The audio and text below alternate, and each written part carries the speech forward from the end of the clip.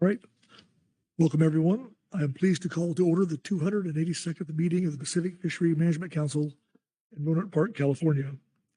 This meeting is open to the public, and copies of the meeting agenda and other documents used by the council during this meeting are available on the council's website. We encourage members of the public to testify and provide the council with comments on issues before the council at this meeting. Please note that the webinar chat feature should be used for technical issues and not to make public comment. To comment on an agenda item, you must sign up on our electronic public comment portal available on the council meeting webpage. After public comment has begun on an item, no more names will be taken to testify. Each person has one opportunity to testify on each agenda item. Testimony on behalf of another person not in attendance will only be allowed within the period allowed for the person in attendance. Generally, I will limit testimony to 5 minutes for individuals and groups. We have a visual countdown timer that shows your remaining time allotment. Anyone wishing to include written electronic comments in support of your verbal testimony, please submit them in electronic format to the electronic portal when you sign up for testimony. Written comments must relate directly to your oral testimony to be accepted at this stage. After you speak to the agenda item, the comments will be posted and made part of the official record of this meeting. This meeting is being recorded and live streamed over the internet. Copies of the recordings will be available by contacting the council office. Let me remind council members and others to speak directly into your microphones so that all can hear. And lastly, I ask that all council members and members of the audience turn off the sound ringers on your cell phones and mute your connection with the council meeting is in session as the Anderson Donut Rule continues to be in effect. And with that, I'll turn to Executive Director Burton to do a roll call with council members.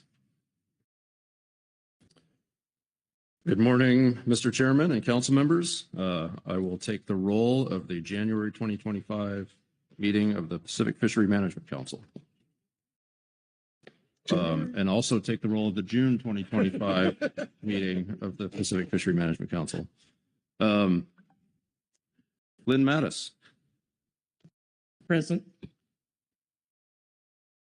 Let's see. Do we have anyone online from the Fish and Wildlife Service?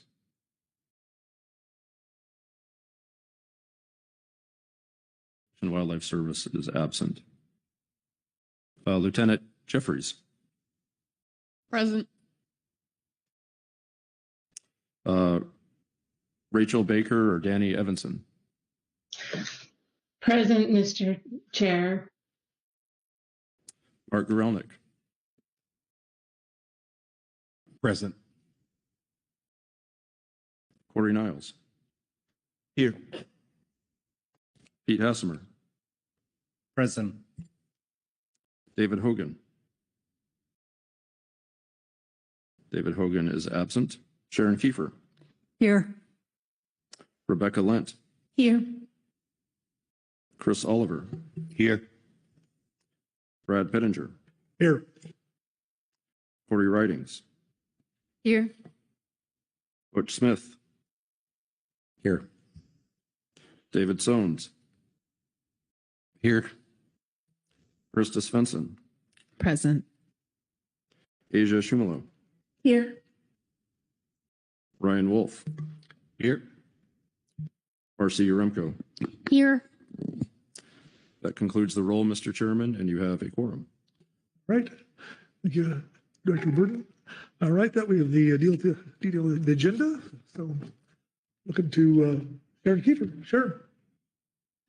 Mr. Chairman, if we are ready to approve the agenda, I have a motion. I hope it's arrived.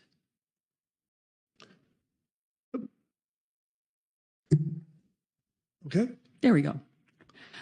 I move the council approve a revised agenda for the June meeting as presented in agenda item A3 with the modification of moving item D2 from its current place on the agenda to between E7 and E8. Language of the screen is accurate. Mr. Chairman, it is. Very good. Seconded by Vice Chair Hassemer. Thank you, Pete. All right. All those in favor signify by saying aye. Aye. Opposed, no. Abstentions? All right. Motion passed unanimously. Fantastic. Moving right along. That'll turn to Executive Director Burton. For DD report.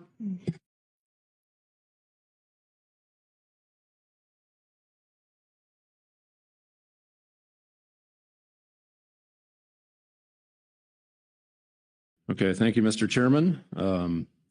This is agenda item A4, which is the Executive Director's report to the council. The Executive Director's report to the Pacific Fishery Management Council typically provides information on informational reports, changes to council membership, advisory body and committee alternates that are in place for the current meeting, select activities that have occurred since the last meeting, and other updates not announced elsewhere that may warrant summarization. Starting first with the council roster, we do have a couple of changes. Ms. Maggie Summer recently announced her resignation from NOAA. That was effective June 3rd. She is therefore no longer listed as a council member designee. Also, Mr. Michael Clark has left the U.S. Fish and Wildlife Service and is therefore no longer a council member designee. You have several informational reports as described in my ED report and included in your briefing book. We also have several advisory body alternates as indicated in the table within my executive director's report. An update on some changes to personnel. So as you all know, Ms. Robin Elke retired from the council. That was following the April meeting. Ms. Angela Forrestal has assumed all staff officer responsibilities related to salmon and Pacific halibut management. In addition to this transition, we continue to have a vacant staff officer position at the council, and this has been open since Dr. Kit Dahl's retirement. I've elected to pause on filling this position until clarity is gained regarding our fiscal status. And that currently, I was hoping to have more clarity by this meeting, and we do not have that clarity yet. In the meantime, we have secured some contracting assistance, and these contractors have been working on various agenda items of interest to you and also in ways that supplement the council staff. Let's see. Moving on then to activities of the presidential administration and Congress. Like I just indicated at the time of drafting the report and up to today, we still have questions regarding the council's 2025 funding. Earlier this year, we received an amount that was equivalent to about 40% of our administrative grant. I believe a check is in the mail that would bring us up to about 60% of our expected administrative grant. We have no word about anything beyond that amount of funding. Let's see. In addition to questions regarding the council's fiscal status, there are multiple executive orders that have been signed by the president. Many of these are likely to affect federal fisheries management. The effect of these EOs and our response to them, that was a topic of discussion at the recent CCC meeting.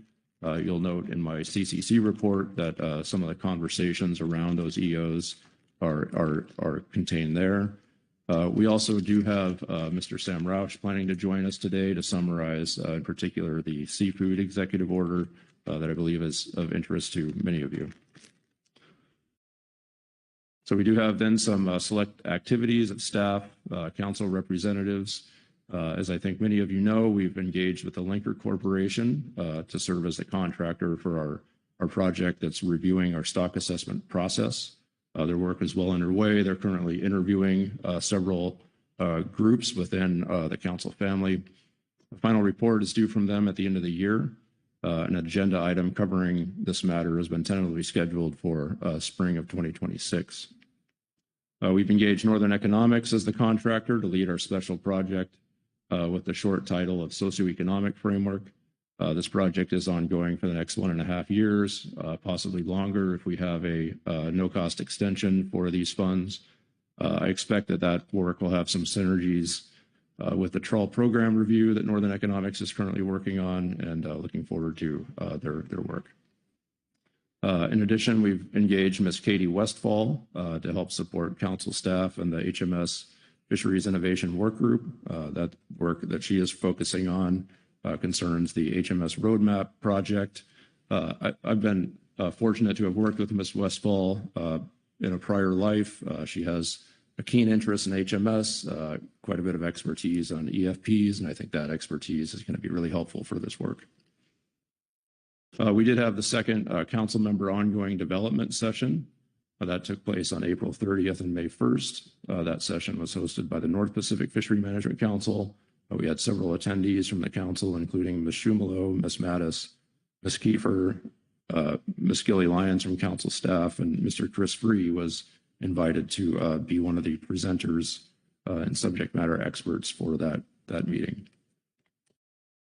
Final update, the CCC's Area-Based Management Subcommittee recently published a report on spatial management. Mr. Kerry Griffin is a co-author on that report.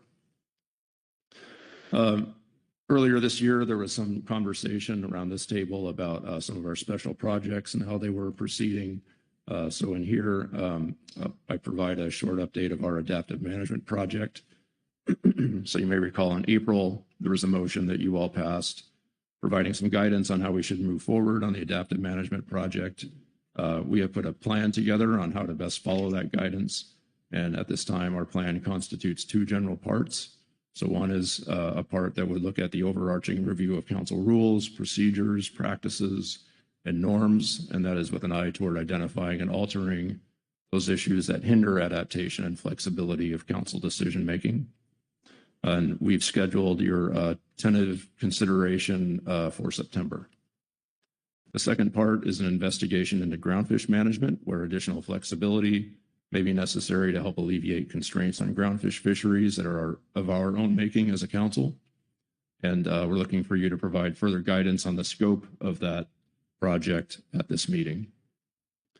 So while these details are still coming into focus regarding these projects, we believe this work can be done in a way that meets the original intent as traced through the council's fishery ecosystem plan process, as well as being responsive to recent executive orders that are intended to promote and advance the U.S. seafood industry. Let's see, some extracurricular activities. As of the date of drafting this report, well, let's see, I'm trying to recall if there is an update to some of the evening sessions. I haven't heard any discussion about them, but you may pay attention to the possibility of an evening session on Oregon offshore wind. I believe that is no longer in place. There was some earlier conversation about discussions about groundfish management and sector management, co-op management. I'm not sure about the status of that, but I'd be happy to report back to you as we get toward the end of the day today. And then finally, as per usual, the COVID health emergency is technically over. We are providing illness protocols within the general information materials in your briefing book. If you don't feel well, please take the meeting from your room. We do have excellent technical capabilities and are able to patch you in remotely if necessary. So let's see, that concludes my executive director's report, Mr. Chairman. Happy to take any questions. All right. Questions for our executive director on his report? Okay. I'm not seeing any hands. I feel fine there. All right. That takes care of that. And so we go to our open public comment. And I believe we have 8 people signed up, or 8 groups. Wait for it to come up on the screen.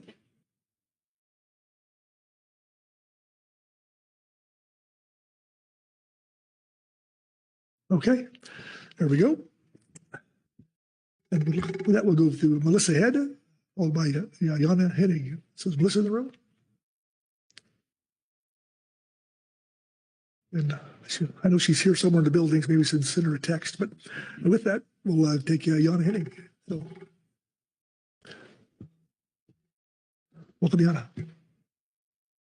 Good morning, Mr. Chairman, and everybody else on the council and in the room. My name is Jana Hennig. I'm the Executive Director of Positively Groundfish.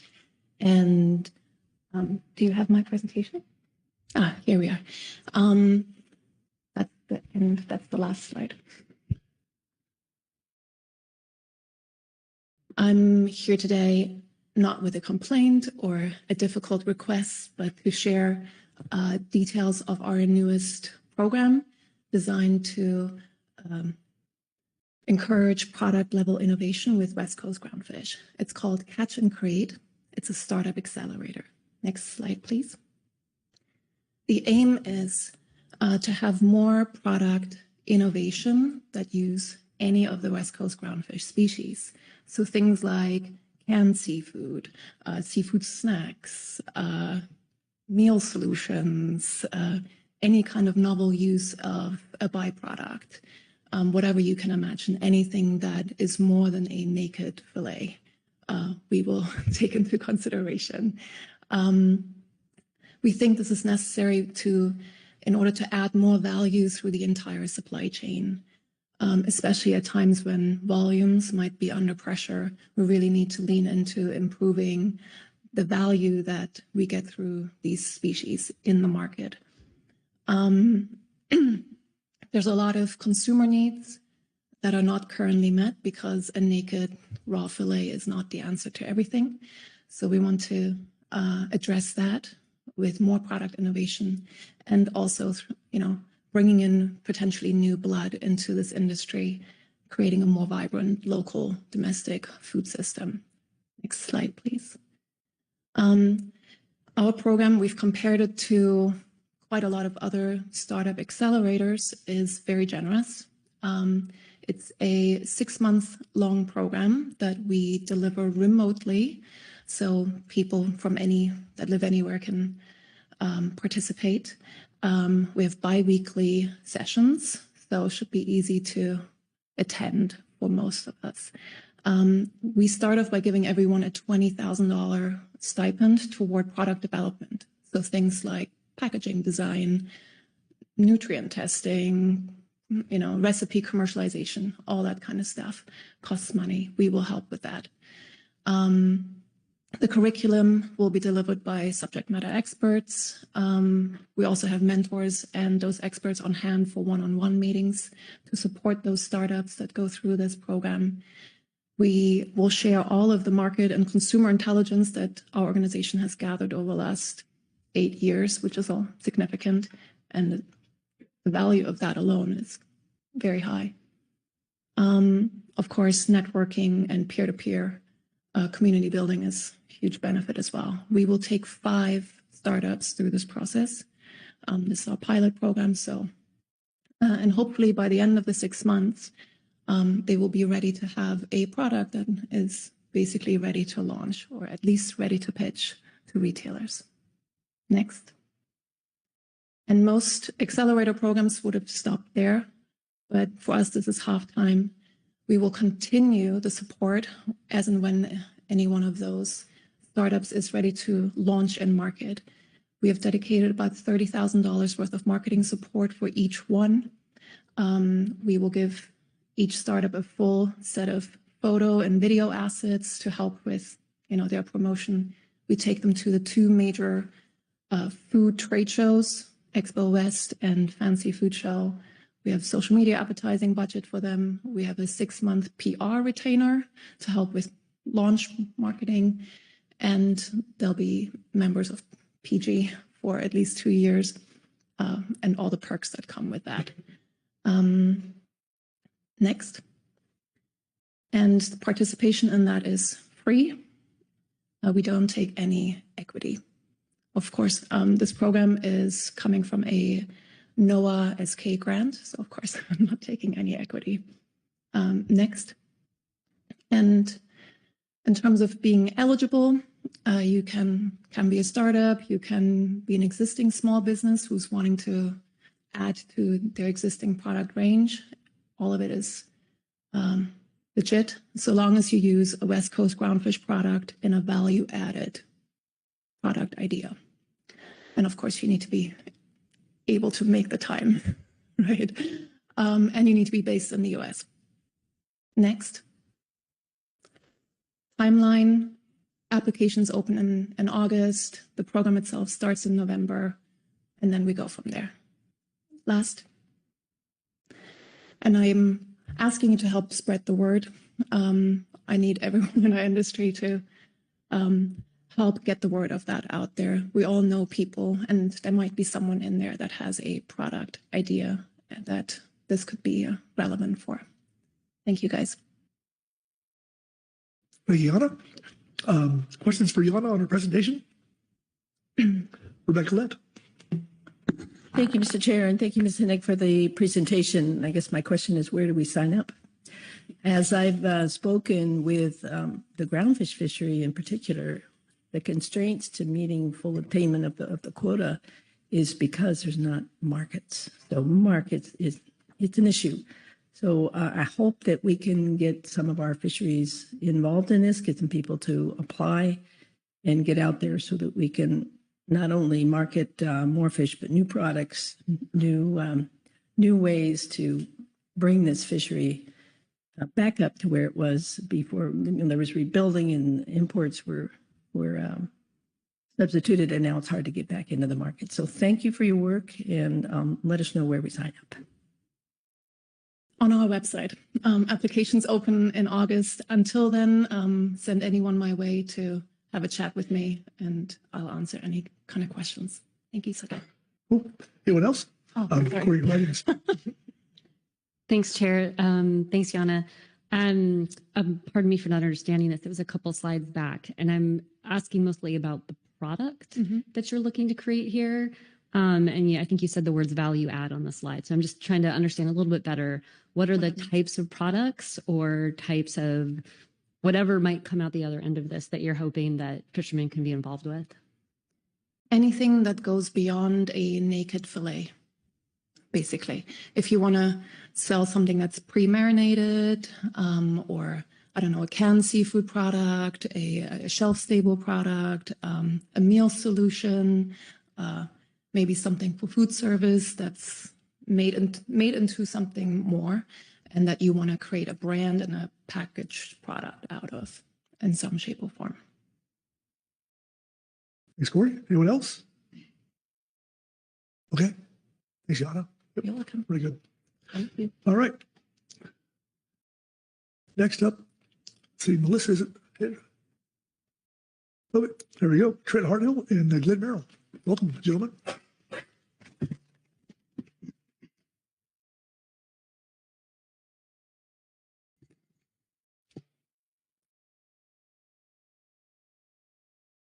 Good morning, Mr. Chairman, members of the council. My name is Trent Hartell. I am the president of the Pacific Whiting Conservation Cooperative. Today with me is Glenn Merrill, vice president of PWCC. We're here today to provide an overview of our intent to submit an application to the agency for an exempted fishing permit that would provide opportunity for the at-sea sectors of the Pacific whiting fishery to process whiting between the California-Oregon border and 4210. This has been an interest of the industry for over 10 years. Other applications or intents of applications to the agency and the council have been presented in previous years. The history behind this action is a long one. 33 years ago, there were some bycatch events that led to the prohibition on processing in California. And I think the important context around that is that at that time, the Pacific whiting fishery was a very, very different fishery than what we have today. We did not have the cooperative management system that we have today. We did not have the comprehensive observer coverage that we have in the form that it exists today. We did not have a salmon biological opinion with a hard cap, and we didn't have the level of coordination and communication among the sectors and among the vessels that operate. So the conditions that exist that precipitated that closure don't exist today.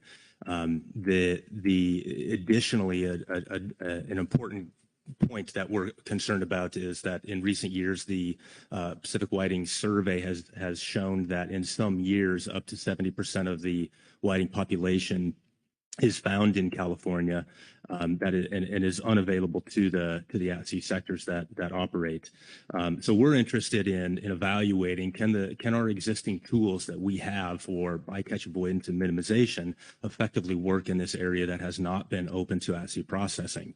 Our intent is to improve our ability to avoid salmon, and are well aware of the concerns that exist around salmon with the existing closures and the low runs that exist in several systems. It may be a little bit counterintuitive to ask for an opportunity to go into a new area to minimize salmon, but fundamentally, the Pacific whiting fleet has many tools, but one of the most important tools to minimize salmon is to move.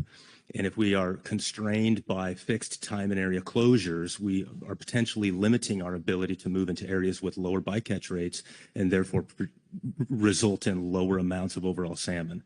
So we're interested in evaluating, can this be done in a new area with strict controls to ensure that impacts are well calibrated and minimized to the extent practicable and consistent with council objectives. I will pause there and look to Glenn to provide a few additional comments about our approach and our intent here. Mr. Chairman, thank you, members of the council. Just to highlight a few additional things, one of the things that we are obviously keenly concerned about is any salmon bycatch that's encountered within this limited zone where we would be seeking to operate should be fully genetically sampled. Right now, there is a subsampling of genetic information for salmon. One of the things that we would propose in this EFP is that all salmon would be genetically sampled. Currently, they do collect the samples, but due to cost constraints and other constraints, they're not fully genetically tested. So we would propose that if we encounter salmon within this area, then it would be genetically tested. I think the other important thing that is a component of our application as well is that it is open to all of the participants of the at-sea sector should they be interested in also pursuing this. We've had initial conversations with some. I think many are still considering this application and whether or not they do intend to participate or not. But our goal here is to provide an opportunity to test a very, I think, important scientific question, which is, can we fish successfully in this limited area that we've defined, which would be from 42 to 4010, which encompasses the area that is also where our at-sea set-aside provisions apply as well. If we're fishing within that limited zone, can we do so in a way that minimizes our bycatch? And one thing I would like to highlight is in recent years, we have been very consistently harvesting very close to the border with California. Within 50 miles of the border of California this year, all of our catches come. It's been very clean fishing, but we are clearly constrained by the stock location, and we are hoping that by having additional flexibility in our operations, we will be able to prosecute our fishery cleanly, minimize bycatch, and help answer some important scientific questions. I think we're happy to take any questions. Okay, thank you, gentlemen. Questions on the testimony? Linda Mattis. Thank you, Chair, and thank you for the presentation. And just to be clear, when you were talking about genetic testing, that all of it's going to be done, who's going to be doing that and who's going to be paying for it? Through the chair, good question. Our understanding is that protocols are currently in place for that to be tested as it is currently, and that we would be paying for the additional incremental costs for the additional testing. That's what we're proposing. Thank you, Lynn. Marcy Urimko. Yes, thank you, Mr. Chair. I have a number of questions. I guess I'll start with the proposed magnitude of the bycatch cap for salmon that you would operate under. I've tried to get an understanding of what number you are looking for. Of course, the BIOP and the existing Chinook caps we have would still apply, but this is an EFP application that would presumably come with a much lower cap. So I realize there's some uncertainty in terms of the number of participants that might be involved here, but I'm looking to get an idea of what magnitude we're talking about. Yeah, through the chair, Ms. Uremko, that's a good question, and I think to start to answer that, it's important to note that we haven't applied yet. And so depending on the scope of the participants that are party to the application would then directly drive what that number is. However, at the outset and at the maximum, assuming that the entire at-sea sector were to participate, our maximum limit that we're proposing would be up to 1,500. We're anticipating in the event that there is fewer than the maximum at-sea participants, that number would come down. And if I may add on, just to be perfectly clear to anyone who's listening, this is not an additional amount of salmon. This is fully within the constraints that we already operate under the biological opinion. Yeah, thank you. Next question. So, as I read the document, your proposal here, I'm really not even sure why you're coming to us today, because the way you've written it, you said you plan to circumvent the council process and go straight to NIMS for with the application. Are you just letting us know that you're intending to do this, or what's the purpose of bringing it to our attention if you don't want us engaged in developing recommendations that will apply to the CFP? Through the chair, Ms. Remco, I think it's a couple reasons. One is that we're cognizant of an existing process that the council has established through COP19 that outlines a protocol for exempted fishing permits, and we're cognizant that this is different than what that protocol exists. So we're coming here to identify that from our perspective, I think that the conditions that those protocols were established under were different than what we're facing with today in terms of limited staffing time, competition for resources, just a different environment to move actions through the council. So our intent to go to the agency is to provide additional time to consider this application. Ideally, that we're interested in having this in place a year from now. If we were to wait until the end of until November, we're uncertain. I think that there's a higher risk of that not being in place in November. I think the second reason that we're coming here is to be fully transparent and communicate to all stakeholders what our interest and intent is. And the third reason is that we're abundantly clear of the other actions that are currently underway with the agency and the council, particularly the specifications flexibility action that the council and agency are working on. And we have no interest in trying to move this in front of that priority. So I'm glad that you asked that question so that we have an opportunity to be abundantly clear that we do not wish for this to move ahead of those existing priorities. That said, in the event that the agency is able to process other competing priorities and has the bandwidth to consider this in a timely manner, we don't want to preclude that opportunity. I guess one other thing that I would add to that response, if I may, is we've already heard through the conversations we've had at this meeting, the presentation that we provided to the GAP as well, some suggestions on things that we can keep in mind as we move this forward. I think this is an opportunity for us to understand concerns about communication. If the CFP goes forward, we'd have vessels that are operating in this area that haven't traditionally operated. How do we ensure that we're going to coordinate well with, say, the fixed gear fleet to minimize any potential gear conflicts? So I think this has been a very valuable opportunity from our perspective, not only to better understand the scope and range of issues within the EFP itself, but also other things that we can communicate with others in the fisheries as well.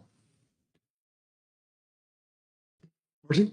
Yes, thank you, Mr. Chair. Regarding genetics and your mention that that's very important to you, that you're eager to get genetic samples and have them be processed.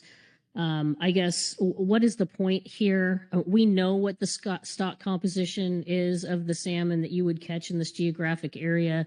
The council has been presented over the past recent years very clear and strong correlation with latitude, demonstrating very clearly that we know what the stock comp will be of the salmon that you will catch in that particular geographic area. So I'm kind of curious why you're highlighting that as a benefit of the proposal. Through the chair, I think there's probably one clear reason that we want to fully genetically test. We're hopeful that if we are able to fish in this area, that the number of salmon that we encounter are very small. We encounter a small number of salmon. Having a full census sampling of those salmon, I think, would be very helpful to know genetically whether or not there's any difference in the encounter rates that we have in that fishery relative to other areas. One of the challenges I think we have at the at-sea sector is that we do fish in different areas, typically deeper, typically farther from shore. We have been unable to fish in those areas for 33 years.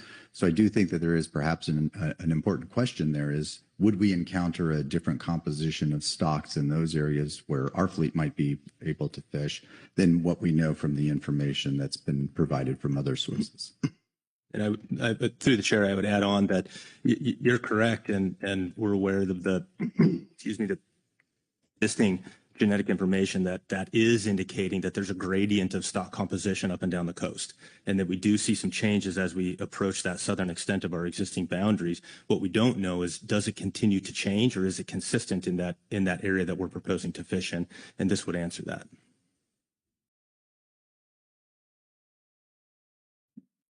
Marcy?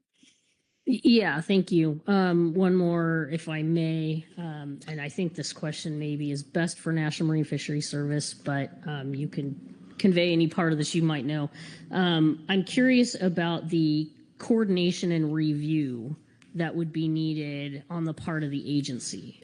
Certainly, there would be a need to engage PRD in developing any terms and conditions, and presumably the salmon branch as well, which I know is suffering pretty considerable staff shortages.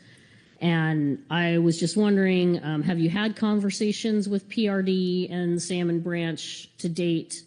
Because generally when we're talking about developing an EFP, when there are known ESA concerns, that adds an extra layer and a longer timeline. So I just want to understand what's gone on to date.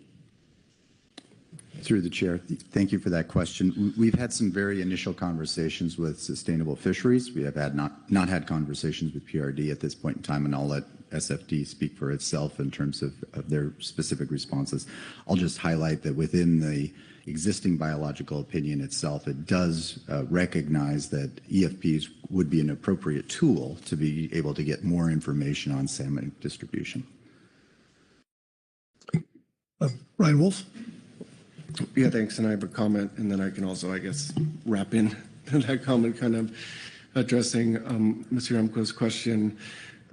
Yes, so this is one of those instances, right, where NIMS consults with themselves on the Endangered Species Act side, like we have done with the groundfish buy-up as it relates to salmon. So we have had some initial discussions, both with potential applicants as well as within our agency. I do think our initial read is that this is consistent with our current biological opinion. But of course, yes, there would still be needed discussions regarding the review of the application itself. If we issue the permit, those do come with separate terms and conditions, which are different and can be augmented from what is already terms and conditions in the biological opinions. So I guess my comment that I was going to say is I appreciate you coming early. We will need to have continued discussions along those lines, but I feel that, to Ms. Yeremko's point, I'm not seeing initially that immediately would result in prolonged analysis needed beyond what we've already kind of analyzed in our current opinion. That said, I do think we still need to have some discussions probably early on regarding some of the genetic sampling that you are mentioned. I'm glad to hear you note that you've already done some outreach to make sure it's consistent with existing protocols, and we do have to make sure we can utilize it in the same format that we typically do for our other monitoring. So I won't go into specifics here. I think we can follow up offline on those, but appreciate that. Thanks. Okay, thank you. Right, Chris Oliver. Thank you, Mr. Chairman. I'm still on my Pacific Council learning curve, and I don't know if this might be a question for Ryan rather than Trent or Glenn, but my assumption, my experience with EFPs is once they're assessed by NIMS, the Science Center, then the regional office, they come back to the council for the council's recommendation, not binding, but is that not the process here? Right. Yeah, Chair, thanks, Mr. Oliver, for the question. I don't have the exact language in the regs before us. It's not a requirement to go to the council, but it does state in the regulations that we should, get the views of the council. We have historically either utilized the council's operating procedures for this, or we have, in the instances where we've gone outside of those procedures, we're also required to put the EFP application out for public comment, and we have tried to overlap that comment period with a council meeting to allow them to weigh in. So there's a number of ways we can come to the council, and that is, like I said, not a requirement in the reg, but it is suggested that you get the council's views at some point. if that answers your question. Thank you, Chris. Anyone else? Marcy? Yeah, thank you. Regarding the shoreward extent of your proposed operations, can you speak to that? Through the chair, Ms. Yaremko, I guess perhaps the easiest way to answer this is that the application honors all of the existing restrictions, closures, and prohibitions in the proposed area. The only modification that the application is seeking is to allow processing by the at-sea fleet. So we're aware that there's some night fishing restrictions, there's some depth restrictions. Those are unchanged or not proposed to be changed in the application. Marcy?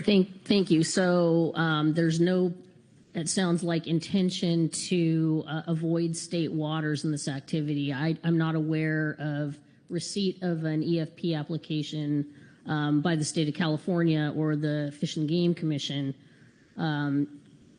proposing your activities. And similarly, I'm not aware of any coordination or requests or communications with Northern California tribal interests in the area. So maybe you could speak to that. Through the chair, good point, Ms. Remco.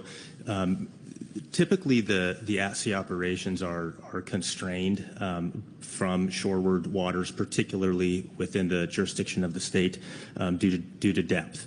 The at-sea fleet typically operates in deeper waters, and so the combination of the existing restrictions and the operational limits of the fleet is one reason why we have not endeavored to take on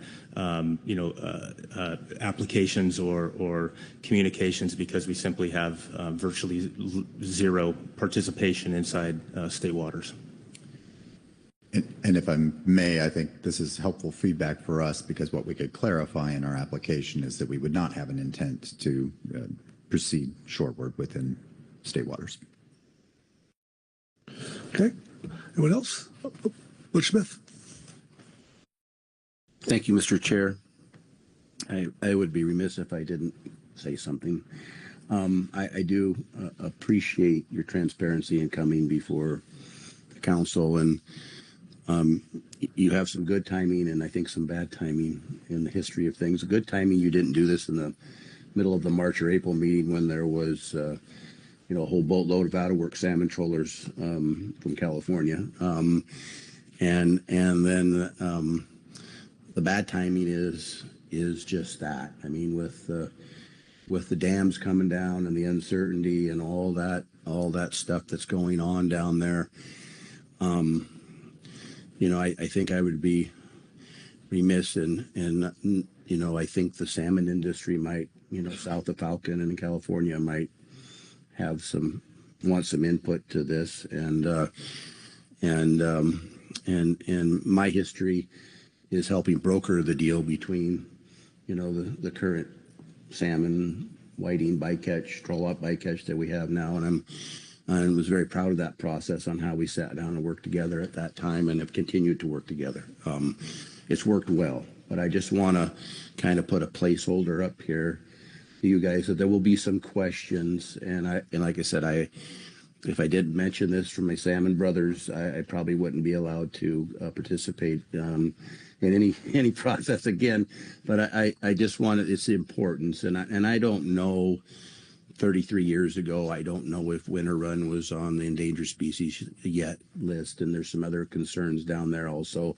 But I'm sure you're much more attuned to what you're trying to do. But I just want to just put that out there for you, that there are some fishing industries hurting because they happen to sit on the dock and not participating because of the low abundance and now the layer of uncertainty of those dams coming down on the Klamath River. So anyway, thank you, gentlemen, for coming up and letting us know what you're thinking. So thank you. Thank you. Through the chair, I think I heard a question in there, and so happy to reply that yes, we do understand the situation that is occurring in California and elsewhere. And I guess our message is that this is an opportunity to innovate and to improve upon performance. And if we can simultaneously focus on identifying clean areas of fishing that avoid salmon, I think it's a win-win for everyone, and that's what we want to investigate. And if I just may, for a moment, responding to the question in there, one of the things that I think we really want to stress is not only do we look at this as answering an important question, what happens, but also creating tight controls around this. And I think we are keenly aware of the challenges that are being faced. I mean, I think this is something that our companies are also keenly aware of, not only here on the West Coast, but also in Alaska as well. And I'll just offer, our company is majority owned by 15 communities in Western Alaska, Alaska Native communities, and the importance of salmon to them is absolutely critical. It's part of our DNA. It's important for us to try and find ways to innovate. We look at this EFP as an opportunity for us to provide even better bycatch performance than we've had in the past and to improve our tools. Marcy? Thank you, Mr. Chair. Yeah, on that point about improving on our tools and improving on performance, I don't know if you were here with us during our discussion. I believe it was in March. But we've been made aware over the past couple of years about some maybe miscommunication, missed opportunities for coordination with the mothership sector. And there were some concerns about lack of transparency and, at the same time, we recognize that you do have flexibilities within our IQ program that other individual operators don't have because you are allowed to work within a risk pool and share. So maybe those disagreements or difficulties have been worked out, and when you're indicating that you are wanting to, improve and build upon your experience and prove you can fish cleanly, I guess I'm wondering what's changed. Has anything changed in the last couple of months in terms of your discussions with within the at-sea sector? Through the chair, Ms. Yaremko, I think a salient point in the communications between the sectors is that we have identified that salmon is the top priority for all of the whiting fishery, recognizing the challenges that are occurring, and we have taken steps to cleanly and efficiently divide that salmon across the sectors. And there's no questions around that. It's a pro rata split among the sectors, so that remains our priority.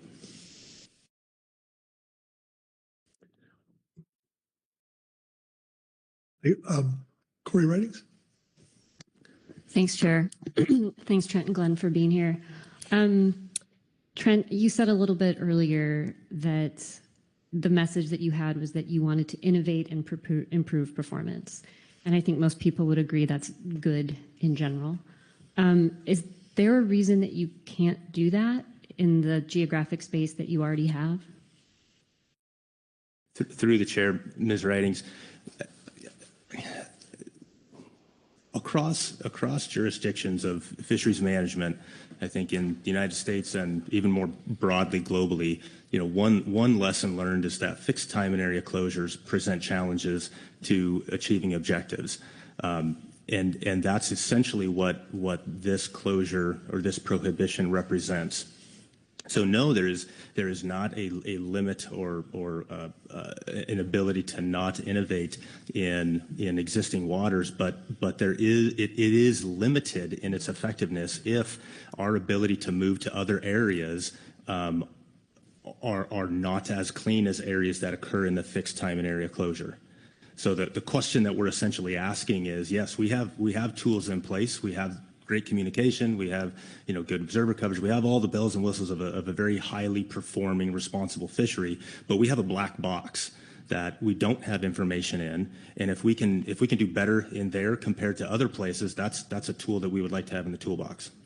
I think if I may, just also to add a little bit to that, one of the challenges we face with the southward distribution of the stock, apparently whiting didn't get the memo that climate change means move north. So the stock is, distributed right now in California, as we noted, about 70% of the age 2+ biomass based on the most recent survey.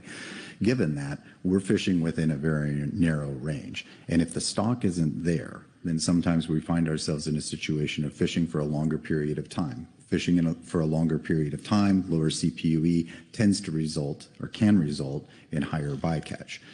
If we can fish in a slightly southerly area with improved CPUE, we might actually reduce the amount of bycatch that we have. So there's kind of a combination of both the boundary line that we are limited to in terms of processing and the distribution of the stock, creating conditions that might actually result in lower CPUE and higher bycatch rates. And so we're hopeful that this will allow us to explore whether or not having additional areas would provide additional flexibilities and responsiveness. Corey? Thanks, Chair. If I may, I'm hearing you say that this is really about, I think what you just said, which was higher CPUE and lower bycatch, so better overall performance. But I didn't hear anything from you about really innovation or a scientific question or something that an EFP is traditionally used. We usually think about EFPs as like a new gear type or something like that. So what I'm gathering from you is this is a really question about performance, but that also equals profitability. And so is that really what the issue is for you? If I may, I think the issue here is we have been excluded from this area for 33 years. And I think the scientific question is, if there is some limited, highly constrained fishing which is allowed within this area, what do we know? What does that tell us about bycatch? What does this tell us about the incidental encounters that we have of salmon in this area? Does that differ from other areas? If a fishery were to occur in that area, could it be conducted cleanly? Would it result in an overall net reduction in bycatch? I think those are the important scientific questions that we're trying to answer with this. Mark Relic? Thank you, Chair Pettinger, and thanks for coming to the council. How many vessels are there in your cooperative? There's a total of 10 permits, and then in some years we have roughly about 8 or 9 vessels that will participate. And I would anticipate that most likely not all vessels would be pursuing fishing within this area during a given time period. So would the EFP, would you propose under the EFP that all vessels could participate? Through the chair, I think that's a good question. I think what we could think about is whether or not there are limits on the number of vessels that are participating at any one time. I think what we do want to have is we want to have an EFP that is available to all vessels. And then how many vessels are fishing within a given area, I think could vary. I think the number of vessels participating in an area is probably of less concern in terms of the salmon issues than establishing a clear number of salmon that could be taken in the area, and then also establishing a very clear protocols so that if there are concerns about that salmon bycatch, that we either move entirely out of that area or we no longer pursue or continue with the EFP. Thank you, because I think that generally EFPs are approached incrementally. And especially here where we have concerns with bycatch. If this were before the council for review, I think that there'd be, I would suggest a limited number of boats at any one time. Thank you, Mark. David Sons? Thank you, Mr. Chairman. Thank you for coming up. I didn't really get an answer on how the Northern California tribes have been, if they've been contacted or if NIMS has let them know what's being proposed here, just to alleviate any concerns they may have. They may have none, but if they're not contacted and aware of what's going on, we seem to worry about things if we don't understand them. Thanks. Through the chair, if I may, certainly appreciate the note. And I think that's something that, we have not, we're still very early in this process. We haven't submitted the application yet. I think we're just sort of expressing intent. So I think this is helpful for us to keep in mind as we proceed. Thank you, David. Vice Chair Hasselmer. Thank you, Mr. Chair. Thanks to both of you for being here today and talking about this. My question, I guess, is the extent of participation again, and looking at the written testimony you have, and you stated your intent is to that all participants in the at-sea sector would be able to fish under the EFP. I'm assuming the number of vessels you stated in response to Mr. Grelnick's question, the 10 was in the CP portion, the CP sector. Just what's the extent of coordination? I apologize if you explained this and I missed it, but with the mothership and the other sectors, maybe the shore side, in moving forward with the EFP application. Through the chair, Mr. Hasselmer, for full disclosure, I am also a member and on the board of the Whiting Mothership Cooperative, and PWCC has reached out and had a meeting with WMC to discuss this proposal, take feedback, which was very helpful.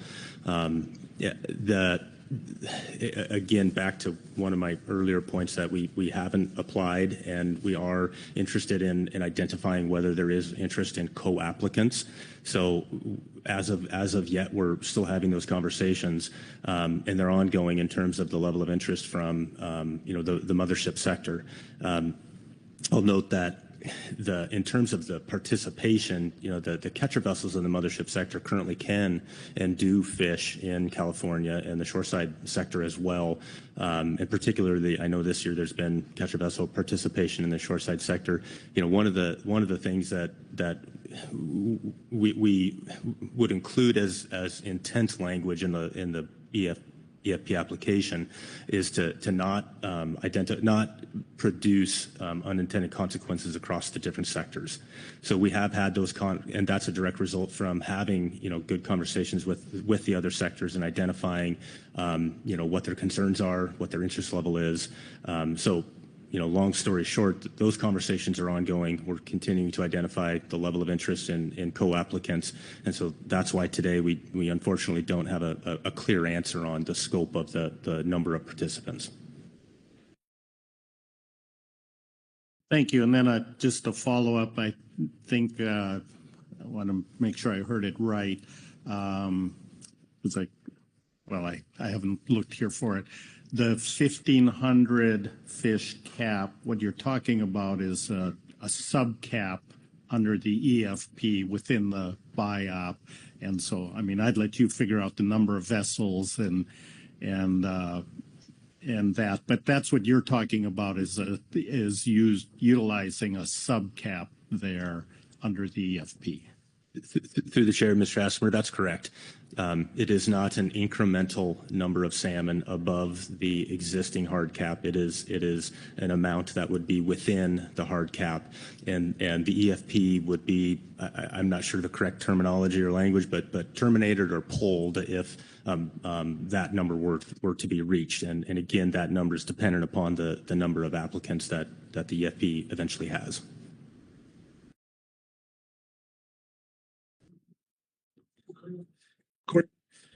Thanks, Mr. Chair. And I think this goes back to Marcy's second question. I think the perception you've got in a lot is about circumventing, I think is what Marcy said, the council process. So I'm just going to ask you to recap what I heard you say, which was you don't want to do that. You see the benefits of going through the council process in terms of what Butch and others have mentioned about getting public feedback from various stakeholders, but the main reason you want it, you are doing it this way, is because you like it in place by next year, and you don't want to wait until November to get the process started. So I'm asking you if I'm fairly capturing your line of reasoning here. And the other concern is always that NIMS can do these on their own, but NIMS only has so much staff and has lost staff now, so there's a workload trade-off that you can't avoid. So what, I guess, is that accurate? And then can you maybe give more detail that I may have missed on why it's important to have in place by next season? Through the chair, I'll answer the first part of the question, and I think Glenn can talk about the second part. I think in general, your characterization is correct. I think that just to perhaps sharpen the pencil on the point, our perspective is that conditions have changed with respect to the management environment that we're in. There's limited staff, there's limited capacity, there's challenges everywhere we look. And so our intent of not applying on the traditional November timeframe is to provide additional time for the agency to look at this, and with the hope of having it in place next year.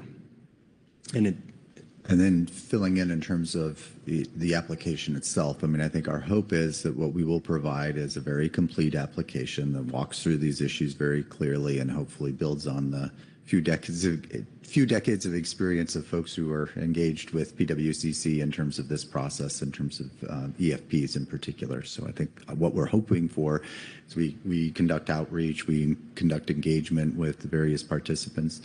We understand what some of those perspectives are, and then that's reflected in a very robust EFP application. Marcy? Thank you, Mr. Chair. Thank you for elaborating a bit on the 1,500 salmon concept for your cap. What about the other groundfish species? You're already operating under some hard caps for those species, some of those in recent times, like right now. We've been right up against those caps. So are we talking additional subcaps for the EFP for things like short spine and rockfish and sablefish and such? So I'll start, and then Mr. Hartel can fill in. I think one of the reasons that we picked the southern boundary that we did, the 40-10 line, is because that is the southern extent of where our set-asides apply for a number of our species. And so what we would be doing in those cases is be managing the EFP along with our fishing in the non-EFP areas to maintain our intent consistent with that within those set-aside limits. And just to build upon that, I think the focus of identifying a sub amount on salmon is reflective of the population structure. You know, the set-aside species are a single population in the range that we're operating in, whereas we know that there's salmon populations. There's a number of ESUs that we're interacting with, and so the combination of a sub-limit is to ensure that we don't have more impact on those stocks while we're also collecting information to understand whether there actually is any difference in distribution of stocks in that area that we're proposing to fish in. Rebecca Lentz?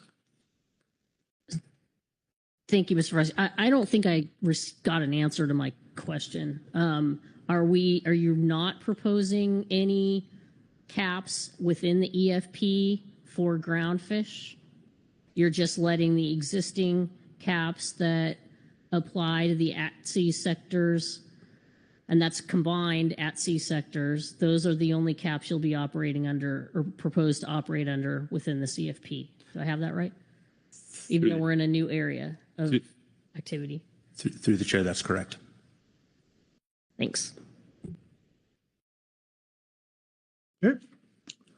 Rebecca. Thank you very much, Mr. Chair, and thank you for being here. I know you've been at the GAP meeting the last couple of days, so I was going to ask the same question as the Vice Chair, if you've been able to, make some progress on getting that information shared and garnering interest, et cetera. But let me ask you this. A lot of our fisheries are under quota. They're not meeting their quota. They can't for various reasons. I understand that the goal here is to get closer to your quota. Is there a particular reason why that is important in this fishery? Can you talk maybe just briefly about your market situation? Thank you. Through the chair, Ms. Lent, good question. I'll start at a high level and drill down to the Pacific whiting fishery. there's a number of whiting fisheries throughout the world, and the Pacific whiting fishery predominantly participates in the global commerce. It's a international commodity that the companies that participate, they sell all over the world, but mostly into Western Europe. There's a lot that goes into Spain, Portugal. There's some into Eastern Europe as well. So our ability to serve those markets is influenced by a multitude of factors. And setting aside some, the economic, geopolitical, factors that influence it. One of them is consistency of supply, and the ability to be a good business partner to the customers that we sell to is important. We've been fortunate, and when I say we, I mean the Pacific whiting fishery. The products that we produce and that we sell into those markets, we've been fortunate to have developed over a number of years some market demand, some preference for those products into Western Europe. When we have non-biological fluctuations, and what I mean by that is changes in attainment that are unrelated to changes in TAC. It creates a ripple effect where our customers build business plans around what we intend to try to provide, and when we're not able to do that, they look for other substitutes. Those substitutes are typically species that can be either from aquaculture, other non-domestic, U.S. domestic fisheries, and often are derived with lower, environmental and social and labor practices. The end result is that when we have those events occur and we lose that confidence in our markets, we really only have one tool to take back or to try to compete in regaining some of that market space, the shelf space, if you will, and it's lower prices. So that's a concern that I think the entire whiting fishery has in devaluing the fishery, and if the cause of it is a regulatory limitation, it's of high interest to try to address those concerns that are unrelated to the biological fluctuations so that we can promote stability to the extent practicable in all of the businesses that engage in and participate in the fishery, so that all of the participants, whether it's at sea, shoreside, communities, the tax revenues, the ports that are participating directly or indirectly can derive the maximum value out of the fishery. So I apologize for the long-winded answer. I hope that addresses your question. Okay. What else? All right. Oh, Corey Ridings. Thanks, Chair. Thanks, gentlemen. I think we've been talking around a little bit, but I'm going to try to ask a little more directly, which is just like, why now? We're in our third year of a commercial closure. Rec's not getting much. 1,500 may not be a lot of fish, but it actually is in this geographic area. And there are a lot of people in California who could use that fish, and we have very, very thin margins around supporting some of these salmon populations. So I'm trying to understand why at this moment in time you are submitting the CFP. Through the chair, Ms. Ridings, that's a very good question, and I think that from our perspective, it's a couple of reasons. One is that we're coming off the heels of two very challenging years, 23 and 24. We saw that ripple effect that I just described in terms of non-biologically based misses, shortages, underattainments, however you describe it in the whiting fishery. And when we look at the information, we're seeing that the population is in the most recent survey, 70% of the age 2+ biomass, the biomass that we're trying to target, is located in California. And so it's just simply not in the geographic range that we're currently able to fish in. And I would also point out that our intent, we would love to be able to fish in Juan de Fuca Canyon that's 2 hours steam out of, our port. That's not where the population is. So we're cognizant that not every year will we need or have a desire to go into this proposed area. But in the years when the population is predominantly located in California, it can mean everything to our companies. I think one other thing I'll just add is, and this is reflected in our letter as well, is, this is an issue that I think has been of interest to the at-sea sector for at least a decade in terms of trying to get a better handle, a better understanding of what would happen if we fish in this area. And I think, thinking back to some of the years when we've had challenges with salmon, if we had had an ability to fish in different areas, could we have minimized our bycatch further than what we had? I think that's the important question. And to some extent, I do believe that it is perhaps difficult to understand, but I think having more areas available where we may be able to fish in a cleaner fashion could reduce overall bycatch. I think right now that's of concern for everyone, and in particular in California, and we certainly understand that. We think this could be an additional tool to help us perform better. Okay, thank you, Corey. All right. Let's see other hands. Thank you, gentlemen. Come on. Very good. And with that, we're going to jump back to Melissa Head. She's online, I believe, now. Melissa, are you there? I am here. All right, welcome. Thank you. Hello, Chairman Pettinger, members of the council, and members of the Melissa Head, and I'm speaking today as a representative of the International Federation of Professional and Technical Engineers, Local 8A, which is the labor union representing the Alaska and Northwest Fisheries Science Centers. I'm here on my own time as a union member.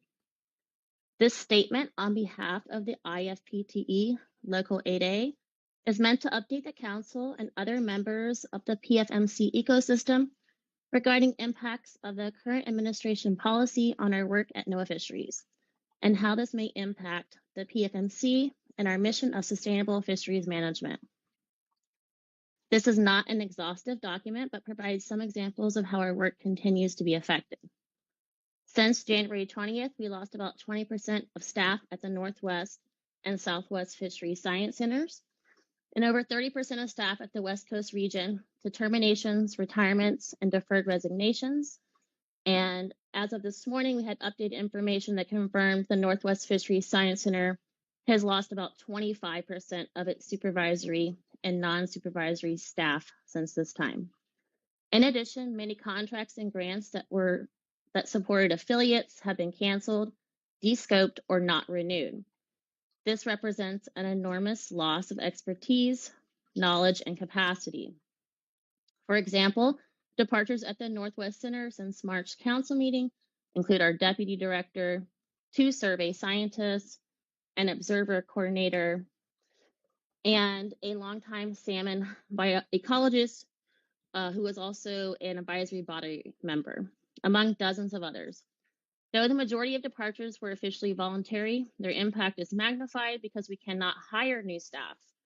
Remaining staff are now struggling to take on some of the workload of their departed colleagues, including scientific, administrative, and logistical tasks.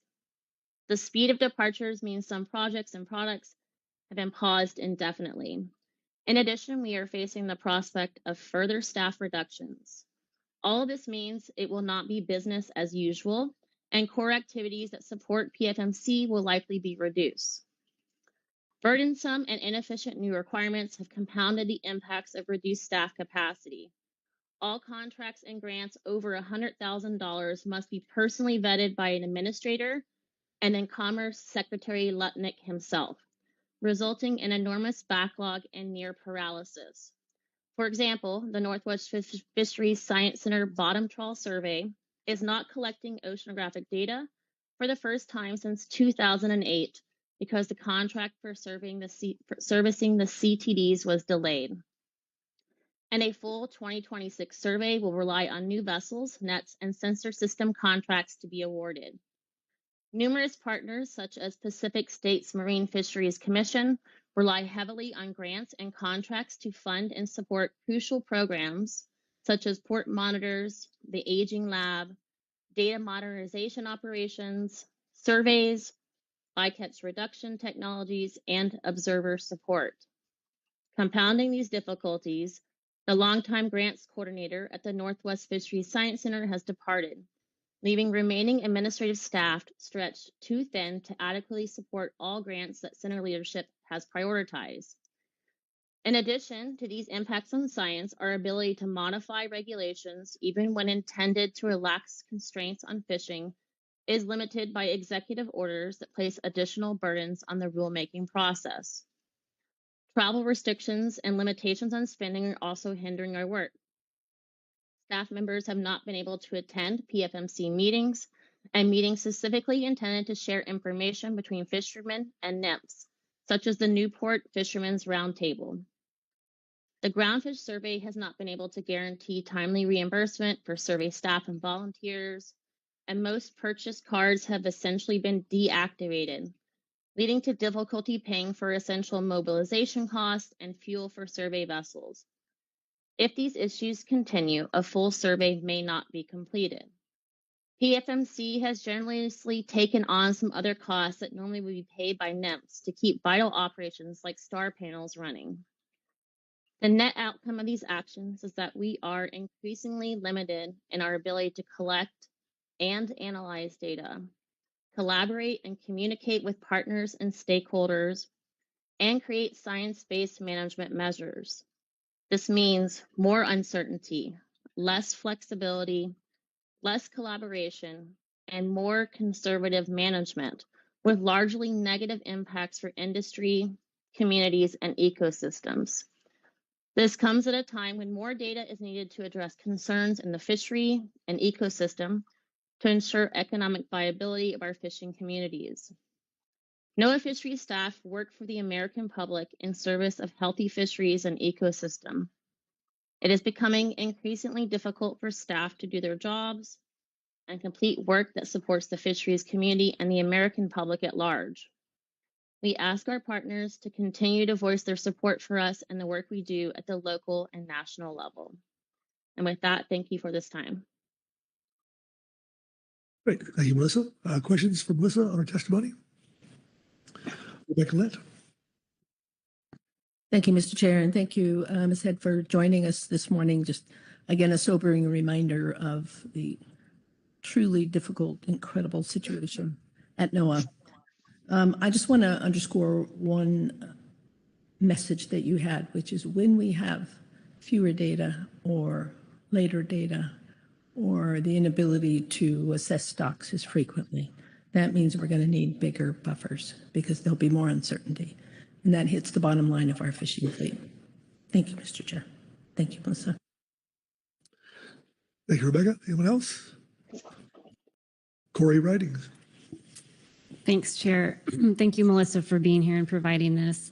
In your letter and your statement, you note that a full survey may not be completed if these issues continue. So I'm curious what that might look like and what parts of the survey may not be completed. Through the chair, thank you for the question, Ms. Ridings, and this opportunity to share. Currently we're just in flux with the survey. We're on the water. Things are, for the most part, going well. And a potential reduction in survey could happen if we lose additional staff members through reduction in workforce. Also, our inability to purchase and repair things quickly and easily could hinder or delay survey legs. So right now, what that would look like is, if we lose more staff, we could potentially not have enough people to complete a second pass, or we would not have enough people to use 2 vessels. And so at that time, if we lose more staff or if there's more challenges as far as purchasing and things like that, we'll have to evaluate that with our stock assessment team and others to figure out the best way forward using what resources we do have. Thank you. Thanks, Melissa, for the answer. That's helpful. As we're sitting here as the council, we really appreciate the great science that SNP does, and we use that science to make decisions. And it's helpful to hear, if there's further staff reductions, parts of the survey may not be completed. Not having a second pass or not being able to use 2 vessels. And I think you were getting here, but you talked about sort of the impact specifically, it sounds like, on stock assessment. Can you talk a little bit more about what those other impacts are, specifically sort of on the science and the science products that the council uses? Through the chair, thank you, Ms. Ridings. The stock assessments do rely heavily on the groundfish survey to inform population abundance models, as well as the biological samples that are collected will inform age and growth, spawning potential, things like that in the stock assessment. And several studies have been done over the years to determine if there was ways to reduce the survey, either just doing 1 pass, doing it every other year, or doing 3 vessels. And all of those results showed a lot more uncertainty in those estimates and used in the stock assessments. So anytime there is a reduction in the survey, whether it's, we've had times when there's been government shutdowns and the surveys had to stop, and things like that, or years where funding wasn't as great and we only funded 2 vessels, it leads to just greater uncertainty. And this is magnified for certain species. I know some of the early analysis showed yellowtail. It was pretty important. When you cut the survey, there was a lot more uncertainty related to yellowtail. And I think in general, the groundfish survey is a really great resource, especially for sablefish, Dover sole, short spine thorny head. It tends to match pretty closely our abundance estimates to what the fishery is seeing. So, reductions in the survey means you have less data to pick up on those trends. What's happening with short spine thorny head. If you have a reduction in the survey, you'll have less uncertainty in understanding what's going on with their population. Thank you. Thank you, Corey. All right, Corey Niles. Thanks. Just briefly, thanks to you, Melissa. Not a question, but thanks to you and the union for keeping us informed. I know as the questions have been getting at, we're just all waiting to see what the impact is going to be. And I don't think we've ever met in person, but just thinking that there's not a lot of redundancy in what you all do. I think if we were to lost you, you seem to be the one person that actually is able to help us understand the maturity of groundfish and rockfish in particular. So that's just sticking in my mind right now. And thank you for keeping us informed. Thanks, Corey. Anyone else? All right. Thank you, Melissa. Next up will be Danica Desai. Danica, are you there? Yes, hi, thank you. Yep, welcome. Chair Pettinger, members of the council, my name is Danica Desai, and I'm speaking today on behalf of Earth Justice and Oceana. We were pleased to see that NMFS published the final revised Pacific Sardine Rebuilding Plan, including the adoption of the council recommended Rebuilding Alternative 6 that caps sardine harvest at 5% or 2,200 metric tons. However, we remain concerned that NMFS did not revise its approach for setting the sardine MSY harvest rates, or EMSY, consistent with the court's opinion from last year, which means the OFL and ABC will continue to fail to prevent overfishing, and the rebuilding plan will not adequately protect the stock if it drops below current levels. Pacific sardines are an important forage species in the California current ecosystem. Unfortunately, the population remains overfished and has further declined according to the 2025 stock assessment. We were encouraged by the Council's April 2025 motion, which committed to CPS science and management priorities outlined by the SSC, including a management strategy evaluation to re-examine the EMSY. The SSC emphasized that re-examining EMSY for Pacific sardine based on an updated analysis of the relationship between environmental conditions and recruitment is a high priority. We ask the reevaluation of EMSY happen as soon as possible and reiterate our request that this include alternatives that set EMSY directly based on recent productivity as measured in stock assessments. And we request the council schedule these scientific efforts in the year at a glance during future agenda planning at this meeting. Advancing sound sardine management is essential to the health of the ecosystem and restoring fishing opportunities. And we look forward to the council making progress on its commitment to management reforms. Thank you. Thank you, Donica. Questions on Ms. Desai's testimony? Oh, Corey Niles. Yep. Thank you, Mr. Chair. Thank you for the testimony. Just trying to understand better what you're suggesting, what my understanding of what the council's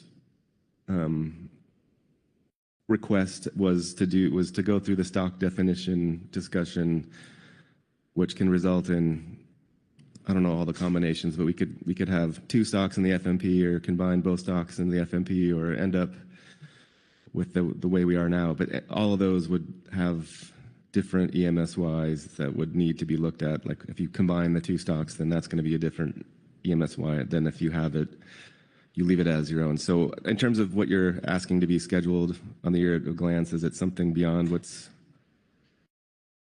already on there for the stock definitions evaluation?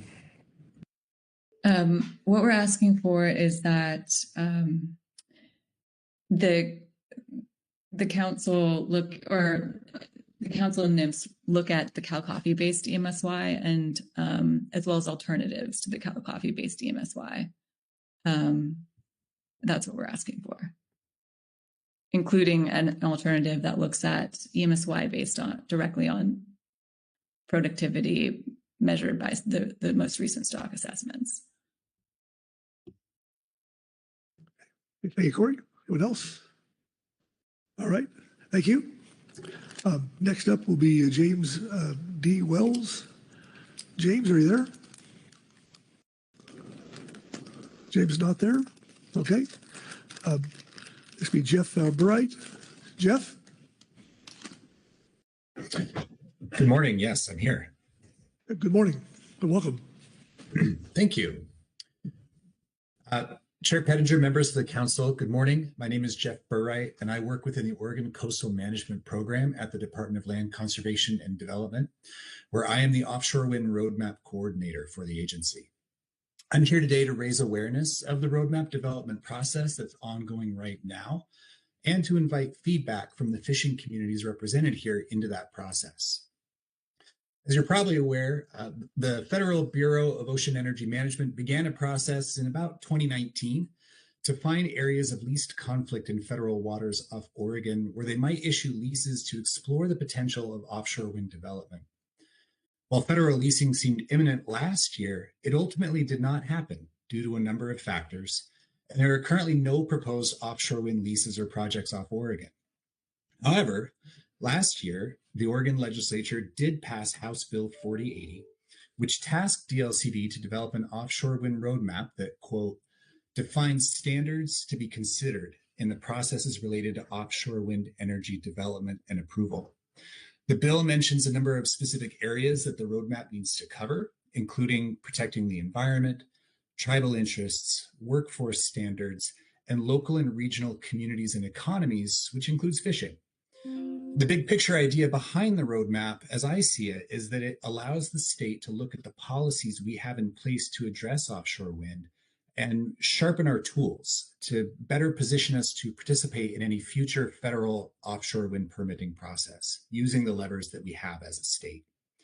It's also an opportunity for the state to identify those waypoints that we would want to see along the path if offshore wind is to be part of Oregon's future. While leasing seems to be off the table for now, it may not always be the case. And we see value in taking a hard look at our state policies in relation to the benefits and ramifications of offshore wind. The roadmap itself will not decide whether offshore wind happens in Oregon, but we think it might help define a path that people can later decide whether they want to walk. Since November of last year, a roundtable of over 50 participants representing a range of interests has been gathering monthly to advise DLCD on what should go into the state's roadmap. The conversation around fishing interests is an area we haven't delved too deeply into yet. And I'd like to make sure that whatever we include as recommended actions or policies doesn't happen without voices from the fisheries. And we do have some on our roundtable, but I recognize that there are many voices out there. That's why I'm hoping to hear from fishing communities and get a conversation going to invite feedback into our process. And to that end, as you can see on the screen, we'll be hosting a pair of open virtual sessions on July 10th, one at noon and then one in the evening at 5:30. And you can find information on our roadmap website to register for the virtual meeting, or you can reach out to me directly. I've also been reaching out to the commodity commissions in Oregon and some other fishing representatives. And I also hope to speak with the Marine Planning Committee of the Council if it can fit within a future agenda. As I said, information about that July 10th meeting can be found on our roadmap website, which you can find on the screen. And with that, thanks for your time, and I'm happy to answer any questions. Okay, thank you, Jeff.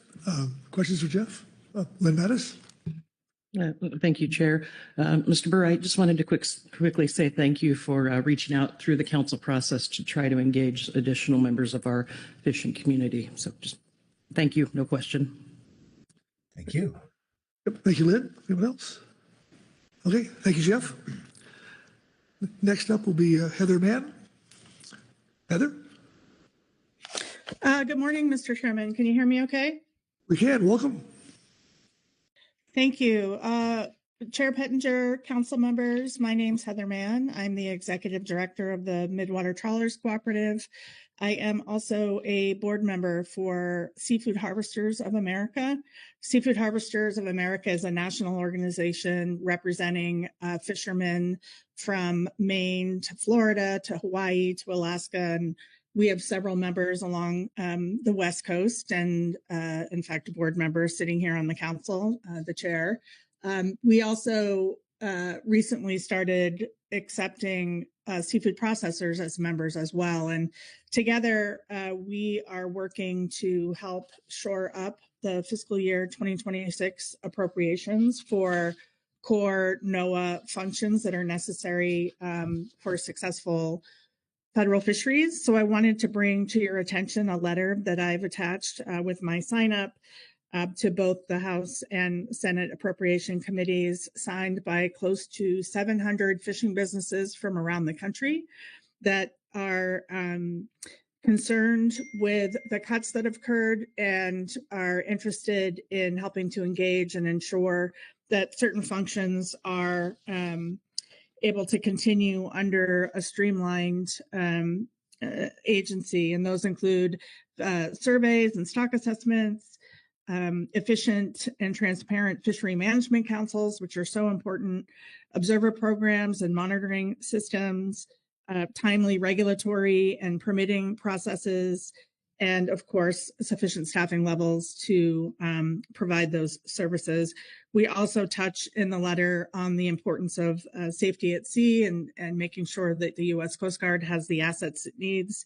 And another smaller but as important point that we've been working on for several years to expand seafood's presence within the USDA so that fishermen and processors could have access to some of the same types of services that farmers have. And so this is the first in a long process that we are undergoing in an engagement process with our legislators and with the administration moving into 2026. Our next step is to attach some numbers to these different core functions. So you may be hearing from one of us, Chair Pettinger, Merrick, and others, as we try to sort of drill down and attach numbers to these tasks around the country.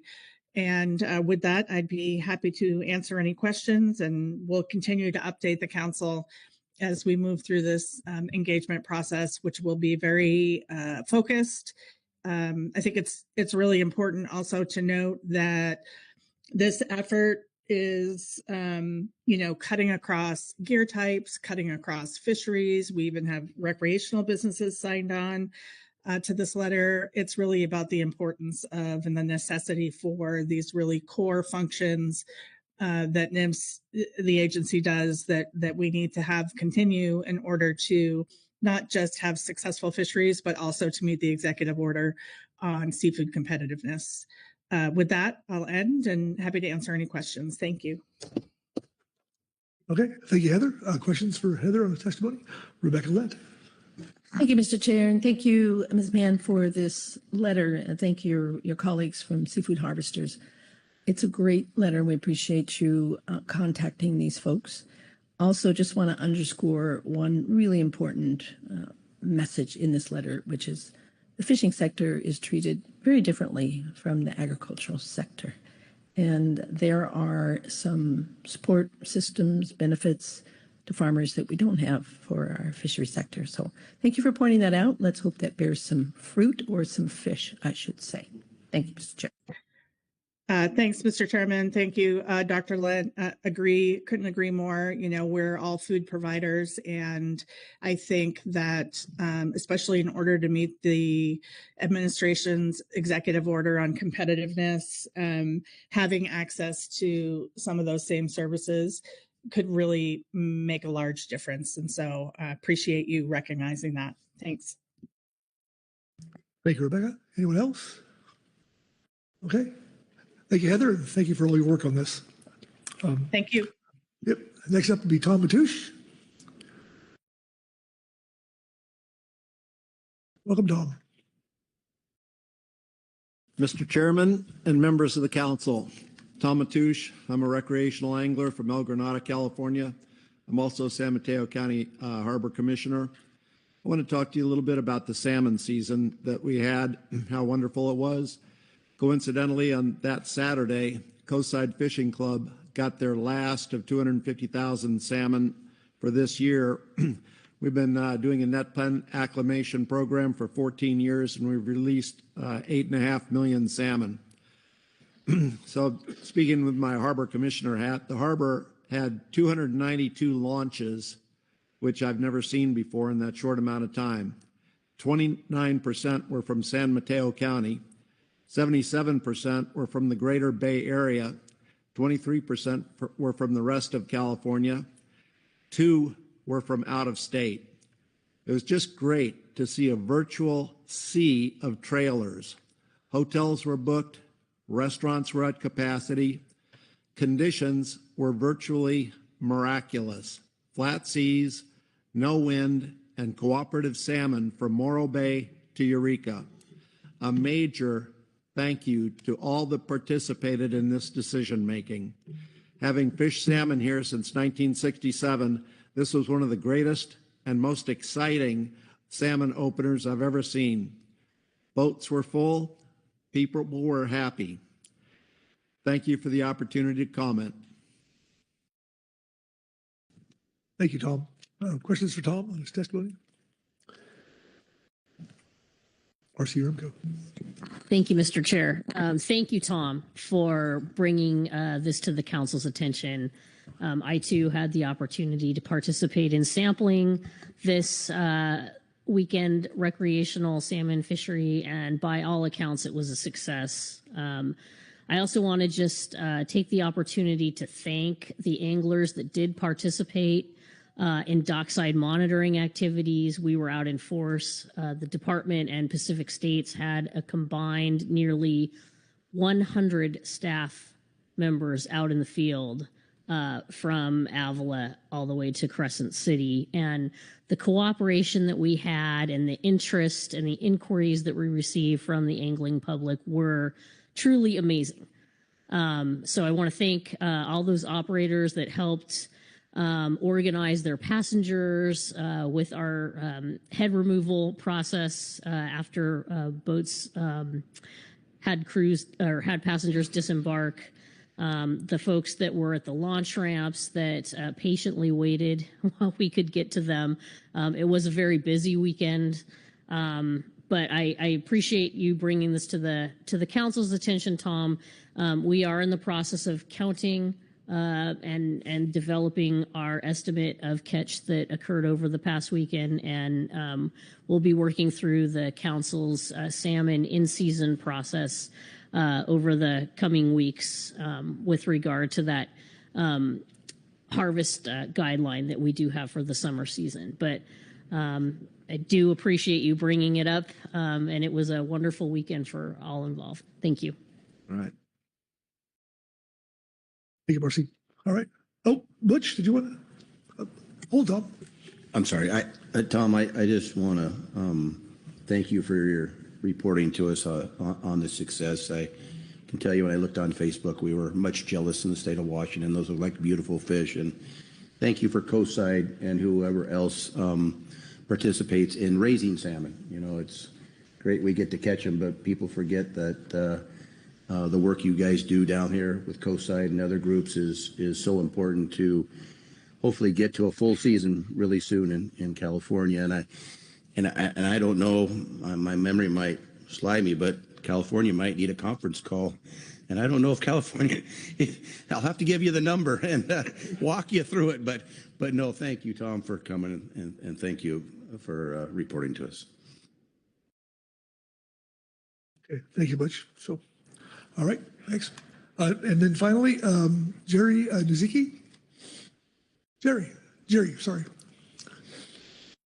We finally meet in person. Yes. Welcome. Thank you. Good morning, Mr. Chair and Council. My name is Jerry Nojichika. I'm a troll fisherman from Monterey. I participate in catch share program since the beginning. I've been fishing in Monterey since 2000. And my wife's family has been there for 4 generations now. So I think we have a pretty good hand on pulse of the fish in our area, how we can feel where there's a lack or there's a downturn or upturn in the fish. Recently, the stock assessment, the recent reduction in some species in our area, particularly for petrale and short spine, appalled me. And just be gentle about that.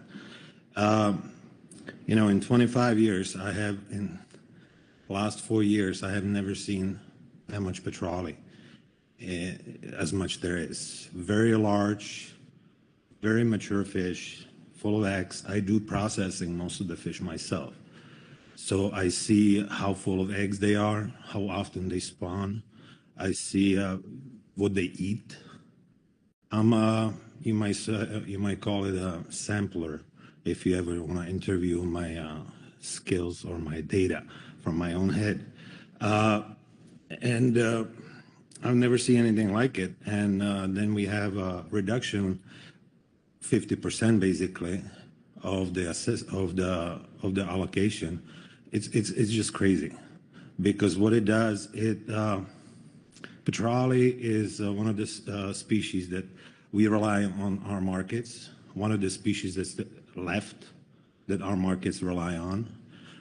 We have completely been disassembled. The infrastructure that supported a fleet that 20 years ago was 50 or 60 boats between North Bay and San Francisco on our coast. Now it's down reduced to 2 boats or 3 boats. And we reduced because we lost access to Dover Sole market. We have lost access to skate markets because of regulation. It's one species after another. Petrale is the one last species, along with chilies or bocaccis or whatever. It's the only fish that's keeping our industry afloat. And in the middle of the peak, as I see, of the population, I've been told that the stock assessment sees the reduction in recruitment. It's nonsense. And it really brings the whole process of stock assessment into question. I don't trust it. You know, I appreciate the council and the current administration. I just attended the GAP, and I really appreciate, chair's review process. The the steps being taken into correcting some of these things to provide some stability for our industry, for our communities, which has been completely devastated. We have nothing left. I'm hauling fish in my little pickup truck. There's nobody hauling fish up and down the coast. Nothing. And we need stability. We need access to fish. But if these every random year comes a most important fish in our portfolio becomes a choke species, where I have to avoid the fish now, and I spend twice as much time and money to look for another fish, but nobody wants. It's really, really challenging. And I would really like to bring some attention to where we are with this process of stock assessments. This process has been set for mainly conservation purposes in the last 20 or 30 years. If we're going to be looking into helping the communities to survive and stabilize, we need to redo the whole tool because it's not working. It's designed to conserve the fish and not being touched. So the whole formula, you're talking about the reduction in funds for the stock assessments. I go fishing and either I have observers on or I have cameras on now in the last year. Those are surveys. Does anybody look at those numbers? Anybody can tell you who's been on our boats can tell that the fish is there. And they're being told that they're not. And then we have to deal with the consequences of these, in my opinion, faulty decisions or faulty numbers. So anyway, I know we're very limited. I might bother you throughout today again, some comments, because we have a short time. But I just drove here. I wanted to give you my piece of opinion about the situation. It's always a reoccurring situation where you have always some kind of very important choke species shutting us down. We will never achieve stability and rebuilding. We need to rebuild the fishery. I can tell you right now, there's nobody on the coast that can buy a new boat and afford it. Nobody. And that's a bad sign for our industry, where you cannot support the new entrants, new build boats in the industry. That means the industry my boat is 80 years old. It's been fishing here for 60 years with a 50-year-old engine in it. If you wanna compare what the fish was then and what is it now and how it's being caught with the much smaller gear, I mean, that boat is a perfect example. And we have plenty of fish. Anyway, so I don't know if you have any question. I know we are out of time. So, thank you, Jerry. Questions for Jerry on his testimony? Query writings? Thanks, Chair. Thanks, Jerry. I don't have a question. I just wanted to thank you for driving up and being here in person and sharing this with us. Oh, thank you. Thank you. Appreciate it. Thank you, Corey. Anyone else? All right. Hey, Jerry, thank you very much. Marcy.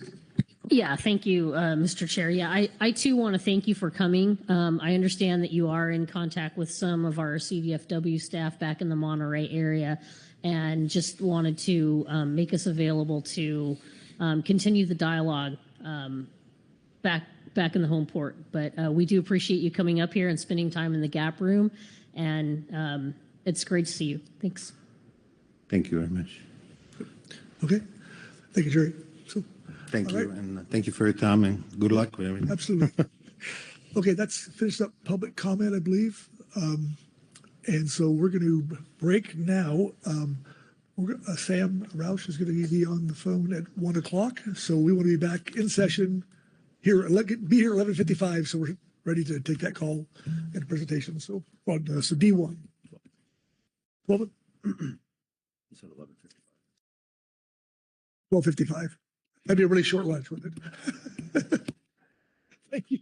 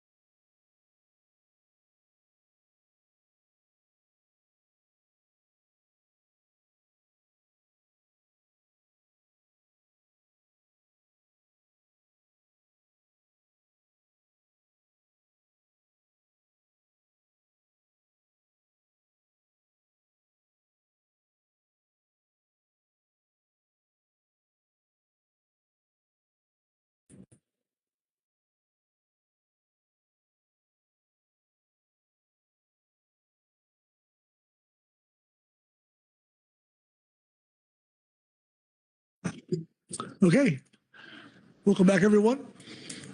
We're going to jump ahead to, excuse me, we're starting at D1, and because we have Sam Rauch on the call here shortly. So with that, I'll turn to Kelly Ames for the overview. Kelly? Thank you, Chair Pettinger, council members. This is agenda item D1, presidential executive orders and administration updates. In April 2025, EO 14276, Restoring American Seafood Competitiveness, was published in the Federal Register. That is in Attachment 1. This EO mandates the National Marine Fisheries Service incorporate advanced technologies and cooperative research into fishery assessments, aiming for more responsive management aligned with real-time ocean conditions. The EO calls for the development of a comprehensive seafood trade strategy to combat unfair foreign trade practices, including illegal, unreported, and unregulated fishing and forced labor in seafood supply chains. The EO also orders a review of all existing marine national monuments to assess the potential for opening them to commercial fisheries. Section 4 of the EO requires that each Fishery Management Council submit a prioritized list of recommended actions to reduce burdens on domestic fishing and to increase production of sustainable fisheries. Building on EO 13921 from 2020, Promoting American Seafood Competitiveness and Economic Growth, which is Chapter 2, EO 14276 specifies that identified actions should stabilize markets, improve access, enhance economic profitability, and prevent fishery closures. In May, NIMP sent a letter to the Council Executive Directors providing further guidance and requesting a response by September 1st, necessary to meet the EO deadline of October 14th. In subsequent conversation at the Council Coordination Committee meeting, NIMP's leadership indicated that the September deadline was flexible, while the President's EO deadline of October 14th was not. The letter also included the template for developing the recommendations, which is provided as Attachment 4. Several presidential actions and additional executive orders may also be of interest to the Council, and they are outlined in your situation summary. This is not a comprehensive list, but just some that we thought rose to the top of your attention. Under this agenda item, the Council will receive a presentation from NIMS on the administration updates with a focus on EO 14276. This is the opportunity for the Council and advisory bodies to gain clarity on the task for the regional fishery management councils necessary to generate the Council's response. Later in the week, under agenda item D2, the Council is expected to identify the actions that support the EO goals. In addition, the Council should offer guidance on how to prioritize these actions. Items previously prioritized by the Council are included in your year at a glance, which is agenda item C5 attachment 1, the Groundfish workload and new management measures priorities, which you adopted in March 2025, and there's a link in the situation summary to those priorities, and a coastal pelagic species science and management priorities, which you adopted in April 2025, and there's a link in the situation summary to our webpage that summarizes those priorities. Identifying appropriate tasks and their priorities may best be enabled through the development of a criteria that aligns with the EO and the application of said criteria to Council priorities. The Council is also expected to recommend a desired timeline for implementation. To meet the deadline for the EO responses, the Executive Director proposes the following approach. At the June 2025 meeting, the Council should identify actions that meet the intent of the EO. These actions may be new, planned, or ongoing. Also, at the meeting, the Council should provide relevant guidance on the factors to consider when prioritizing these actions.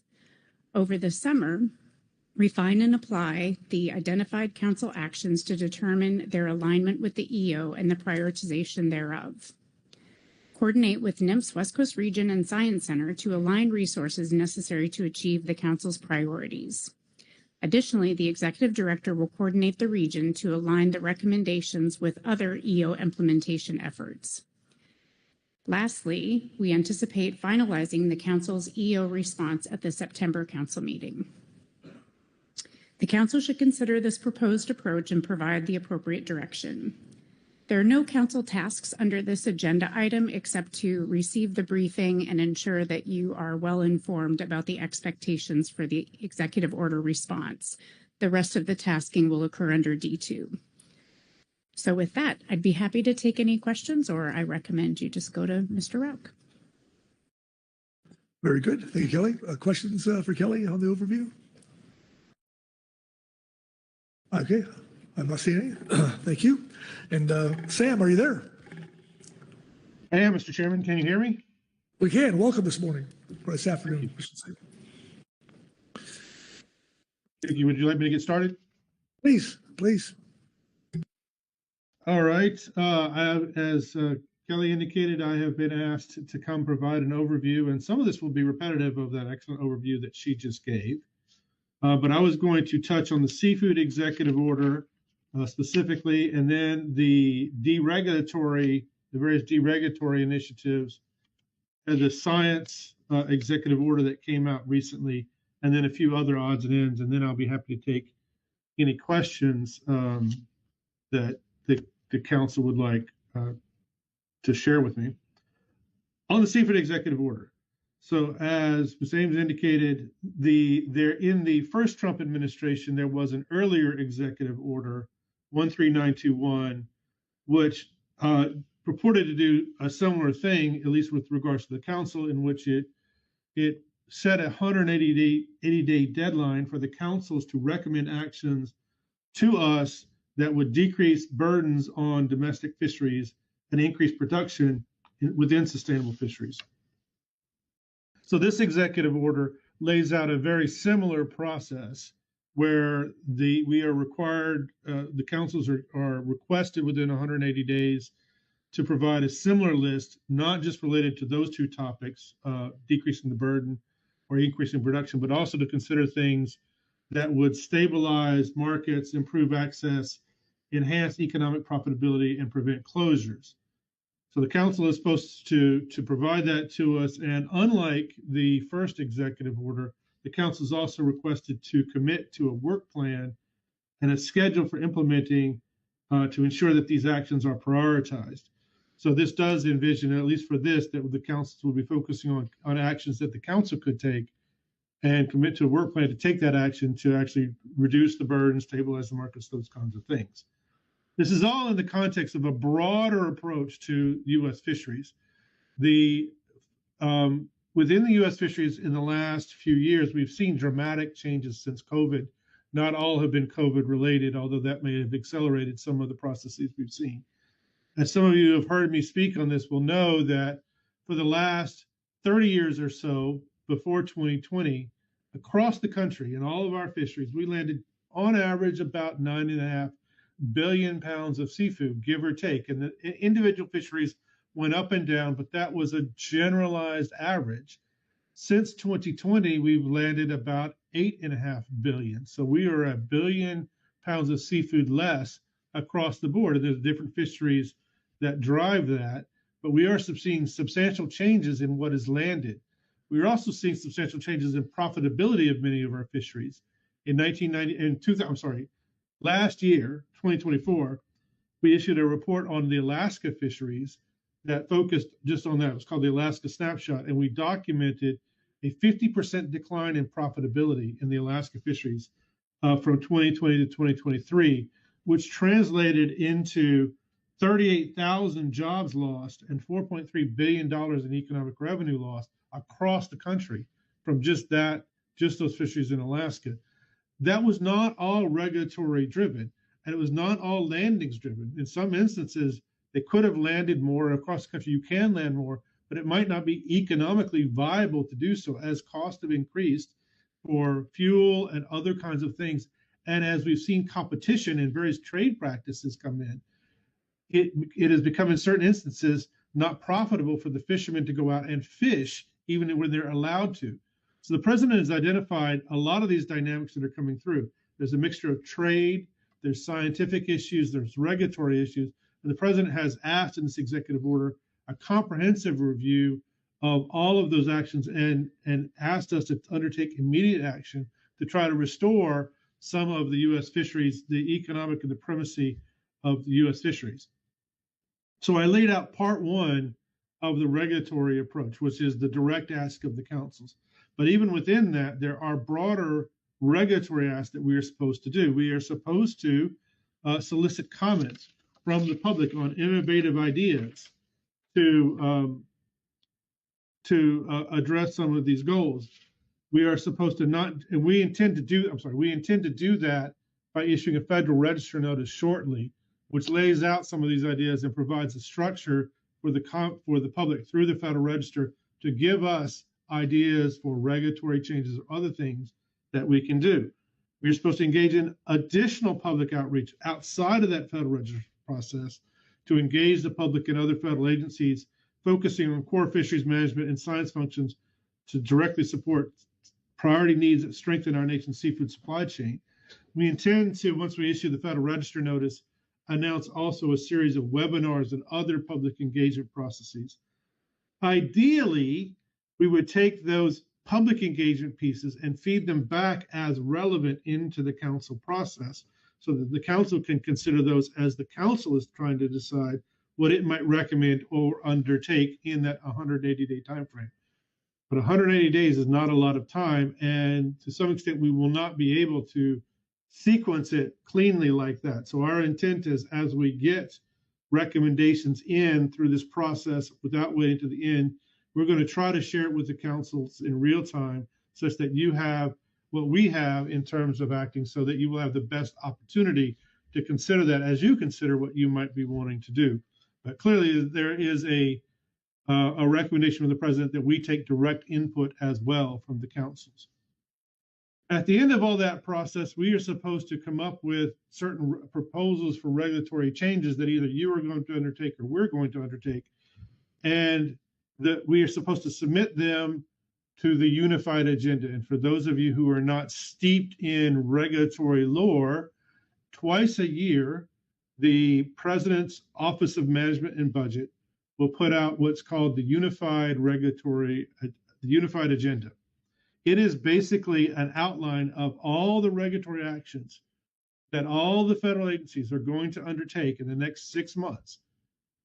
Some of that will happen, some of that won't, but it's our best estimate right now as to what will occur.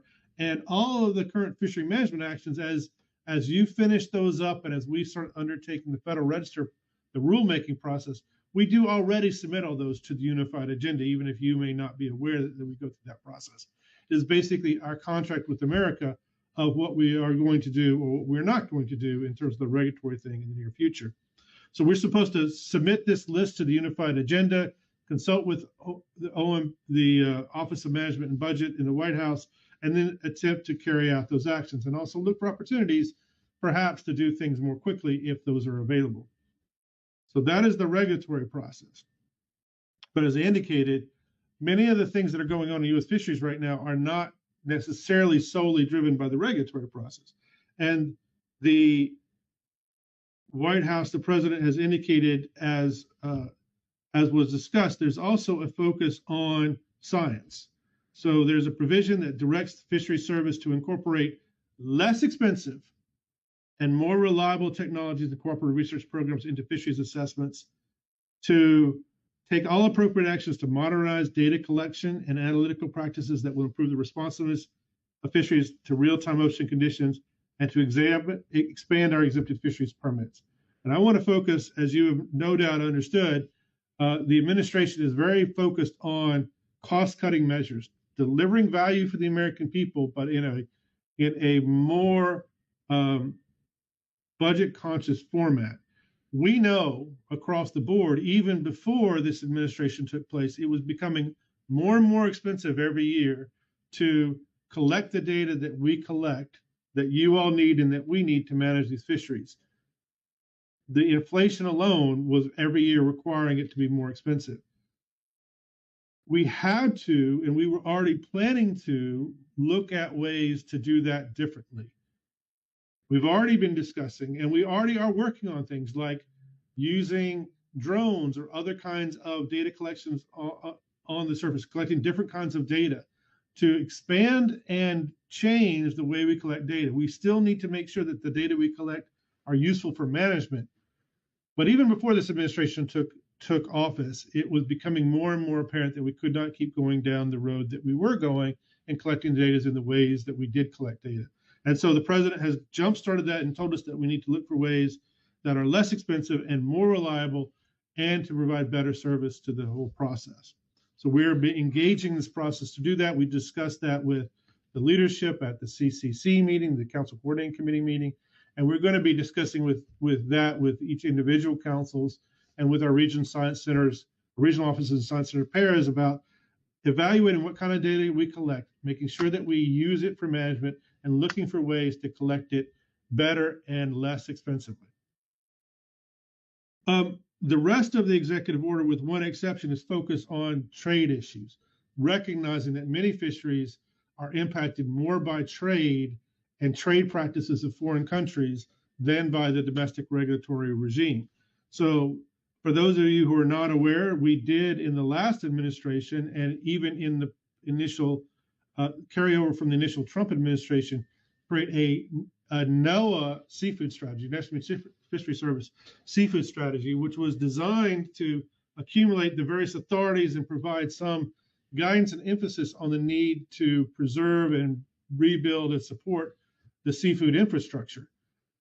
This executive order builds upon that and requires not a NOAA seafood strategy, but an administration-wide seafood strategy called an American First Seafood Strategy, which is patterned somewhat, at least in theory, it appears to be patterned off of our initial one. So there's a good basis to build that off of, but does bring in a number of other agencies. And in particular, the Department of Agriculture is highlighted in this provision, particularly their efforts to educate American consumers about the health benefits of seafood and increase seafood purchases and nutrition programs. And we know from hearing from many of you all that participation in some of those government nutrition programs is an important part of the business model for many U.S. fisheries.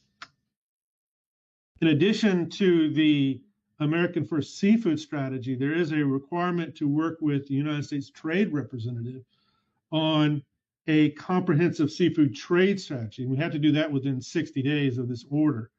This trade strategy is supposed to be based on a preliminary trade strategy that we were working on at the end of the first Trump administration that is designed to improve access to foreign markets and address unfair trade practices, including IUU fishing and unjustified non-tariff barriers, while ensuring a fair and competitive domestic market for United States seafood producers. So we're working on that, and that should be coming out shortly because we have a very quick deadline on that one. In addition to that, there is a provision specifically for the U.S. Trade Representative to examine relevant trade practices of major seafood producing nations, including with regard to IUU fishing and the use of forced labor, and to consider appropriate responses, including negotiated solutions or trade enforcement authorities. We are not necessarily called out in that one, but we would obviously be a part of any actions that the Trade Representative decided to undertake. The last trade provision in there is on the Seafood Import Monitoring Program, which we briefed the council before. It is a program in which we analyze imports for IUU fishing and other kinds of things, and we analyze a subset of imports. We don't analyze every import in there because it is quite an expensive endeavor. And the president has asked us to focus on the current program and to invest in the current program, but not to expand it. So take whatever savings we would get from a projected expansion, don't do expansion, but to reinvest that in the current program to make sure that it continues to serve the vital purposes that it serves. And finally, although not trade related, there is a provision to look at fishing and marine monuments. On the same day that the president issued this order, the president issued a proclamation allowing fishing in one of our Pacific remote island monuments. And the president has asked us to look at other Antiquities Act monuments and whether or not they could or should be opened to fishing. So we are engaged in that process. That was a 180-day report due to the president. So that's the seafood EO. Before I open up for questions, I want to briefly talk about certain other EOs. The first one is the deregulatory agenda, which obviously has some bearing on what this council does. It is very similar to the approach to deregulation that the Trump administration took in its first in the first term, in that at that time we were asked to account for the cost of the regulations that we issued, either on the industry or on the taxpayer as a whole. So the idea of, you know, if we're going to cover an industry cost by giving taxpayer money to that still is a cost. So that's a regulatory action. If we are going to save either the taxpayer or industry cost, that's a deregulatory action. So deregulatory and regulatory are viewed in the frame of the cost you would impose on either the regulated industry or the American taxpayer. So with that in mind, we were supposed to have a balanced regulatory agenda where the costs we imposed are offset by savings that we achieve through deregulatory actions. And we were supposed to come up with 2 deregulatory actions for every regulatory action that we issue. The approach that this administration is taking is very similar, with the one exception that it is not 2 deregulatory actions, but 10. So we're supposed to come up with 10 deregulatory actions for every regulatory action that we impose. We're supposed to offset those costs, and we're supposed to do that on an annual basis. A couple of things to realize, though, is that even throughout that entire process and in the long history of sort of White House level review of fishery management actions, there has been an exception for what they call routine fishery management actions. So this is generally setting the annual specifications package, opening the season, closing the season, issuing the permits. These are all routine fishery management actions that do not get accounted for. So if there are more fish out in the water and because there's more fish, we raise the quota, that's not a beneficial action. It's not a negative action. It's not a negative action when, if there's less fish in the water, we lower the quota. That is based on how much fish are in the water, and it's neither a cost nor a benefit for this process. So routine fishing management actions are exempt. That being said, anything more significant than that, clearly this EO does apply to. And we're working through with this administration what that would look like in any given context. There is overall a deregulatory emphasis throughout. So that means that if the Pacific Council were to give National Fisheries Service 2 regulations, one regulation which would raise cost on either the industry or the taxpayer, and one regulation which would lower cost, we're going to focus on the deregulatory action and not on the regulatory action. We recognize that some of the regulatory actions are required by statute. And so some things we will have to impose. So that's an important why we need to focus on as many deregulatory actions as we can. The other overarching concept of this is that for most of the fishery management, the major regulatory approaches were set long ago. And much of what you do on a day-to-day basis are to figure out ways to adjust those regulations to provide more economic opportunity to the fishing industry or to decrease burden. So in the first Trump administration, the vast majority of Magnuson Act regulations that the councils gave to us and we implemented were deregulatory. And so we became, in essence, a bill payer for other regulatory actions. And we want to make sure that we can continue to do that, even though it's 10 for 1 as opposed to 2 for 1. The last thing I will say on this is this entire approach to minimizing cost, saving costs for the industry and taxpayer is well aligned with National Standard 7, which, as you all know, requires where we can to minimize costs and avoid unnecessary duplications. So National Standard 7 also asks us to look for ways to save costs, minimize costs, and decrease the burden on the taxpayer. The other big EO, which was recently that just came out, was the Restoring Gold Standard Science Executive Order, which came out on May 23rd. It requires the White House is going to put out guidance to achieve a number of objectives for science. Things like we should be engaging in science that is reproducible, that is transparent, that is honest about uncertainties, that is skeptical of its conclusions, and you test those conclusions, that is developed without bias.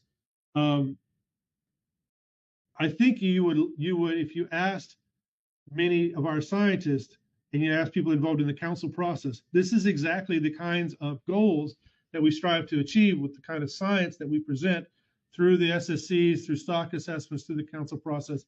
Everything is transparent, is open to question and query, and those kinds of things. There are some limited exceptions where some of the data is subject to confidentiality because of statute, but otherwise it's a very transparent and open process, and I think it will survive very well.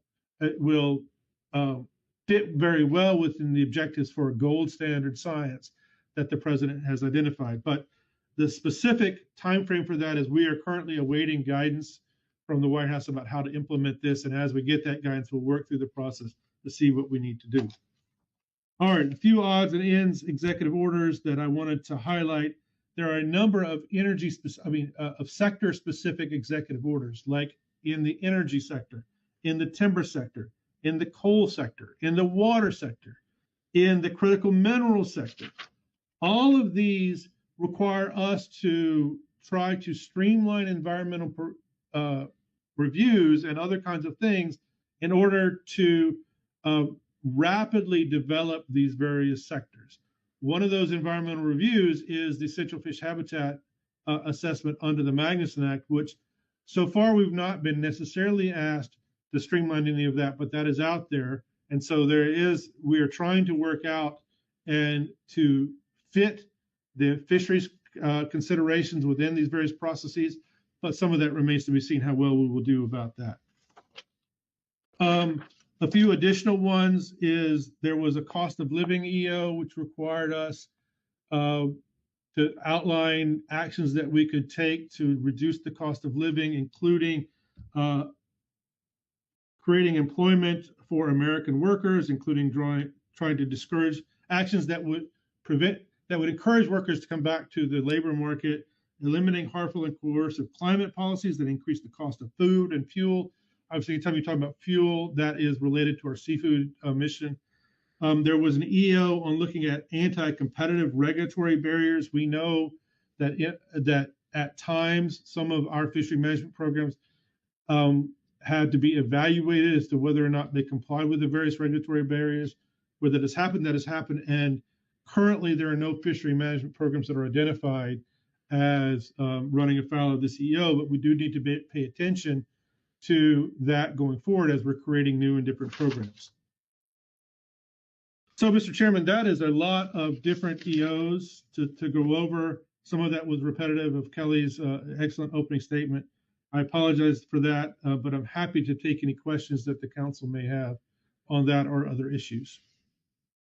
Okay, thank you, Sam, for that thorough presentation. Before we go to the open up for questions, I'd like to mention that Rachel Baker is sitting in the ADF and G seat for this item. So just make sure we note that.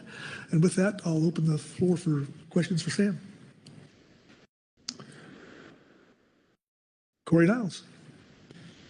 Thanks, Mr. Chair, and thanks, Sam. That was a very helpful overview. I have a short question, I think, but just before I ask it, thanks for mentioning that gold standard of science. I was going to ask about that one and how it relates to what you said in the beginning about the other science-oriented provisions of the executive order. But I think your take on that is right on, I think, in terms of what our science process strives for. But my question is on the 10-for-1 rule. It's been really hard keeping track of the details, but is there a threshold for, like, a dollar amount threshold for the effect the rule has to have on the economy to be covered by that, or is it just any kind of effect? There's no threshold in the executive order. We did get some guidance from OMB that rules which have $100 million or more impact are definitely in the calculus. Other rules may be in the calculus depending on what the impact that they have. There's no minimum threshold for that, but there is some ability. Even in the first Trump administration, there was the administration did not count a number of low impact rules. It remains to be seen how they're going to address that for this administration. We haven't done our annual accounting for the first set of rules, and we'll know more after that. But there is no specific minimum threshold. Hey, Corey, Lynn Mattis. Thank you, Chair. My question also relates to the 10 for 1. I'm wondering, at what level does the accounting for that happen? Is it at the council level, the regional level, national? So if, say, we do 10 deregulatory, does that then mean we can do 1 deregulatory, or would that mean that New England could do 1 deregulatory? Or if the councils combined do 10 deregulatory, could another department, another organization within Commerce make a change? Just trying to understand where that 10 for 1 accounting would occur. Thank you. Yes, thank you for that question. It happens at a minimum at the departmental level. And so when I said that the Magnusac process was a bill payer, we tended to fund we had a net deregulatory agenda in the first Trump administration, and we were able to fund other Commerce Department rulemakings. But in theory, we could be funding other department rulemakings, like a Department of Interior rulemaking or something like that. But it is at least at the department level. It is not below. So you may be taking a deregulatory action that, yes, New England might take advantage of, or the Census Bureau might take advantage of, or maybe the Department of Health and Human Services might take advantage of that. But that remains to be seen. That is one of the things that we'll have to work out. If the last Trump administration is any guidance, though, it would be at the department level. Okay, thank you, Lynn. Rebecca Lind. Thank you, Chair, and thank you very much, Sam, for the presentation. That's a lot. I welcome the focus on international trade, since 90% of the seafood we eat in America is imported. And for many of our council-managed fisheries, the inability to reach their quotas is in part driven by poor markets, weak markets. In some cases, these are imports, and imports that took the place of domestic production while we were rebuilding those stocks. So my question, Sam, is to what extent will this interagency seafood trade task force consider the issue of leveling the playing field? Would that maybe be considered a non-tariff barrier? And I'd be interested too in how the council might be engaged, at least in providing background information on this along with our stakeholders who have a lot to say. And I just want to note that in the case where this council is trying very hard to develop a better, stronger HMS fishery, get more of our quota. And it's already hampered by stiff competition from imports, which don't face the same requirements as far as sea turtle and marine mammal bycatch monitoring and so forth. But that's what we see in our supermarkets, and I sure wish we could see more of our West Coast fish. So thank you for any insights you have on this ability to make leveling the playing field part of that dialogue, and how can the council support and be engaged in the process? Thank you, Sam. Thank you, Chair. Yeah, thank you for the question. The term leveling the playing field I've used that term myself many times. It's a term that I'm not sure it is a proper used international term, but the EO explicitly talks about ensuring a fair and competitive domestic market for United States seafood. And I think the executive order is trying to get at many of those market dynamics that you have talked about, where the U.S. fishermen have to fish and comply with a number of standards that foreign marketers do not have to do that. And where it's appropriate, can we take that into account in trying to restore some of the access that we can? It specifically uses, you used one example, it talks about labor, forced labor, where a foreign competitor may be achieving a market advantage by engaging in forced labor practices that we, of course, wouldn't do here in the United States. That is something specifically that they asked U.S. Trade Representatives to look at. So those concepts are, I think, behind a lot of what the executive order is looking at in terms of the comprehensive seafood trade strategy, the direction to the trade representative to take action. It is part of the concept behind why we did the seafood import monitoring program to begin with. So a lot of those concepts are there. In terms of what role the council could have, I think the council should feel empowered to give us their thoughts on what might be done outside the concept of the Magnuson Act. We will take all those concepts as we did before in the prior executive order and try to direct them towards the proper agency. So if it's a U.S. trade representative, we'll try to send them along that way, even if it might not be within the power of the Council of the National Fisheries Service to do. The president has given us a broader mandate than he gave us the first time to try to engage those other agencies. So if the council has any ideas along that line, any things that they particularly want to point out to us that may be outside the realm of the council action, but perhaps something the U.S. Trade Representative can do, feel free to send that along on our way, either through the 108 council action or, in your private capacity or otherwise through one of these other public forum that we're having, and we will try to get that to the right agency to look at. Okay, thank you, Rebecca. Asia Shumilo.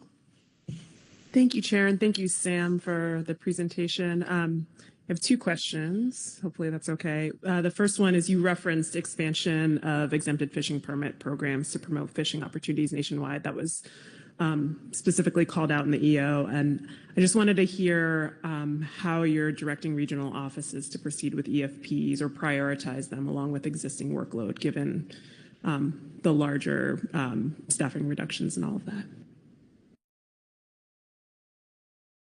Yeah, so the EFPs are not something that we can unilaterally impose on people. You have to have a willing applicant who is actually wanting to do an EFP. So there's a lot of work that we do together on any EFP. And so while we're trying to do that, and I think what this is part of the science paragraph. And I think what the president is getting at here is to focus on innovation, to look at new and different ways, recognizing some of those ways are currently precluded by regulations. So the point of an EFP is often to explore that, and we should be investing in that kind of activity. As you all know, we and the rest of the federal government are going through various resource issues as we try to determine what the right level of workforce and resources to apply to this, working both within the administration and with Congress. And so we're going to try to do that. But if the president highlights this as a priority, we'll try to make it as a priority as well to try to work through those issues. That's all I can say about that.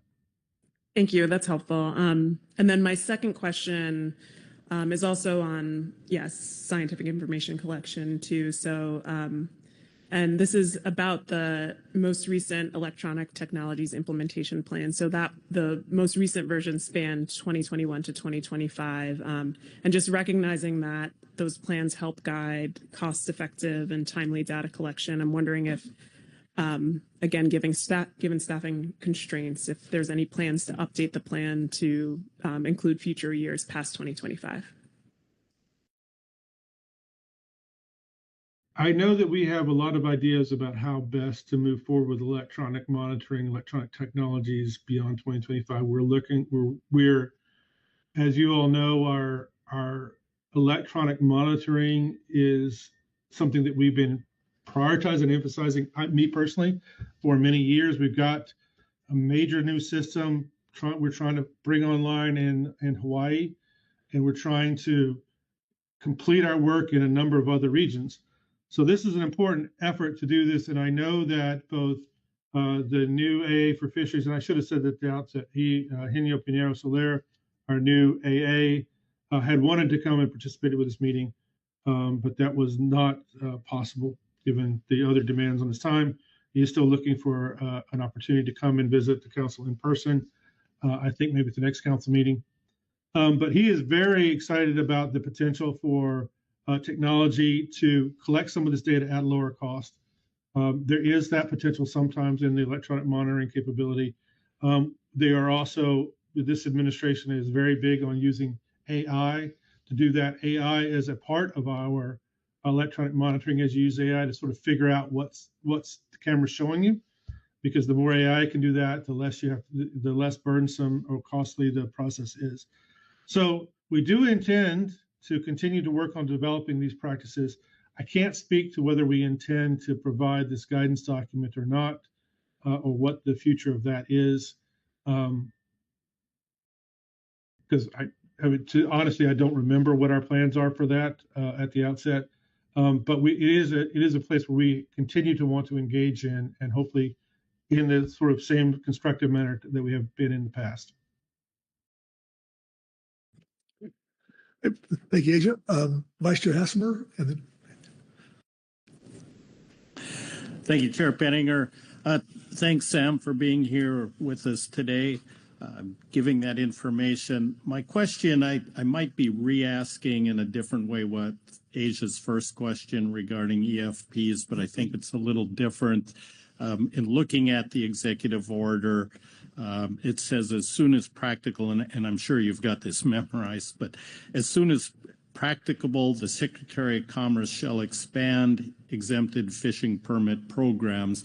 And I was just wondering about the agency's interpretation of that word, expand EFP programs, because we have a pretty well spelled out process, and as you said, you can't force or direct anybody to do it.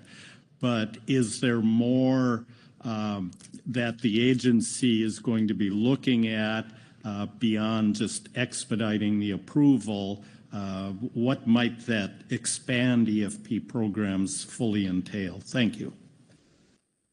Yeah, well, so I have several comments on that. One, overarching, we do intend to take comment on this through our Federal Register process and to get views of the public about what that might look like. So just to caveat everything I say here, we do intend to vet with the public, take the public's input, and we may change our approach to any of these things based on that. In this one, we don't have a national exempted fishing permit program. What we have is a series of regional-based processes that works with the councils, and the way you all approach it is different than the way other councils approach it. But they all have some process in which we, on a regional basis, evaluate whether or not to grant people an exemption for the fishing regulations. And so there's not necessarily a program to expand, but there are opportunities to make use of this more broadly. And so when I look at this, to the extent that you could think about it as a program, we are trying to encourage people to come out with innovative ideas, to be open to receiving those ideas, and to allowing them to flourish as experiments to try to move to a different direction. Because there is a recognition that we can't just say, switch your science program from this expensive program to this less expensive program without a great deal of work with the fishing industry and others to try to figure out it works. I mean, that's how we've innovated in the past, through EFPs, to bring the fishermen along, to test how it works. And there is some recognition that we need to go through this process here, but to be very open about it. I mean, the president has been very open about, he believes there are far too many bureaucratic barriers across the country that stifle innovation. And so this is a directive to support that innovation, to not be so bureaucratic, to try to support those things when they come in, but to recognize that that's an important part of the transition process that we go through and that we've historically gone through to develop new and important technologies in the fishing industry. Thank you, Pete. Corey Ridings. Thanks, Chair. Thanks, Sam, for talking with us today. I just wanted to pick up a thread that came up earlier. You briefly mentioned the gold standard in science, EO, and then Mr. Niles mentioned that. And I just wanted to make sure that I heard correctly. It sounds like you have concluded that NIMS already meets this gold standard in science. Is that accurate? Well, I've not concluded any such thing, and I don't know that it is actually up to me to conclude such a thing. The president has not yet given us the guidance. The president has given us a series of 10 or so, I didn't count them, 10 or so objectives to meet. My entering assessment into that process is that we are likely to fare very well. And the council process seems to me to be aligned well with what the president is trying to achieve. But there is no provision for me to be concluding one way or another. I'm not exactly sure what that process would look like yet. Okay. Well, Corey? Thanks, Sam. I appreciate that clarification. That's super helpful. I have another question around the competitiveness EO. And you noted the difference in landings. I think you said 9 to 8.5, or maybe it was 9.5 to 8.5. And seeing that change in the landing. But so much of our fisheries, it's not just about the poundage. It's about profitability. It's about access. It's about participation and things that don't even have monetary value. It has cultural value for so many people on the West Coast. So as you and NIMS are trying to execute this EO, I'm curious about how you are going to be thoughtful about those additional considerations that goes well beyond just the number of pounds landed, and thinks about our fisheries in a more expansive way, as is laid out in the MSA. Thank you. Yeah, so, and I did, it was 9.5 billion pounds before 2020 for about 30 years, and then about 8.5 billion pounds since then. And it's different fisheries that come and go into that. So it's not any one fishery that is driving that. And there's been different fisheries that have gone up and down throughout the time. You can do a similar exercise with revenue and see that the revenue has been depressed recently. And the fisheries that attribute to that are also down. Or you could do that with revenue per pound. Different economic measures that you can indicate that all indicate that across the board nationally, a number of our fisheries are having a much more difficult time now than before. And I would agree with you that many times poundage is not the whole story. But it is an important thing, because that's what, I mean, fishermen land pounds. You don't get any revenue on a fish you don't catch. So that is an important aspect, and we can't ignore that. But we also are trying to look at other fisheries that have, say, seen significant decreases in revenue. I am mindful that the president has asked us to decrease regulatory burdens, has asked us to increase production, stabilize markets, improve access, enhance economic profitability, and prevent closures. A lot of that can go into a lot of the other factors that you look at. So when we are planning for things to do, those are the things we're planning to do. We also need to bear in mind, though, that this is against the backdrop of an overall deregulatory agenda.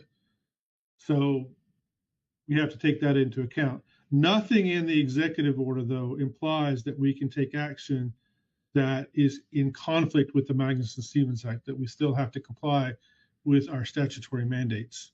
So to the extent that the Magnuson-Stevens Act requires something, that is what we have to do. Thank you, Corey. Lynn Mattis. Thank you, Chair. Mr. Rouse, this may be an unfair question. I know I haven't had time to review and digest it, but a memo came out yesterday afternoon pulling or rescinding the federal government's participation in the Columbia River Basin Agreement. I was wondering if you have anything you can tell us about that, as it has the potential to impact some of the salmon stocks that we, as a council, are responsible for management for. Thank you. Yeah, that is correct. The president issued a memorandum yesterday directing us to withdraw from the stay, and directing certain other actions to generally to withdraw from the agreement that underlied the stay in that litigation. That was a litigation with certain entities on the Columbia, which stayed their claims for a number of years in exchange for a suite of actions that various federal agencies were going to do. And the president has asked us to undo those. I can't say anything more than that. The memorandum is pretty specific about what is to be done and not done. And we will be working with the administration to try to meet the president's objectives. That's all I can really say at the moment. Thank you, Lynn. Marcy Yermko. Thank you, Mr. Chair. Thank you, Sam. Question back on the EFP piece, as well as the deregulatory piece. As you know, the Pacific Council has a pretty robust program of developing, reviewing, and approving EFPs across most of our fishery management plans. We do have a number of EFPs that have been in use now for a number of years. And in some cases, we have moved some of those EFPs into regulation. That's new regulation that now authorizes new or different activity. I'm guessing that that would be considered a deregulatory action, even though it's sort of regulatory. But then also could be viewed as an expansion of, say, our EFP activity. Would we get a twofer for something like that? Well, I don't know. There are a lot of issues to be worked out as to what is deregulatory and regulatory. And while we have some experience with the way the Trump administration dealt with it in the first administration, we should not presume that they're going to be dealt with the same way this administration. And in your example, I think it might really depend on what the EFP does. I may have said this before. I have long viewed exempting fishing permits as a good way to test out theories leading up to regulations, but it never should be used in lieu of regulation. We should not be regulating people through an EFP. So if we do this for year after year after year, at some point, we're not complying with the Magnuson Act by issuing these instead of an actual Federal Register notice and actual regulation. That being said, that this is in not the regulatory burden piece, this is in the science piece. It is part of our science regime. And I think that is the true nature of what and I think many of you think is the right application of an exempting fishing permit. Looking for new and innovative ways to collect data, to undertake fishing, to meet our objectives in more cost-effective or more sustainable manners. Sometimes the regulations can't envision these new fishing methodologies or the new options. And so we are trying to do this as an innovation. It is right after the president has asked us to look at less expensive, more reliable technologies, right before the requirement to modernize data collection analytical procedures. I think that the president is trying to tell us to be more aggressive at using these as an innovative tool, but not telling us to start regulating by EFP. I don't read that as the presidential direction. I could be wrong about that, but that's the way I look at it, particularly in the context of where it sits and in our history of how we approach EFPs. But maybe we at some point can claim this as a twofer. I don't know. That's a detailed question that I think will really depend on what the EFP does and what it's replacing. Right. Thank you, Marcy. Anyone else? Vice Chair Hassemer. Thank you, Mr. Chair. It looks like we might have completed some of the EO questions. Sam, I have one just a little bit different. We haven't had our CCC meeting update yet from the executive director. This sort of relates to that. During that CCC meeting, I believe both Kelly Dennett and Evan Howell noted that NIMS cannot continue to manage the 500 plus stocks that we have in the FMPs, and you can't plan for some current science and management of all the stock and stock complexes that we have.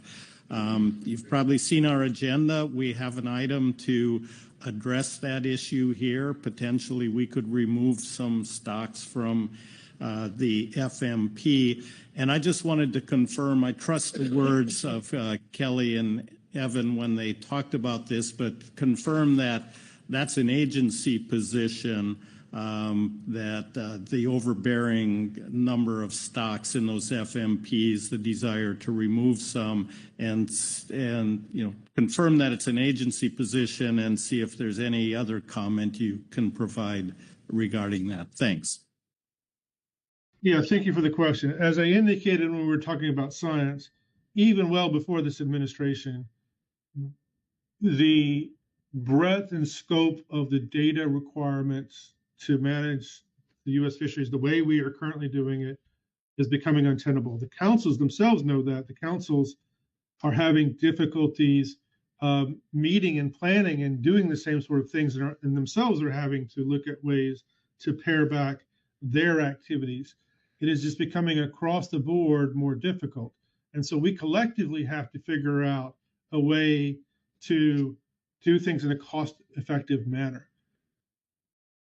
Looking at less stocks for which you have to develop those manners, and taking stocks that are putting stocks into complexes or putting them in an ecosystem stocks where they are not central to fishing, but where you could still monitor them and maybe take action in the future if something is warranted, but they don't need the full robust review before looking at index stocks or proxy stocks.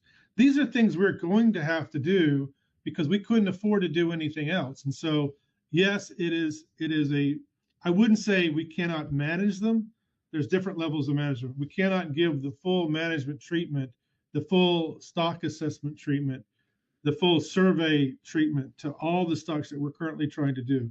That enterprise has become, and was even before this administration, was becoming too expensive to do with the resources that we have. And so we have to collectively look at different ways. And that was the nature of Kelly's comment. And the nature of what we've asked you to do, working with all the councils, is can we clarify what is it we really need to manage? What data do we need to manage those things? How can we do that? So I look at trying to decide which stocks to manage as a key first step. Even beyond that, if the stocks we all agree we should be managing these stocks, identifying clearly what data we need and the most inexpensive way to collect that data, and making sure that that data that we collect is directly tied to our decision making, because we can't really afford to do anything else. Thank you. Yep. Thank you, Pete. Corey Niles. Thank you, Mr. Chair. And I want to appreciate how you phrased that, Sam.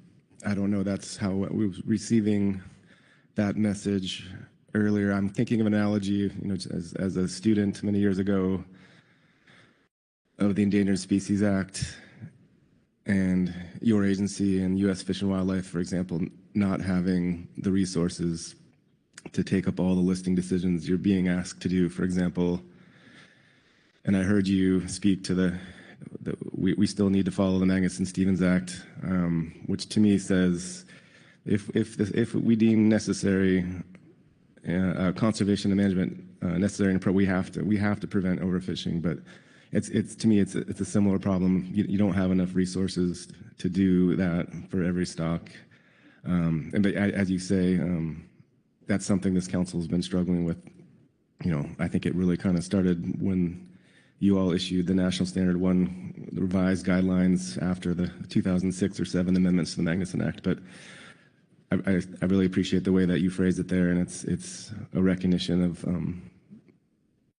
it's not black and white, and it's more of a priority of resources. But yeah, I don't want to close you down from responding there, but I did really appreciate the way you articulated that. Okay, thank you, Corey. Anyone else? Oh, Corey Ridings. Thanks, Chair. Sam, thanks for that response to that question. I'm going to push on it just a little bit because I would like to hear even more from you. You're talking about how even sort of before these EOs, there was a recognition or a feeling that NMFS was unable to, I guess I'm paraphrasing here, but provide the science necessary, the management support necessary to be able to manage these 500-ish stocks nationally. And yet I'm thinking back to previous years and documents that the agency has produced for this council, for Congress, for the public, that have essentially said what a great job you're doing at managing those 500 species from both a conservation perspective and a management perspective. So while I sympathize with a lot that you've said, I'm also really struggling to sort of align those two positions. I'm just wondering if you can help me reconcile those two views. Well, I mean, first of all, let me suggest the United States does continue to do a great job managing the U.S. fisheries, and we are receiving worldwide recognition for it. If you just look this week, the Food and Agricultural Organization, the UN body that sort of looks at all of the world's fisheries, ranked them all. And across the board, the fisheries in the U.S. were ranked very highly in terms of sustainability and other sort of well management criteria compared to any other country in the world. So the United States, it is an absolute truth that we manage them that well. It is also a truth that it is becoming more and more expensive every year to do that. Inflation raises every year. It is becoming, as you know, the former chief scientist here, Cisco Warner, used to talk about the lack of stationarity, which seems to be growing in our fisheries. As we see more variability in the fisheries, it becomes more difficult to rely on more static survey methods. And so we've got to add survey methods to get the same kind of certainty to our data. As we add stocks, as we get new requirements, we have to work through the management process. It is more and more expensive. It's, you know, the hotel rooms so the council can hold a meeting are more and more expensive. It is becoming more expensive. Those two statements are not in conflict. We are doing a great job. We are doing the best we can, but honestly, we cannot keep this up. And something has got to change. And at the moment, that does not appear to be a massive influx of funds. And so we have to look honestly with ourselves, with the councils, about what it is we really need to manage, how we really need to manage it, and to make sure that we're collecting the right kinds of data, because we, as I said, the U.S. system is the best in the world, but it is expensive to operate, and it does, and we cannot continue to do it the way we've been doing it. Thank you, Corey. All right, anyone else?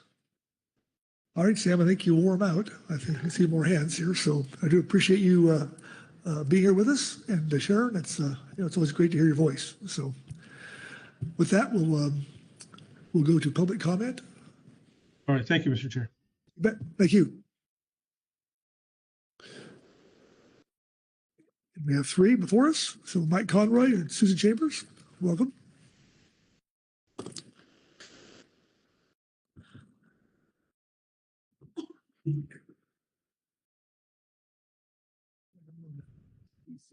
Good afternoon, Chair, Council members. My name is Mike Conroy, and to my left is Susan Chambers, and we're going to sort of play a ping-pong match here and sort of provide a high-level overview of the written comment that we submitted.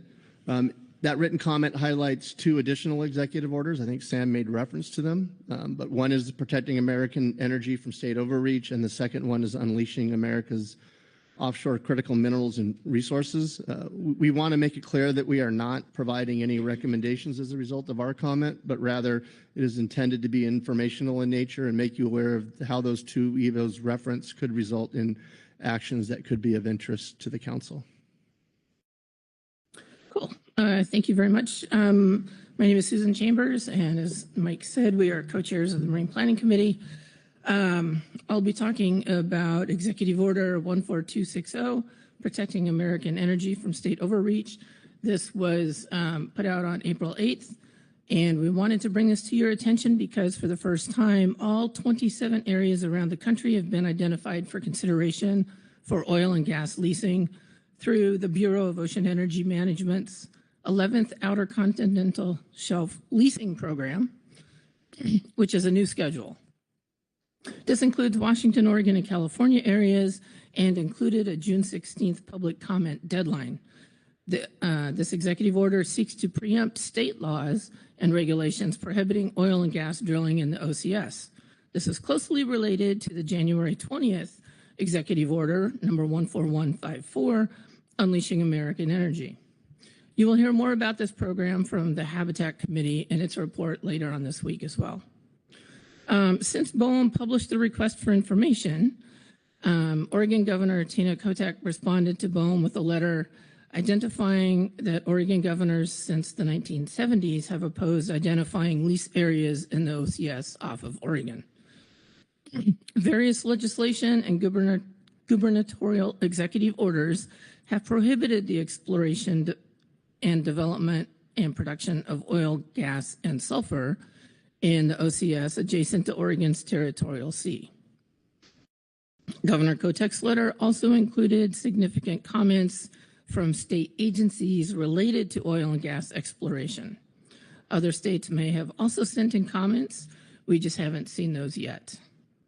Lastly, Oregon Senators Wyden and Merkley introduced the West Coast Protection Act that would permanently prohibit new oil and gas leases for drilling off of the West Coast. We bring this to your attention because, some of this may intersect with council-managed fisheries and the EEZ. So with that, I will turn it over to Mike. Yeah, and just briefly, we also included a short blurb on Executive Order 14285, which is unleashing America's offshore critical minerals and resources. This EO differentiates between activities that could take place within the EEZ and those on the high seas. The Department of Commerce has been tasked with certain activities related to this. I'll refer you to the language in our letter rather than repeating it here. And Interior through BOEM also has been assigned some tasks through that executive order. I do want to call your attention to the USGS fact sheet atop page 5 of our comment letter. That map shows global seabed marine prospective regions. Of particular interest are the areas off the West Coast, both within our EEZ and on the high seas. In our comment, we also referenced 2 expressions of interest in obtaining seabed mining and exploration leases. Just yesterday, BOEM announced the imminent publication, intended for Monday, of a request for information and interest to explore the potential for seabed mineral leasing offshore American Samoa. I would encourage you to look at the BOEM website and look at the map for that. It's a pretty expansive area. When published, the RFI will launch a 30-day public comment period and mark the first formal step toward what could be the first mineral lease sale in federal waters in over 30 years. The area under consideration lies entirely within the outer continental shelf of the U.S. territory of American Samoa, covers 18.1 million acres, or it's a little over 78,000 square kilometers, and will be in approximate water depths of 1,400 to 6,000 meters. In terms of process, the RFI and the interest is the first in a 6-step process that could lead to an eventual competitive lease sale. And we're just under time, so thanks. Okay, questions for the testimony? Corey Riding. Thanks, Chair. Thanks both for providing this. This is really helpful and good to be keeping track of these items. Mike, I think you opened by saying there wasn't a request for the council at this time. Okay. Do you anticipate any other comment deadlines or potential areas where you think the council should be commenting or paying attention or just keeping track of as we move forward? Through the chair, thanks, Corey, for that question. At present, no. Once we see the RFI for the expression of interest off American Samoa, it might give an idea of what BOEM's thought processes are in terms of what we may want to look at if and or when a similar request is submitted either within or outside of the EEZ off the West Coast. Looking at that map that's on page of our comment letter, it's no secret there is substantial mineral resources that exist off the West Coast, and I myself personally am fully expecting that there will be some request to do something along those lines within the next 3.5 years.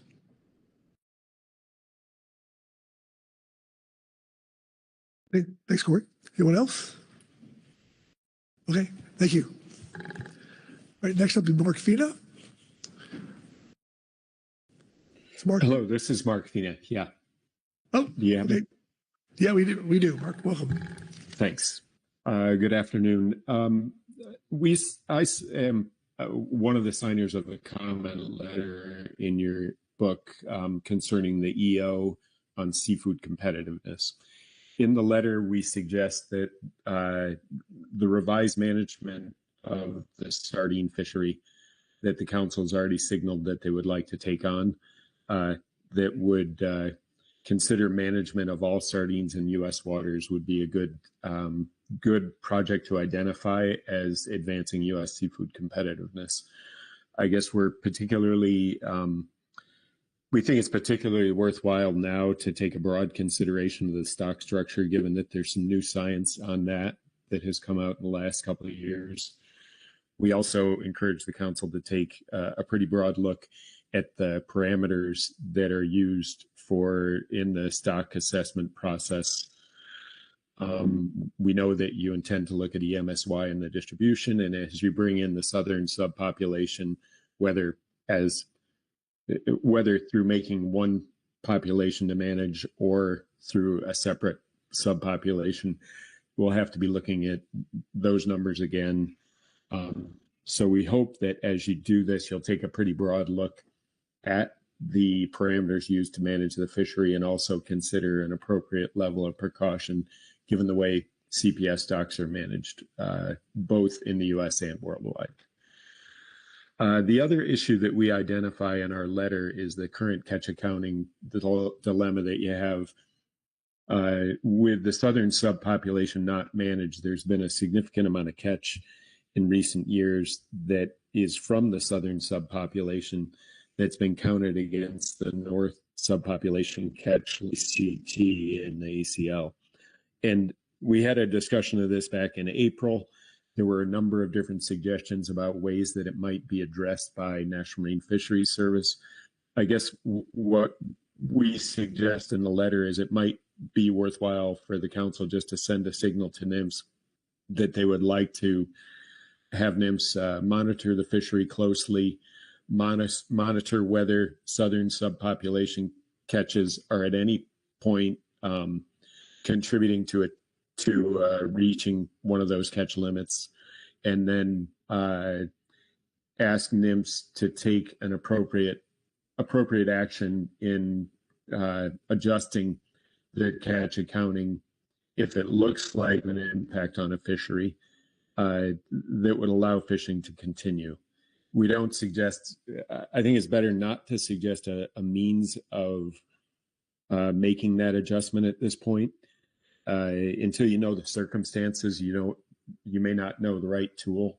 So I think it's better to just leave it in NIMS' hands that if they see a situation coming where fishing is likely to be constrained, using their judgment as to what an appropriate way to respond is. We do emphasize in the letter, in all cases, all northern catch needs to be accounted for against those catch limits. That's an important part of managing the fishery that you do have under management. Last thing I'll say, I guess, is just I would like to emphasize that the live bait fishery is pretty high value. They are most at risk because of this mismatch of management and the catch counting system, and we hope that we can keep that fishery going through the year. Thanks for your time, and I'm happy to take any questions. Thank you, Mark. Question for Mark is testimony. Okay, I'm not seeing any. Thank you. And next Thank you. You betcha. Next up will be Mike Okadewski. Mike, are you there? Yeah, you got me, Brad. Yeah, you. Welcome, Mike. Okay, just one quick second. Good afternoon, Mr. Chair. For the record, I am Mike Okadewski with the West Coast Pelagic Conservation Group. I will be addressing D1 specifically as relates EO 14276, restoring American seafood competitiveness. The U.S. regulated bycatch of West Coast sardines is scientifically calculated to guide and limit the take of sardines to a level it will recover from overfish status. NIMS presently uses two subpopulation habitat models for U.S. sardines. The subpopulation that is overfished is the northern subpopulation, referenced as NSP. A southern subpopulation, referenced as SSP, is not assessed and in essence is an unregulated bycatch fishery. Each subpopulation is thought to have different and unique habitat parameters. However, available SSP data is not used in the harvest management of sardines as a means to determine and set SSP harvest guidelines or support SSP fisheries. SSP catch is tallied as NSP mortality, but is not used as NSP biomass for assessment. It is used for an allowable harvest and regulatory guidance when setting the NSP specs and harvest guidelines. The result is a regulatory roadblock to sardine fishing opportunity and inaccurate catch accounting of U.S. West Coast NSP sardines. Moreover, the tools are available for management to construct the methodology to more accurately manage the NSP and SSP bycatch harvest, both during the rebuilding process and the NSP fishery harvest when prescribed biological guidelines are reached. Dr. Mark Fina has put together a supplemental comment to the June Council, which I'm speaking of the written one, which provides a thoughtful pathway for more accurate NSP management and helps set the stage for a future opportunity to harvest SSP sardines. As some of the Southwest Center scientists have stated, more of the SSP are moving into the California Bight as their permanent home. It would be beneficial to prescribe a management plan for the SSP. This becomes moot if the science centers and management were to subscribe to the newest scientific guidance that all U.S. West Coast sardines are one stock. The latest genetic study states the SSP and NSP are genetically identical. And if I can't see my clock, so we got a half minute or so, Brad, Mr. Chair. Yeah, you have 2 minutes left, Mike. Please, you're good. There's been a lot of good thank you. There's been a lot of good conversation had today that I understand the desire to become much more efficient because if we don't, we'll continue just to kind of erode away here and there. And one of the things you must keep in consideration if you want to make this thing work is it's more than just the fishing. It's the processors that take the fish to market and also the market itself. And if we don't make sure we've got coverage for the fishermen, as I heard one really powerful guy in the fishing industry say, there's no sense going fishing if we can't sell the fish. And more of these plants seem to be closing down one side or another of their business. So I think all that, it's a tough job, but I think all that needs to be looked at. And that's after 53 years in the business of both processing and sales. So thank you for that. And I'll try to answer any questions if you have any. Okay, thank you, Mike. Questions for Mike? I'm not seeing any hands here, Mike. Thank you. Great hearing your voice. Good to hear you. So thank you, everybody. Right, have a good afternoon. All right. That takes us, I'll finish up with public comment. I guess we have council discussion, but this is really setting us up for D2. So I'll just open the floor for any discussion you want to have here before we move on. Okay. Okay. Lynn? Sorry to delay this, Mr. Chair, but the NIMS guidance to executive directors, I was hoping we could get a little more guidance on the guidance, anticipating on tomorrow or Sunday, whichever day it is. We're going to need to come back with something and trying to determine what that something is.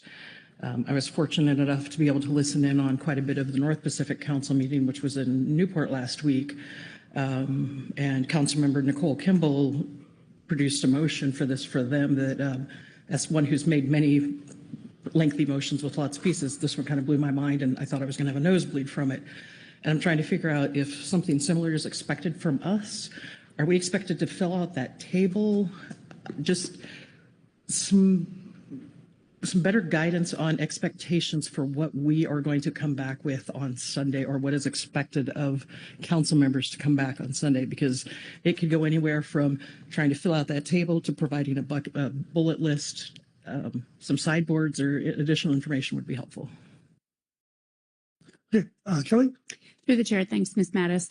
I do want to highlight one difference between the North Pacific and what we have in front of us here today is the North Pacific was relying upon a document prepared by the agency. So they were, they had many more materials in front of them upon which to make that motion. Here, we are proposing a 2-council meeting process. So under D2, where you have known priorities, those should be established and pointed out to us.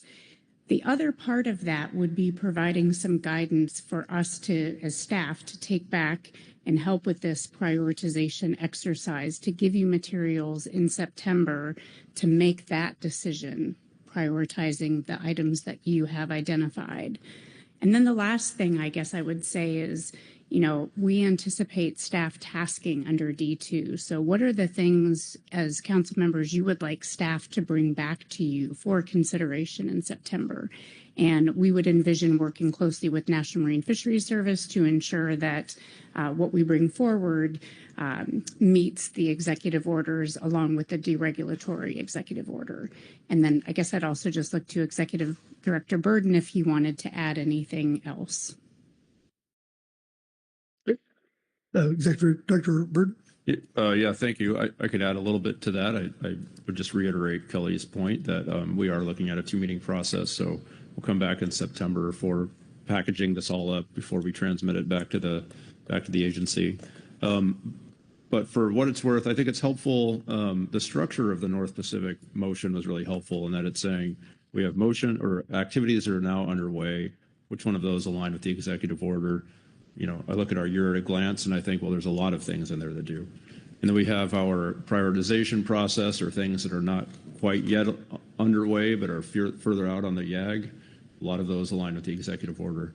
The thing that I think will probably be the most challenging is, are there new ideas or new things that you have in mind to pick up at some point? And we'll hear from our advisory bodies later in the week about some of those things. And that's part of the staff tasking that you could ask us to do and bring back in September, so you can add to that list before we transmit. So I would think about it in those 3 parts, with that third part probably being the one that's most challenging. The other 2 I'm sitting here right now and jotting down that list. So hopefully that helps, Ms. Meadows. Thank you, Deputy Director and Executive Director. That really does help. That in my mind now, we have until September to fill out that template and that spreadsheet. I don't have to go try to figure out how to fill out the spreadsheet between now and Sunday. So that is very helpful guidance and much appreciated. Thank you, Lynn. Rebecca? Thank you, Chair, and thank you, Ms. Mattis, for raising that question. I was concerned about the criteria. So we're gonna put out this list of potential items, and then we'll find out what the criteria are for determining whether those items are in sync with the executive order. So any kind of hints as to what meets or doesn't meet, it'd be nice if we had the criteria now while we're making the list. Thank you.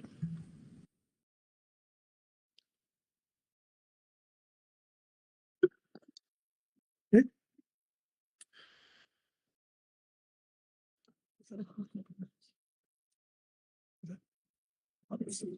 I'm sorry, Rebecca. What? Thank you. Step 2 involves taking the list that we'll come up with in June and saying, do these really meet the EO? Are they in alignment with the EO? Based on some criteria that you'll be developing. Are those criteria come from headquarters? Is the council doing that? And what do they look like? Just so we make sure we're not on the wrong list. Thanks. Dr. Bird.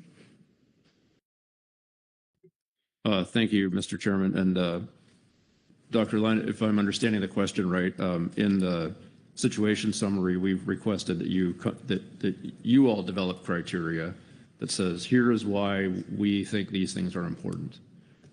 Because we will have to come back and establish a prioritized list in September and say, here is how we prioritize these actions that we're taking to align with the executive order. Prioritization is really hard unless we're doing it objectively and saying, here's the criteria we're using to measure our priorities. So we're asking you all to say, what matters to you when you think about these topics that align with the executive order? That allows Kelly and I to do some work over the summer to say, okay, here's how we filter through all of these based on the criteria you've given us. Kelly, if you want to add to that. Kelly? Yes, thank you. And just to add to that, the SITSUM does highlight the criteria from the executive order. So those criteria are already out there: stabilize markets, improve access, enhance economic profitability, and prevent closures. So that's where, I'd recommend starting with that framework thinking about that as you look at the year at a glance, the groundfish measures you've previously prioritized, the CPS measures you've prioritized, then thinking about how those measures address, as Merrick said, helpful to think about what we already have on the table, what we know is coming down the road that you believe you would like to do, and how that fits in those bins. And then what are the new ideas that you have that maybe we haven't yet scratched the surface on, and how do those fit into the executive order criteria as well as what you deem to be your prioritization criteria? Okay. Thank you, Rebecca. Kelly? All right. Anything else?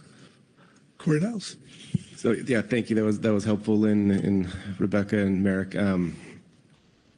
I think you're already going to start doing this, but yeah, I think we heard some ideas from Mark and Mike on the CPS preventing closures, and even broader on that. And I'm curious about what Rebecca was getting at with Q&A on the level the playing field. We've been wondering about that for years with swordfish. Yeah, so I don't want to know. So it sounds like we're going to hear that kind of idea come back in a couple of days, and then it's going to get refined in September. So I think that was helpful. And yeah, just reflecting on really quickly here that something Sam said, I'm going to take it out of context, I'm sure, but he said something, I think it was EFPs, of like, let's be less bureaucratic. And I think one of the frustrations we've had at this council is that things do seem, once they get past here, to be overly bureaucratic. There's many layers of review that we don't understand, and I don't know if Emily was going to catch that one, so or how that fits in, but I do think that's something that should be part of the focus of these discussions as well. Thanks, Corey. Asia? Thank you, Chair. And Corey, I want to jump on that because I also think that there are a number of processes that are here within the council that are bureaucratic. It's not just, I spent a lot of time on the NOAA side of things. I think that there are things there that, believe it or not, they try to do things in a very streamlined way. But I think there is a way that the council itself contributes to the bureaucracy as well. And so particular to the EFP process, that's one where the council has added on its own additional process that is, it's another layer of bureaucracy that isn't necessarily required either. So I don't want to reflect that all on the agency. I think the council itself should take some, like this body when we meet together, not the council itself as it's doing its work to come back to us, but we need to consider what we bring in front of this group and what actually needs thought and consideration and streamlining things. Thank you, Asia. All right. I'm not seeing any more hands. Kelly, how are we doing here?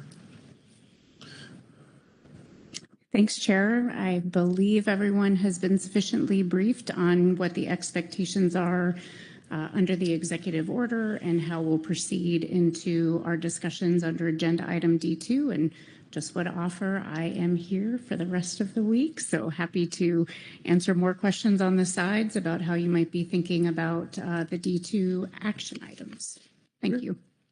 Thank you, Kelly. Well, I'd like to get the CCC update before we take a break, so that'll make us go a little faster, I think. So with that, I'll turn to Executive Director Burden. When you're ready? Yeah, thank you, Mr. Chairman. Just 1 minute here while I cue this up.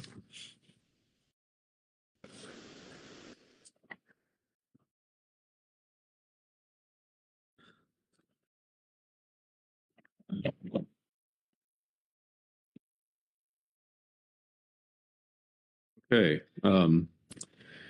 Good afternoon. This is agenda item C1, which is the Council Coordination Committee meeting update. The spring 2025 meeting of the CCC was held in New Bedford, Massachusetts from May 13 to 15, 2025, and was hosted by the New England Fishery Management Council. The meeting agenda is included in attachment 1. I've also included a supplemental attachment 2, which is my summarization of some items from that meeting. I would also flag that there is going to soon be a formal report posted to the CCC meeting page, but that is not quite yet available. The Pacific Council Chair, Mr. Brad Pettinger, the Vice Chair, Mr. Pete Hassemer, and myself attended on behalf of the council, and I note that Ms. Jennifer Kwan and Mr. Ryan Wolf attended on behalf of the West Coast region. So all we'll do here is just have some discussion and any guidance that you might have that arises from that discussion as appropriate. And I would just flag again that you have a few attachments in your briefing book. Happy to take any questions, Mr. Chairman. Otherwise, I'll go to my report. Okay. Questions, Executive Director Burden? Nope, you're good to go. Okay, I will try to summarize this report included as agenda item C1, supplemental attachment 2. For your reference, the agenda is included as attachment 1. So once again, we met in the middle of May in New Bedford. This meeting was organized slightly differently than past meetings. Since our meeting last fall, the council executive directors have been discussing how to take better advantage of these meetings, and then that was amplified by some of the recent developments at NOAA regarding staffing and funding, some of the recent executive orders and the implications of them, and that all gave rise to a fairly focused and intentional meeting that I think was well timed. There were a few key matters that we discussed. One includes recent executive orders. We talked about NOAA staffing, capacity, and implications for science and management. We talked about funding. We always talk about money. And then how to better align council and NIMP's priorities in the latest context of our shared capacity limitations. There were a few other things, as you'll note, on the agenda, but I won't summarize them here.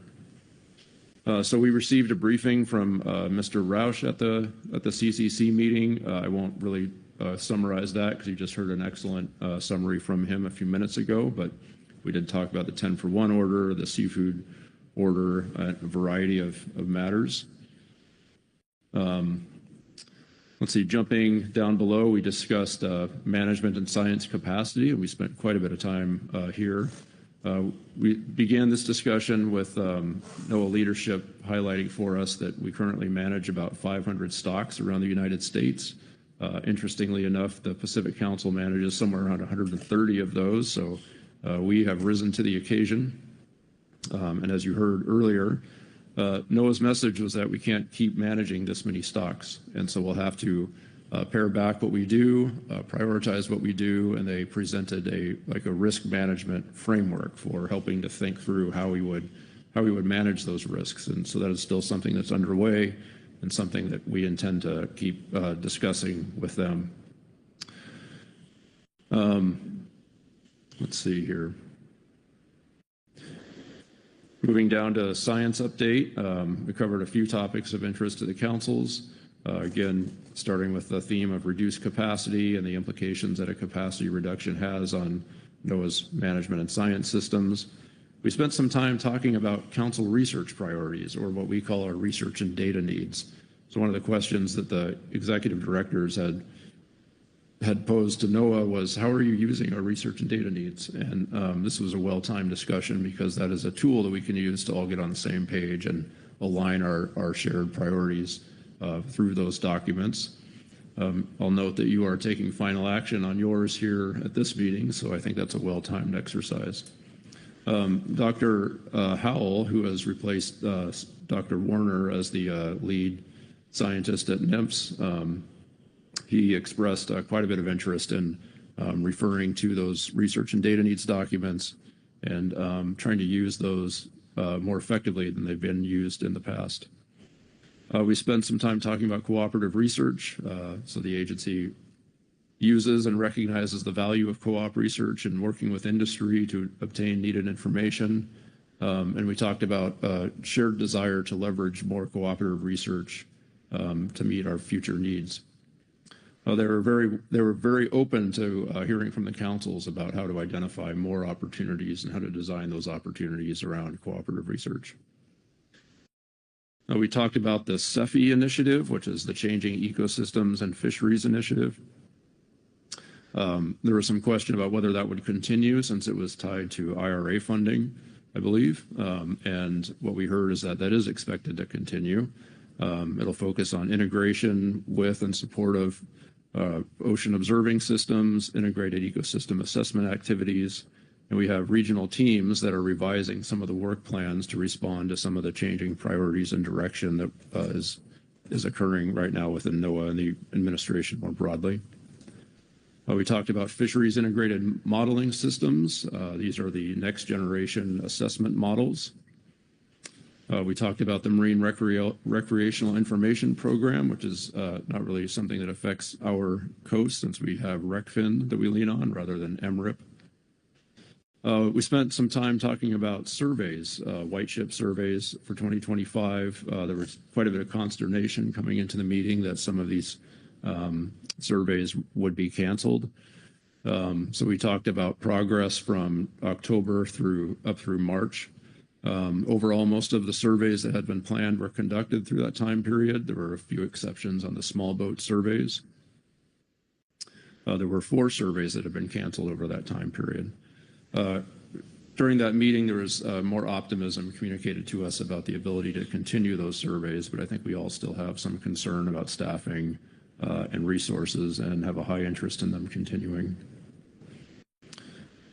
So once again, we concluded all of that talking about how do we get on the same page, how do we align ourselves more closely in terms of science priorities, management priorities, and alignment between NOAA and the councils.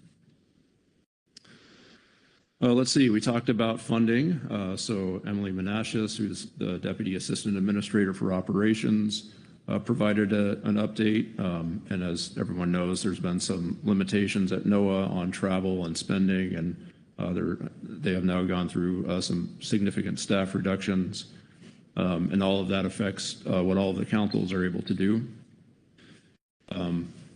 Ryan Pollock is this CFO, CFA director. He provided an overall budget overview. There's, of course, a lot of uncertainty. We all talked about that in our budget committee yesterday.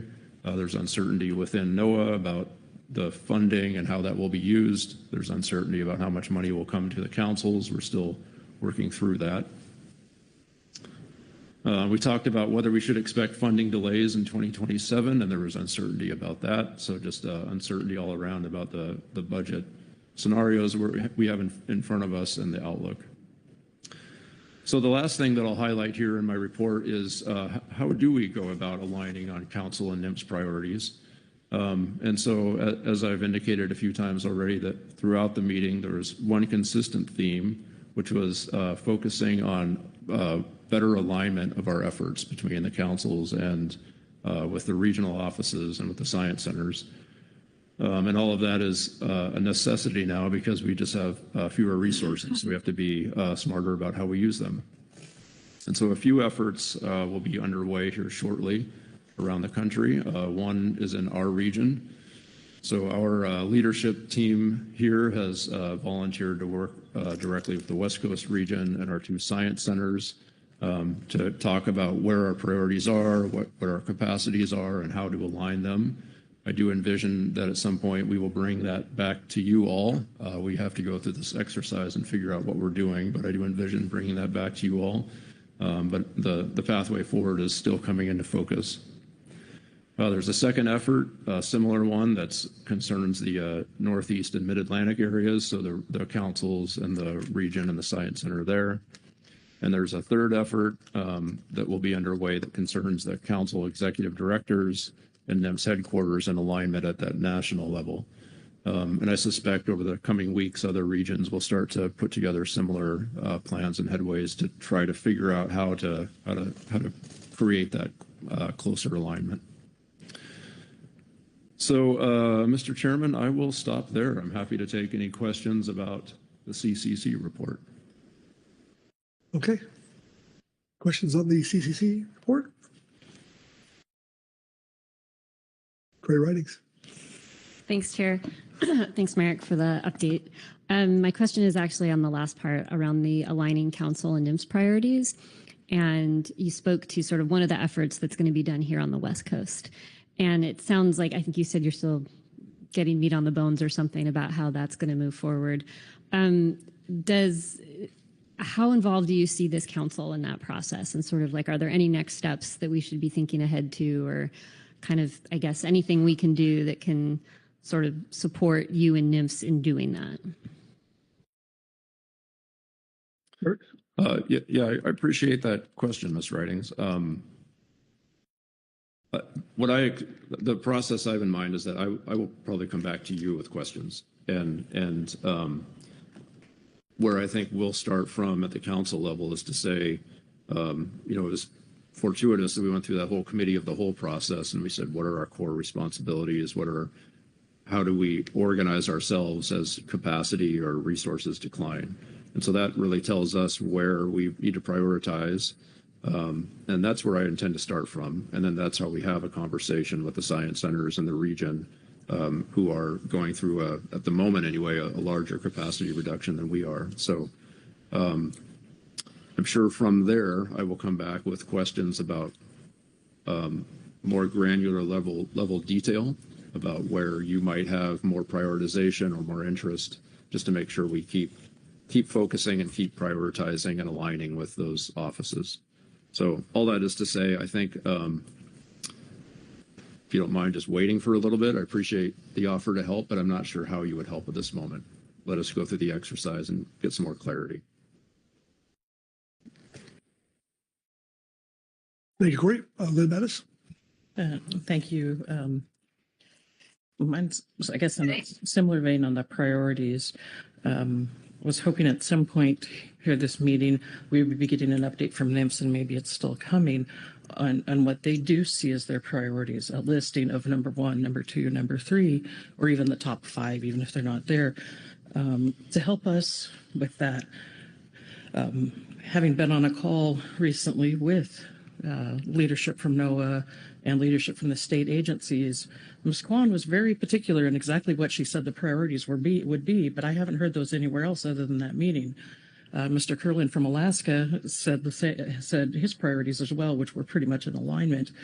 But with the reduced capacity from NIMS and the new EOs and new guidance, when are we going to get that update from NIMS on these are the 5 things we have to prioritize right now to help with this discussion?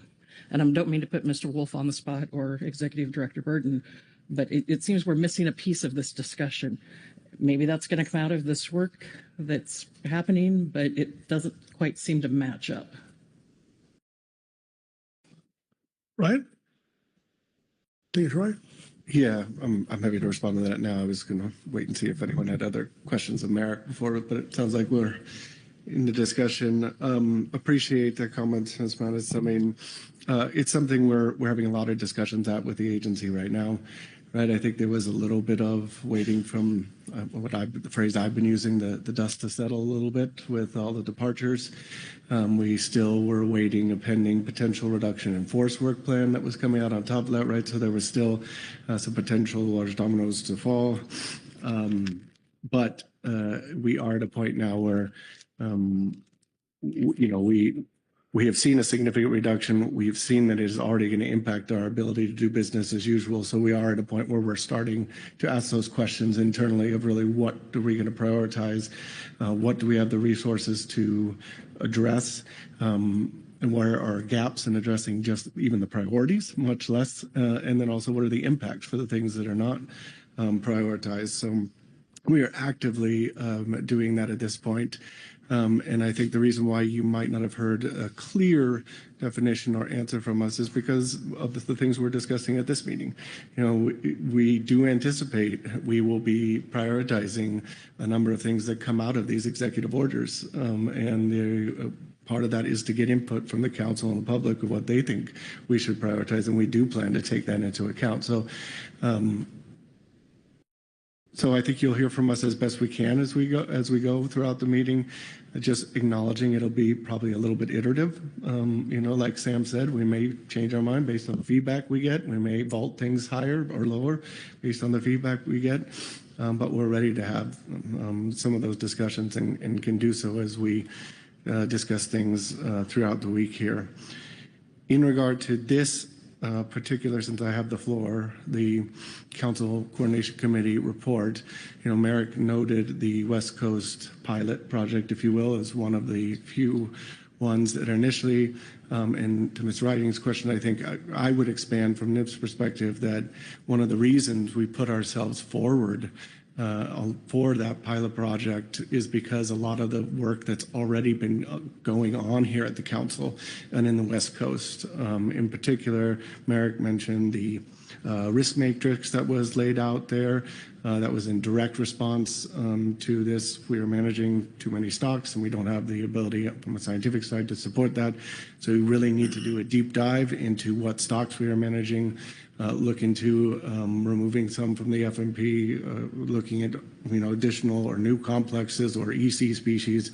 And all of that was stuff already on the council's agenda and stuff you are going to be discussing now and then in September. So that's another reason I think we put that forward as to be kind of part of the priorities, because we felt this council was already a step down the line in doing this, in looking at some of the exact things that we thought would help us in our overall prioritization for a number of reasons.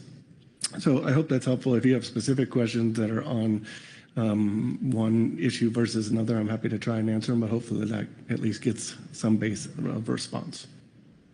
Thank you, Mr. Wolf. And I get you remind me I should have caveated this, that the first thing Ms. Kwan did say is these are my priorities this week. Next week it could change.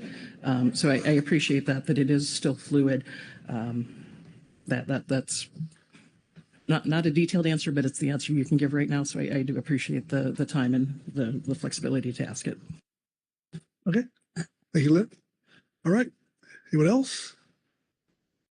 Okay. I think we're done with this agenda item, and we're going to take a break. We'll get back here. Let's say 3 o'clock. We've earned it, and I think then Vice Chair Hassemer will have the gavel to get returned. So 3 o'clock.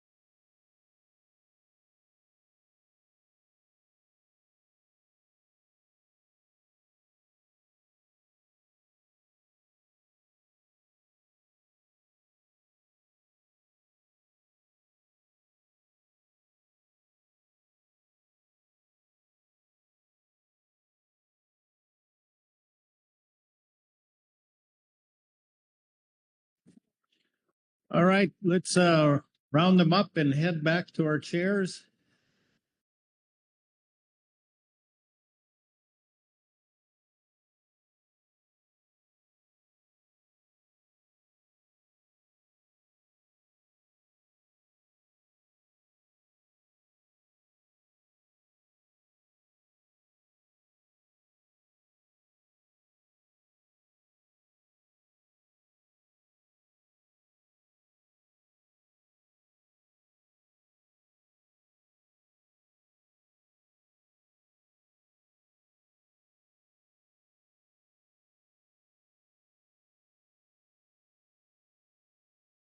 And it looks like we're all here. Thanks all.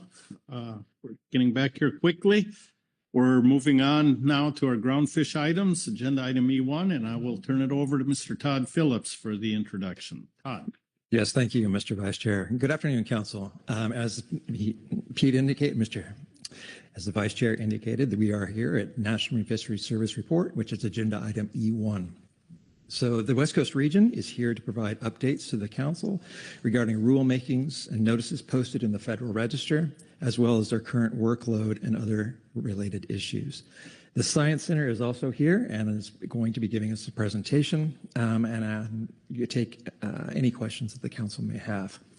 In your reference materials, you have the National Marine Fisheries Service Report from the region, you have the Science Center's presentation, and a gap report. Your task, per usual for this agenda item, is Council discussion and guidance as appropriate. That is all I have. I'm happy to answer any questions. All right, thank you. I'll look around, see if there are any questions on the overview. Not seeing any then, I'll turn it over to Keely Kent to start the discussion. Keely. Thank you. Good afternoon, everyone. For the record, Keely Kent, I'm the Groundfish Branch Chief with the West Coast Region Sustainable Fisheries Division. I'll be speaking to agenda item E1A, which is Supplemental NIMS Report 1. This is our typical rulemaking and workload report that we put in. There have not been very many changes since the last time we talked about this. There are quite a few different rulemakings that are in progress, but several that have not made the progress that we would have expected with the administration transition and things like the regulatory freeze. And other pieces like that. So I don't have a good forecast on a lot of the rulemakings. The things that have changed since we've last talked, we did approve Amendment 35 to the FMP, and we sent that letter to the Council just 2 weeks ago. And then a number of the other rulemakings are sitting, but we are very close to the finish line on the 2025 whiting specifications final rule. So we're hopeful, perhaps in the next couple of days, that we could get that out. I'll just briefly talk through some of the workload chart and then some staffing changes, and then I'll come back for questions. So generally, if you have a question about a particular rulemaking that right now in our chart is showing as to be determined, happy to discuss that. But just noting that a lot of rules are stuck in that place right now for groundfish. On our workload chart, because of some of the uncertainties of the rulemaking timelines, I have not forecast potential timelines for proposed rules and final rules for recent council actions, but when I have that information or a better sense of when things will move, I'll certainly bring that back forward. The biggest thing to note, on the workload chart and then more generally is that since the last time we've met, Ms. Maggie Summer has left the Groundfish branch, and that is a very recent change, and we are still determining what that will look like for us. But as I'm sure you can assume, I cannot absorb that workload with our existing staff, and so we'll be looking at all of the actions and work that we have ongoing and determining where our priorities are. And as always, as that ebbs and flows, we will bring that information back to you so you know sort of where our work is and what may move quicker and what may take longer. Those were all of the updates I have for today, and I'm happy to take questions. Thank you, Keely. Questions for Ms. Kent on the NIMS report? And that looks like it was perfectly clear, so thank you very much. Next, we have a report from the Northwest Fisheries Science Center. Craig Russell is here, give a presentation, and also he has an introduction to give to us also. Craig. Thank you, Mr. Vice Chair. Good afternoon, Council. I'm Craig Russell, the Director of the Fishery Resource Analysis and Monitoring Division at the Northwest Fisheries Science Center. Nice to see you all again and to be here in person. I am also joined here at the table, as you'll see, with Mr. Jeremy Russin, who is our performing the duties of the Northwest Center's director position. He'll provide a few remarks, and then I'll cover a couple of groundfish updates following Jeremy's comments. Jeremy. All right, thanks. Thank you, Craig, and good afternoon, everyone. Yeah, so I'm Jeremy Russin, and I'm honored to currently serve as the acting science director at the Northwest Fisheries Science Center. I appreciate the opportunity to just say hello and introduce myself to you all, and I appreciate the warm welcome so far this week. I thought I'd take the opportunity to say a little bit just about my background for those of you who don't know me. I know a few of you around the table, and then talk a little bit of just give a really high overview of some state of the center types of things that we've been touching on, but we can delve into a few more of the details there that may be of interest. So I've been with NOAA for about 25 years. I started as a fisheries observer, mostly on the East Coast.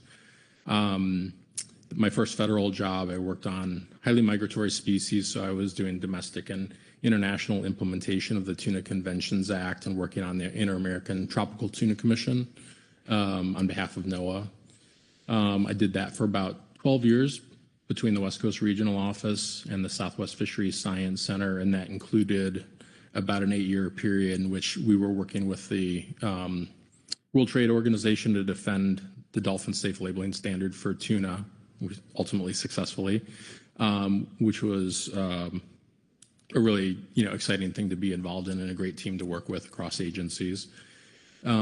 As I was at Southwest Fisheries Science Center working on those issues, I became much more interested in sort of leading organizations and organizational culture, leading scientific programs. And so I applied for and became the Deputy Science Director at the Alaska Fisheries Science Center. And I served in that role for about 6 years before joining the Northwest Fisheries Science Center as the operations lead about 1.5 years ago.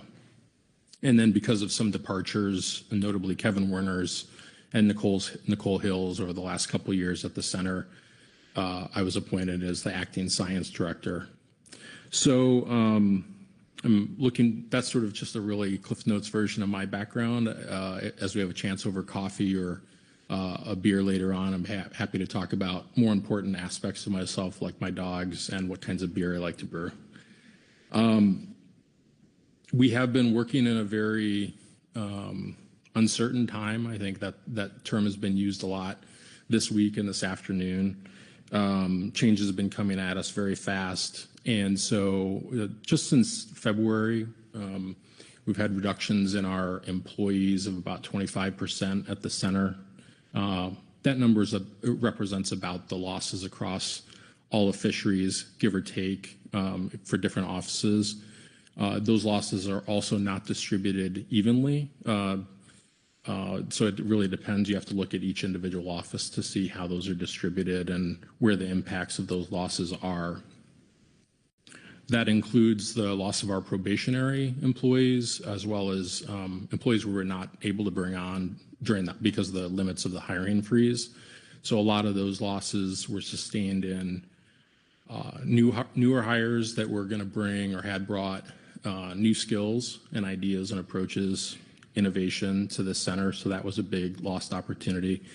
And then the voluntary resignations and other resignations really hit our more senior level staff hard. So we lost about 20% of our supervisors. And as I said, Nicole Hill, our deputy science director. So those two areas where, the more junior staff, lots of new ideas, more senior staff with a lot of our long-term history and leadership at the center.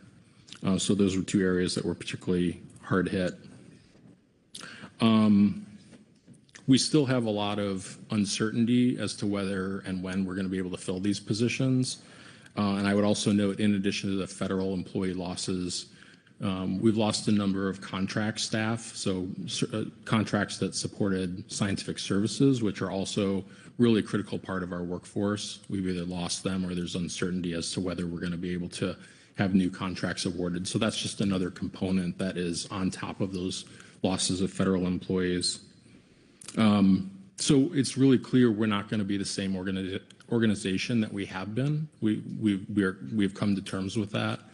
And as I said, because the changes have been coming at us so rapidly, we've just been absorbing those. But now we're reaching a point where there's greater stability in our day-to-day work. And as Ryan talked about in the previous discussion, our office, like other offices, is really taking stock about, where do we continue to have capabilities and capacity in different areas? Where are the gaps? What are our highest priority needs? How can we address those? Where are there emerging needs and opportunities, for example, in the executive orders that we need to address? And all of that discussion will also result in a discussion of what are the areas we're going to do less of or not do anymore. And so we are doing that internal prioritization process at the center right now. I think the regional office and the Southwest Fisheries Science Center are undertaking similar types of discussions, and that is going to, I expect, dovetail nicely into some of the West Coast pilot discussions that Executive Director Burden mentioned earlier. So we're very much having those discussions right now. We don't have those details yet because we've been sort of reeling, but we expect to have more details on that over the next month or two so that we can feed that into the process. Certainly continuing to serve all the information needs to the council is right at the top of the list. But then, of course, within that, we need to do some prioritization of what's feasible, what we can continue to deliver. And we're going to be looking forward to working in partnership with the Southwest Center, West Coast region, and the council ultimately in doing that and trying to be as aligned as possible in that. So those are really the primary things I wanted to mention. I appreciate the council's leadership in thinking about streamlining and what prioritization and what we need to do and trying to be as aligned as possible. I wanted to echo, I think, maybe what Ryan said earlier along those lines. I think that's very much why we are leading on behalf of the entire agency as one of these pilots, this West Coast pilot. That's a real, testament to the council's leadership in this area. And so we look forward to working with you also. Those are my kind of introductions to you all. I look forward to seeing more of you around the margins of the meeting the rest of the week. So happy to hand it back over to Craig. Thank you, Craig. And I suspect you'll stay up there if we have questions at the end. Thanks. Yeah, thank you, Jeremy, and thank you, Vice Chair. Next 2 slides, please. Skip 2 slides. And one more, please. Okay, so I'll talk about a few topics briefly on our update assessments, our surveys, and then some new ways to access some of the data that our Observer program provides. So first, I do want to comment on the update assessments that were previously scheduled to be on the agenda. As you likely heard, we were delayed in getting those completed and meeting the deadline for that, and did anticipate missing that deadline by a few more days. And so council concerns over ensuring that we had adequate public, council, and Groundfish subcommittee review for that prompted us to talk with them and ultimately led to the pushing out of the Groundfish subcommittee to August, as you now know. With that decision, we at the Science Center understood that we would be providing those assessments consistent with the tour several weeks prior to that Groundfish subcommittee, and so we did take our foot off the gas on that to allow folks to pay attention to getting ready for council and being here at council as well. So right now, we are working to finalize those documents because we do recognize that there's high interest in these. And once the folks that are here are able to get back and finalize those, they will do so. And we've targeted and shared with the GAP earlier this week that we plan to have those out next Wednesday. I think that's June 18th. Next slide, please. Okay. So some good news, and you heard some of the challenges associated with some of this good news here. We do have the 2025 Southern California Rockfish Hook and I'm sorry, one more slide up, please. Just back one. There we go. Oh, let's go one more. There we go. Perfect. Okay. So the 2025 West Coast Groundfish Bottom Trawl Survey is underway. You can see the plan schedule here from May 18th through July 15th. I do want to note that you heard earlier from one of our scientists some of the challenges in getting underway, and the dedication of our staff and persevering through some of those challenges, as well as the vessel captains and the crew and being patient with us through that, and the volunteers that we were able to secure to make sure we could execute that survey were key to that. Really grateful for that. I'll talk more briefly and generally about sort of the surveys and where we are towards the end, but I'll get through a couple of these surveys first. Okay, and you can see here pass 2 is currently planned for August 24th to October 21st. Next slide, please. Also, we continue to plan for the 2025 Southern California Rockfish Hook and Line Survey. This is an ongoing partnership with Pacific states and industry. Currently, we are planning to be underway September 21st through October 6th, and will be conducted aboard the 3 vessels, the Mirage, the Aggressor, and the Tornado. Next slide, please. And the final survey I'll highlight here is the Integrated West Coast Pelagic Survey, which combines the Northwest Center's HAKE and the Southwest Center's CPS surveys into one efficient survey. The goal here, as we've shared before, is to conduct a robust fisheries independent integrated survey that collects and provides the support and the science information for sustainable fisheries for both Pacific hake and the CPS species. We are very proud to announce that the survey is underway and departed June 11th and conducted their first trawl operation last night. This survey will continue through September 14th and will include the acoustics, the midwater surface trawling, and eDNA and environmental data collections.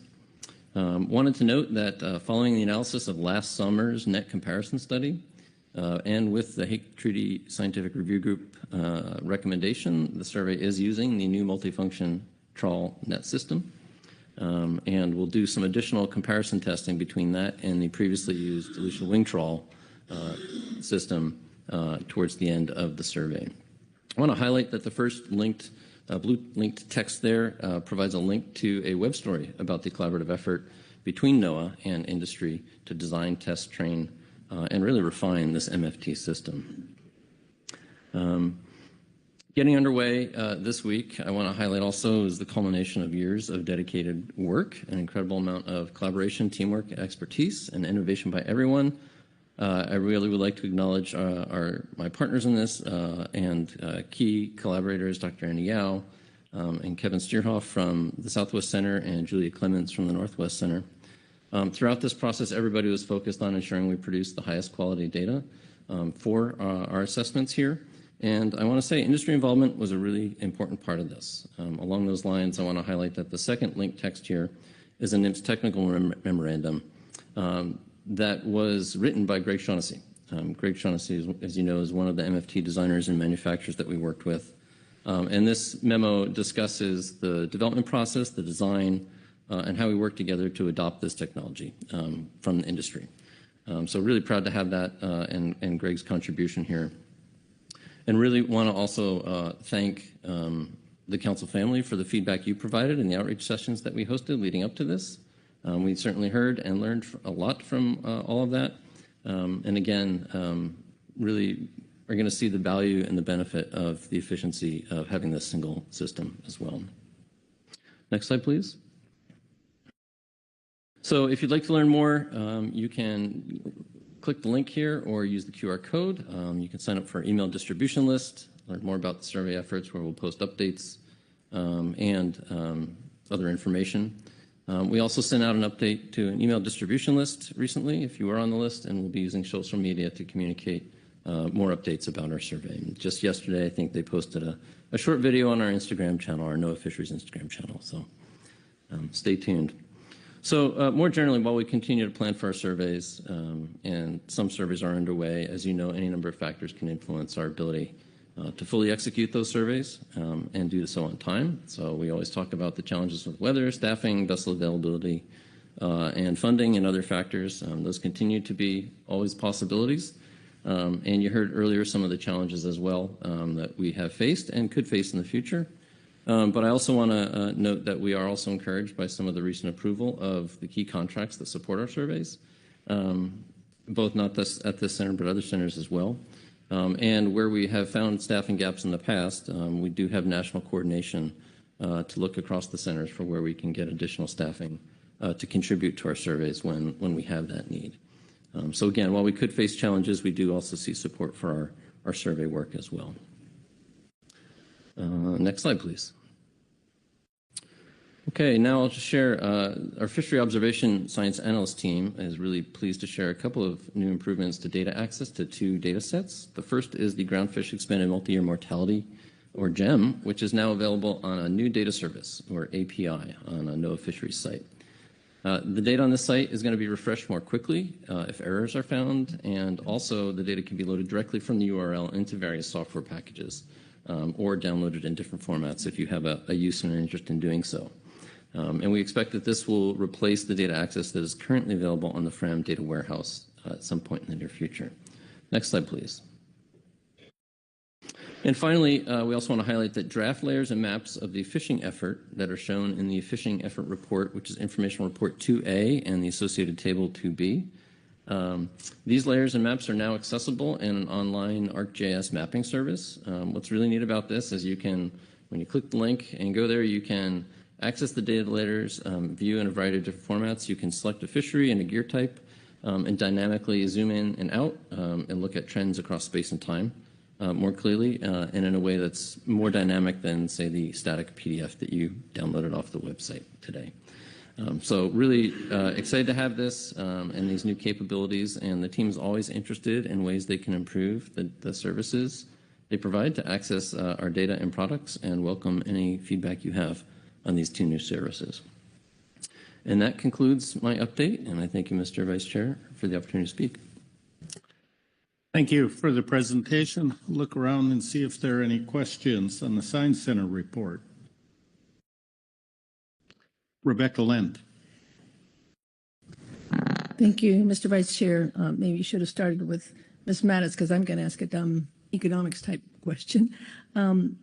The fact that you're using 2 ships, I noted that in 2023 they were operating side by side. It sounded like for some calibration factors.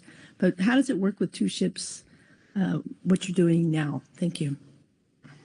Yeah, so thank you for the question, Dr. Lent. So previously we had 2 NOAA ships conducting the offshore portion of the integrated survey. And I take it that's the one you're referring to as the Integrated West Coast Project Survey. Okay, yeah. So previously we had one vessel that was focused on coastal pelagic species moving from north to south, and then another vessel focused on hake moving from south to north. And at times they did cross. We did have to look at how we could reconcile the different methods to do that, and the directions and the sampling regimes, and how we fit what used to be 48 hours of operations in a single day on 2 vessels into 24 hours operations onto 1 vessel. So over the last several years, the team worked through how to do that, and one of the keys was the multifunction trawl system, which gave us more quick turnaround time, and actually 0 turnaround time to be able to switch between hake and coastal pelagic species surveying. So it does create quite a bit of efficiency to go from 2 NOAA ships to 1 NOAA ship, and save a substantial amount of ship time there, as well as labor costs. Thank you. Lynn Mattis. Thank you, Vice Chair. Appreciate the information. The last 2 slides where you showed new data availability, thank you. We had heard that the current versions are going away, and that sent a number of ODFW staff into panic, downloading local versions and really stressing our IT folks with the amount of data we were taking up. So appreciate that those products have not completely gone away. They've just changed location. That'll be very helpful for the GMT doing their analysis for me when I do get the chance to be a data nerd again. So glad it didn't go away. It just changed locations. And then a question, and this is going to sound somewhat flippant given what we're all talking about, but there was a few weeks ago, there was an article in the Seattle Times about the Northwest Center not being able to fulfill their janitorial contract. Has that been resolved so that stock assessors aren't having to clean the bathrooms and bring toilet paper from home, so that their productivity is focused on what they need to be doing? I know it sounds like I'm making light of it, but just trying to find out what some of the progress on those types of things has been for you all. Thank you for the question. When you're acting science director, you get to answer the questions about the janitorial contract. Yeah, thank you for asking and your concern about that. Yeah, that has been resolved. I guess I'll say the silver lining there were two things. One is we've got an incredible staff. And so, you know, when there are issues like that come up, and that wasn't the only one, we had a lapse in our center's maintenance contract as well. You don't have to look far for people to raise their hands and say, you know, how can I help? How can we pull together to make sure that these things are done? So it's great to work in an environment like that. And, you know, you can only imagine when you're talking about janitorial, it's one thing, and the same thing goes for, you know, science questions or pitching in to make sure that we can do all the mission related things that we need to do. It also, I think, really elevated the need for some maybe changes in the contract review and approval process that's being undertaken within NOAA. So I think we've seen some, you know, improvements and streamlining of that process that we're all benefiting from. Craig mentioned that we've seen some important survey contracts be approved in a pretty timely manner. So, you know, you hate to have those things happen, but we got some good outcomes as a result of that. And I think we're on better footing with having those kinds of critical, I don't think we're going to face those kinds of critical gaps, hopefully in the future. Thanks for asking. Thank you. Any other questions? Marcy Remco. Thank you, Mr. Vice Chair. I guess I am hoping to maybe hear a little bit more on the update assessments and the changes in the timeline. I didn't seem like a very big deal since we already had agenda items scheduled for the September meeting. I appreciate your interest in ensuring accuracy and making sure the final product is going to be something that withstands review. And, you know, a few extra weeks seems like time well spent to make sure that things are done correctly. But I guess I'm thinking back to the April meeting. We did get a NIMS report that did suggest everything was on track, things were fine. There weren't any concerns identified at that time. So I guess I'd ask you now, looking ahead toward September, I know the landscape is constantly changing, and I'm not intending to, you know, I want to ask a fair question and not a, you know, I realize you don't have a perfect crystal ball, but looking to September, are you expecting that the remaining star panels and the remaining documents that will be there to be posted for the upcoming reviews, do you foresee everything else is going to come together on the timeline that we have in front of us for September with regard to adopting stock assessments? Thank you, Marcy. And I think I heard two questions there on the decision. I want to ask Executive Director Burden to respond first, and if they want to add something in the process, then we'll go back to the Science Center. So, Executive Director Burden. Yeah, thank you, Mr. Vice Chairman. And Mr. Remco, just on your question about understanding more about why the update assessment review was canceled. I guess hasn't been canceled, it's been postponed. That was a decision that I made. And we made that decision in consultation with the Science Center. And what I was really worried about is shortchanging the review time, as I think you picked up on. And what's happening would be we had the review scheduled here. We have some of the same SSC members gearing up for the STAR panel that happens shortly after this meeting. And so we were starting to see a crunch of people and capacity, and I didn't want to take the risk. And I think given a lot of the sensitivities that exist right now with our stock assessments and the questions, I thought it's better just to make sure that we have the full 2 weeks of review, that everything is out and there's no shortchanging of any of that process. So I thought it was better to postpone and make sure we took the time and did things carefully. So that was a decision I ultimately made, and I hope that answers that first part of your question. But but I'd invite either of the Science Center gentlemen to weigh in more on that if they have more to add. Okay, Craig or Jeremy on the process? Yeah, thank you, Mr. Vice Chair. Thank you, Director Burden. I really don't have anything else to add in terms of the process. I think, we wanted to be responsive to the needs and make sure there was adequate time, so we supported that decision. The engagement, the review time is critical to these, and the reviews of the assessments is something we've got to make sure we do those right. The other part of the question about looking ahead. Again, I don't have a crystal ball. As you've heard from several folks today, things could change in any direction, whether it's resources, staffing, priorities. But our team certainly is completely committed to doing everything within the resources we have and looking closely at our protocols to make sure where we can get things done a little bit early for ourselves, to give ourselves even just a little bit more buffer to make sure that we are getting those in on time, that we are doing that. So we're certainly committed to that and hope that the landscape continues to stay stable beneath our feet, so that we can continue to do that. Thank you. Marcy, thank you. Any other questions?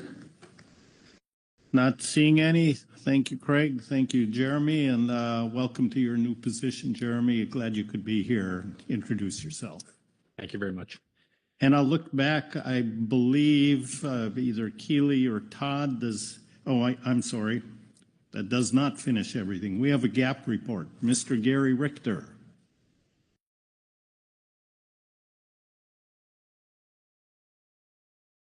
Good afternoon, Mr. Vice Chair. Be reading from agenda item E1C, Supplemental Gap Report 1, Groundfish Advisory Subpanel Report on National Marine Fisheries Service Report. The GAP would like to express our support for the work the National Marine Fisheries Service conducts to facilitate the operation and implementation of our fisheries, such as surveys, stock assessments, and those regulatory actions that allow our fisheries to open on time, operate, and have increased opportunities or flexibility. The GAP is very concerned about the significant loss of staff members at both science centers and within the West Coast region, and the implications that the loss of key staff members will have on the integrity of fishery and conservation and management regime in federal waters off the West Coast. The GAP requested Jeremy Russin, interim director of the NIMS Northwest Fisheries Science Center, provide information about personnel changes at the center. The center has lost roughly 25% of its staff due to probationary layoffs and retirements, noting the percentages about the same or slightly more at the West Coast region and Southwest Fisheries Science Center, but varies across departments. The hiring freeze has also not been lifted. Reduction in workforce mandates are still looming, creating additional uncertainty, and NIMS could lose additional employees across fisheries offices. Additionally, some contracts had to be canceled, leading to backlogs of work that were previously outsourced. While the GAP understands NIMS staff will continue to do their utmost to fulfill their management objectives, it is clear they will be constrained to doing less with less. The Pacific Fishery Management Council process is important to the future of the groundfish fishery and has worked really well for a long time. NIMS is a critical partner in the council process, and the GAP is concerned the staffing losses and loss of institutional knowledge will impact the responsiveness of the council and NIMS to critical fisheries issues. Mr. Vice Chair, completes our GAP statement. Thank you. Questions for Mr. Richter on the GAP report? Not seeing any questions. Thank you very much. And that completes our reports, takes us to public comment. We have 2 sign-ups. First will be Mr. Jeff Lackey. Good afternoon, Jeff.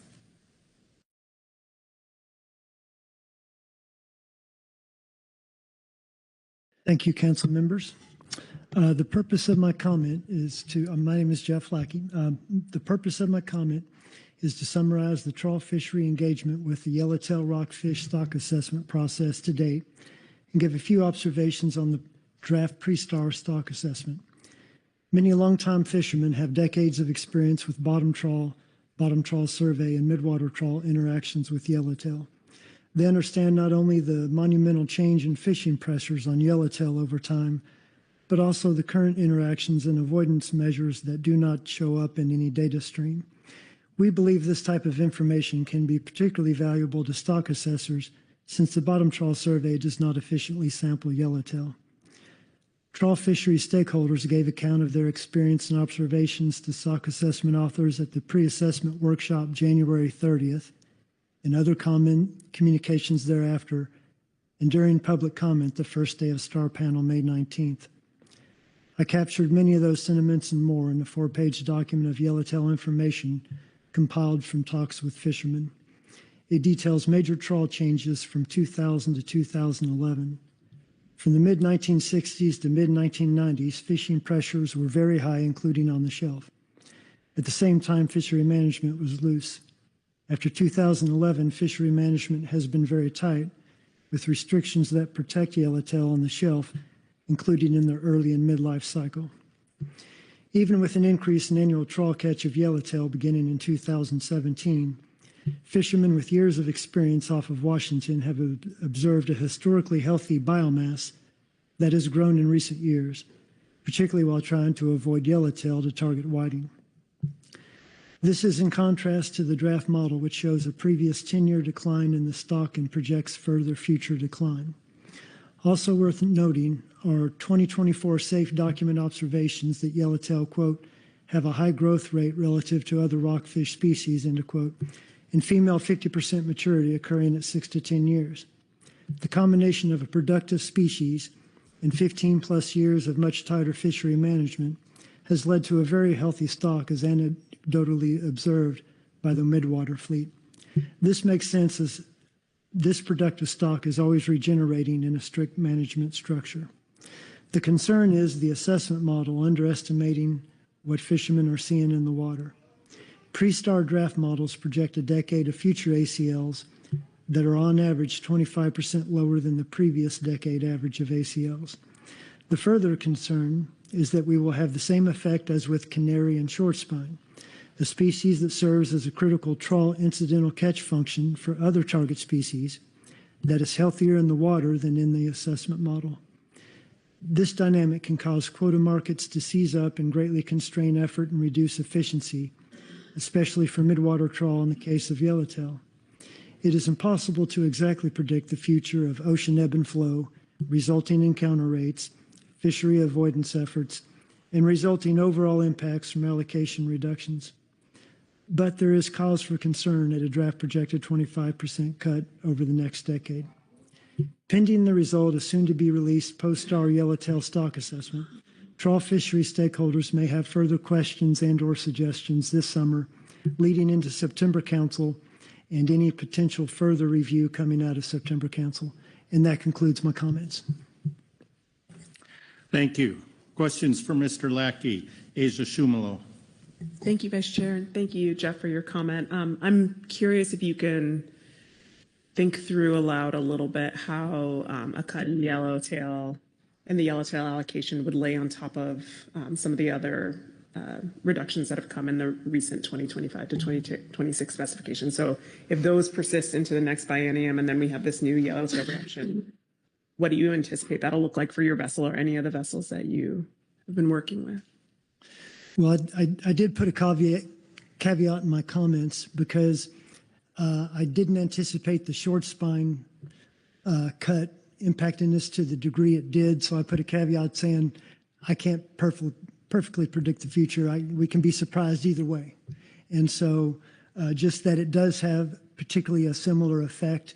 And if it does overlay other species, this particularly being a midwater incidental caught species, some targeting more so later in the year, a little in the middle, but more so later in the year.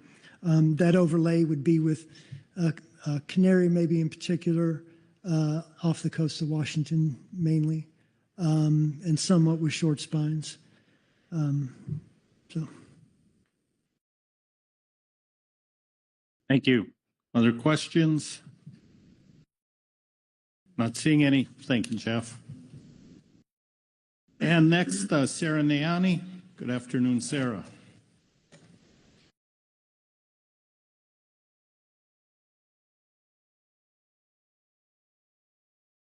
Thank you, Mr. Vice Chair and council members. I still get nervous coming up here. It's a little hard to talk about some of these issues that we're facing on the West Coast right now. And I have a statement written here, but I think I'm just going to speak to you instead. My name is Sarah Nyani. I work for Arctic Storm in Seattle. And as you know, I've been in front of you many times talking about the crises that we're facing in the groundfish fisheries that resulted from the recent stock assessment declines that all occurred at the same time, and the fact that those stock assessment outcomes are not matching with what we're seeing on the water. And I think most of us are facing the dilemma where there's a purposeful wall between the science and the management. But when we have these outcomes from multiple assessments, we hear, well, you need to attend these assessment meetings early and often and participate along the way, provide your knowledge, that will change the outcome, or at least ground truth the outcome of the assessment. But then if we don't participate, you know, we should have participated, but if we do participate, there's not a real mechanism to meaningfully incorporate the information that's provided to the stock assessors because it's considered anecdotal rather than expert. And that word expert is kind of triggering to me this week. I had a conversation with a stock assessor yesterday who was talking about if there's an update to an assessment, what data can be changed and what can't, and then what would happen and what could be changed is that they would reach out to experts to get information. And I raised my hand and asked if fishermen were considered to be experts. And I got a look of complete confusion. Why would fishermen be considered experts was the response that I felt that I got. And so I'm just really struggling because fishermen, well, Jeff Lackey and all of the fishermen that participated in the yellowtail stock assessment put a significant amount of time and energy into compiling their information and doing what we thought we should do, which is give feedback on how the stock is doing and provide background from decades of experience from these fishermen into the stock assessment process. But unfortunately, it doesn't seem that there's a way to kind of directly ground truth the outcomes of a stock assessment. And I know we're not final yet with yellowtail, but I think we need to find ways in our process to do that, to incorporate meaningfully fishermen's perspective and ground truthing. They have so much experience on the water, and I saw these fishermen put together data and really attend these meetings. And I was a little bit disappointed by the fact that, like, when public comment was given, there was no questions back. There was no back and forth. And that's one of the things I really appreciate most about the council process is we need a way for public comments at the STAR panels to be given, and then similar to what you do here at this table, have questions asked and provide a little time for back and forth so that the stock assessors and STAR panel members can kind of understand what's happening in the fishery and have more context to ground truth the assessment. So I have some ideas. I have a lot of respect for the scientific process and all of the stock assessors who put so much time into this work. But I have some ideas on how we might more meaningfully incorporate public participation. So the first would be handling public comments differently at STAR panels. The second would be in the whiting fishery, when the assessment comes out, we receive about a 2-hour webinar for the full JMC team. And this is for managers, fishing industry, and for anyone who is an interested party. And it's a really great opportunity to ask questions right when the stock assessment comes out, 2 weeks before what we have is the SRG in the whiting process, but it's the STAR panels here on the West Coast. And so basically that would give opportunity for stock assessors to present it, get questions early, and then give people a little more time to process the outcome of the draft assessment before the STAR panel convenes. I think it would be really great to provide opportunities for more consistent communication between authors and industry. A lot of what I see is kind of a one-way street of like explaining how stock assessments work to industry, but less opportunity for ground truthing the outcomes of stock assessments with the experience that fishermen have from the water. And then, I'm sorry, my computer. is dying on me. But the other things that I would like to do is provide opportunity for data collection. We're already out there, funding is short. What can we collect that can help fill some of the data gaps in stock assessments? And then also, could we have some sort of survey or tool where information could be collected from fishermen prior to a stock assessment starting? And that data could be meaningfully incorporated and considered to be legitimate. So thank you. Thank you, Sarah. Questions for Ms. Niani?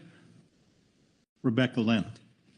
Thank you very much, Sarah, and thank you also, Jeff. I didn't get a chance to ask a question. This is, I understand, there's a monthly call. I just got another signal that this morning with one of the scientists at NIMS to talk about stock assessments. I think that's a great opportunity. I wonder to what extent that addresses some of your questions. I don't know if the latest species here was included in that.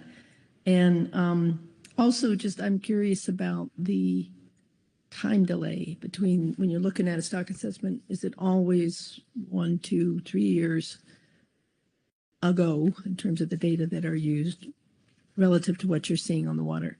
But thank you for the suggestions. It sounds like a great way to promote dialogue and knowledge, and even people might like me would be interested in hearing more about that. At the same time, it's for an agency that's already pretty busy and less resources to do less. Thank you. Yeah, thank you, Ms. Lent, for the question. Yes, I have participated on many of the great calls. I think they call it like the Jason Cope call, and Chantel and other stock assessors participate in that. It's a really great tool. I'm super thankful that they do those monthly calls. I think the few that I've been able to attend, just because the timing of it tends to overlap with a different meeting, but it's a little bit more of like asking questions and getting answers and trying to understand the stock assessment process better.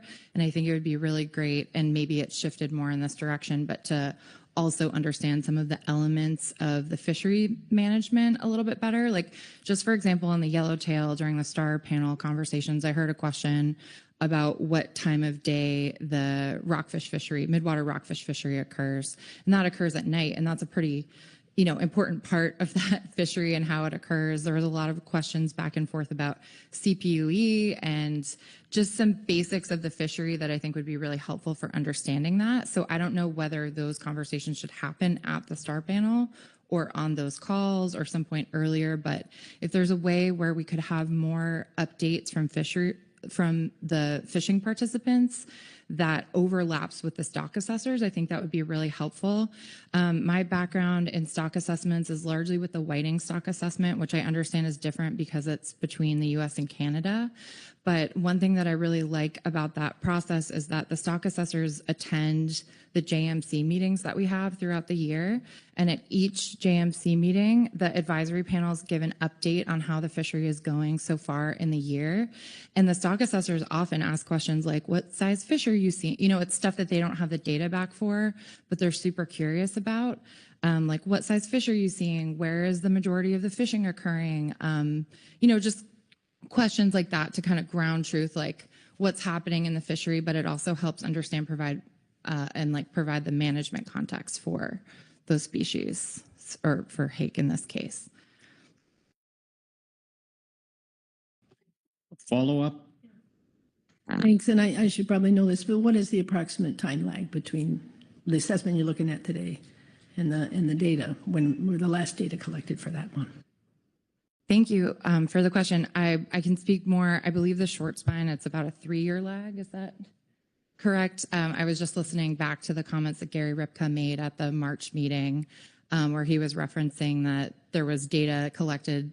I believe he was talking about the survey data or other things from the fishery that weren't able to be included. That would probably be a better question for a stock assessor, because I'm sure it depends on each different assessment, but yes. Thank you. Chair Pettinger? Yeah, thank you, Vice Chair Asmer. And Sarah, thank you for coming forward and sharing the efforts, you and Jeff both, as far as the industry, trying to reach out and get that conversation going, which I think was greatly missing, I think, the two previous rounds. And I just like the fact that the Jason Cope's sessions have come into discussion here. I think it's really good and really valuable, and kudos for Jason for doing that. But it seems like to me that We're learning about what they're doing, but we don't do a stock assessment. I think we ought to have somebody be where they're learning about what we're doing. I think that's where those assumptions that are so important to plug into these things.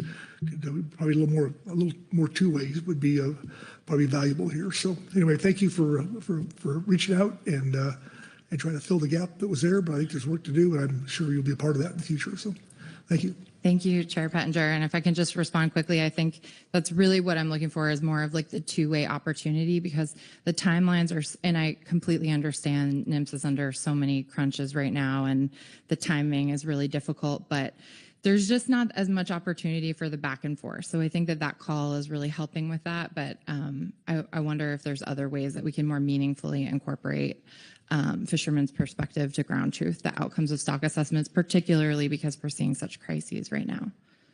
So thank you. Thank you. Any other questions? Butch Smith. Thank you, Mr. Vice Chair. We just heard Jeremy from the Science Center say they had bring toilet paper to work week as the budgets and our money's drying up or appears to be drying up. We are going to have to start thinking outside the box, and maybe that wall that's up between the two maybe has some doors in it that we can open once in a while, because in my opinion, the years of observer program and all that stuff, by independent people on the boat has to be a value for something. And generally they fish in the same areas year after year. I think that as money gets tighter for however long it's going to be tight, I think we need to be thinking about that, how we can incorporate the data that the fishermen are bringing in and with the data the stock assessments are showing. So anyway, thank you, Sarah, for bringing that forward. Thank you, Mr. Smith. And yeah, that just reminded me just a little bit more on like the data that we're already collecting. Many of us in the Hake Fishery did a prior like acoustic, just completely voluntary, put acoustic recorders on our vessels in order for the Science Center to get acoustic data from the fishery. I don't believe that's been used yet, but we're very open to doing similar things like that to try to help with some of the budget stuff, but do it in a way that would obviously be considered scientific. And so I also just want to voice that, like, if stock assessors or scientists at the science centers are thinking of data that they need to provide more certainty for the stock assessments, and that's something that we might be able to collect while we're out on the grounds anyway, I wonder if there might be some efficiencies in having some of the data collection, to at least support stock assessment data gaps. So those are just a few ideas, but we're very open to trying to help here however we can to provide more certainty to the process. Corey Niles. Thanks, Mr. Chair. If we're going to have some discussion, I think I'll just try to make a brief statement then, but since people are discussing now, but if I have some thoughts that I can read off. All right. Well, let's make sure there's no other questions for Sarah. And looks like there aren't, so thank you very much. Thank you. And that completes the reports of public testimony and takes us to our council tasks, which is simply discussion. Any guidance is necessary. I'm going to look first to Corey Niles to see if he wants to start this. And then Asia. Asia might have had her hand up first. No, I didn't. Okay. No, well, this is not the time to have it where it's 4 o'clock, but I think Sarah said it. The whiting model is the model we wish we could have for everything. My first stock assessment cycle was 2007, but came in the middle of it, but it must have been 2009 where this is something we lost that long ago. We had a representative from every stock assessment team, whatever 5 or 6 there were, come to the council for Q&A on the floor. That got moved to evening sessions, and then we lost that because of the pandemic. And I should have asked Jeremy and Craig what their plan was for September, because it is that dialogue between the back and forth that really helps. If you ask a stock assessment person, I've asked as many of the how the heck could this be possible questions since over 2007, and they always have an explanation of, like, I still the sablefish one about we spent 2 decades thinking it was in the precautionary zone, and then 2 times ago or 3 times ago now it said it was never there. So, but these things all have explanations if you get that dialogue going, and they have that at the Whiting. Sorry, I'm trying to keep this brief, and we're hearing one side of the story here, and I just think if you get these people, everyone talking together, they understand. But I know I was at the STAR panel for yellowtail, and I have explanations of why what the fishery is seeing might be plausible, but there was a data pre-assessment workshop, which I know the stock assessors worked really hard to get people to engage in, where it's meant to do what Sarah's asking for, and yeah, maybe it's too early, it's not the right time. So my point is that I think the intent is there on both sides, and just how we make it work, and pointing to the effort that Director Burden has started by hiring consultants to help us evaluate this process. I hope everyone's taking the time to get their input there. And lastly, I know, and Gary Richter was doing a really tough job of trying to represent everyone's point of view at the STAR panel as the GAP rep, but that's always there. And Kiva was one of the stock assessment authors, spent days working on a CPU model from the trawl logbooks, and the STAR panel spent the whole Thursday morning talking about those and asking the questions of the type Sarah was wondering about, and nobody was there other than Gary to answer those questions. And I understand there's reasons for that, but they spent a lot of time asking that about why would the fishery behave like this and that, and it was people that didn't know what they're talking about, speculating, rather than the folks that are on the water having there to provide perspective. So I'm trying to make that. I think if we pull together and find opportunities, there's intent on both sides to do that, and it's been a bit frustrating to watch. And yeah, hopefully this consultant review helps us get back to where last comment I used to see, Brad and Pete Leipzig there all week at STAR panels, talking to everybody on the sidelines and getting their perspectives in. And I think the pandemic, we kind of lost that. Yeah, sorry for going on so long there, but I think we have a long conversation at some point in the future on this topic. Thank you. Asia Shumalo. Thank you, Vice Chair. And yeah, I wanted to more deeply thank Jeff. I know that he put in a lot of effort to gather perspectives from industry during the data gathering stage of the assessment, and to share that information back and forth with the Science Center as well.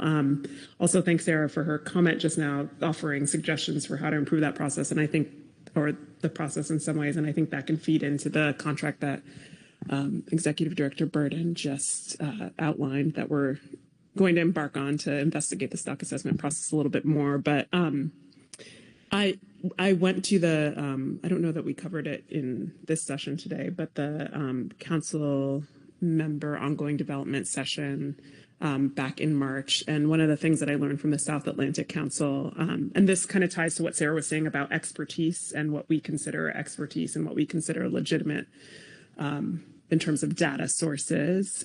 But the South Atlantic Council has a process where industry and the SSC work together to really bless data sources that come in through fisherman knowledge and start including them more officially in the process. And I think it sort of elevates the information that fishermen gather more to this space of expertise in this activity, rather than it being like a story that's told over top of the information to explain it that way. And so I hope one place that we can go is trying to create better space for that information in the process, so that it can feed in appropriately, and especially with money being tight, as folks are mentioning all day today. I think that's a place that we're going to have to go in a lot more concerted way in the future. And I had one more thought that has escaped me now, but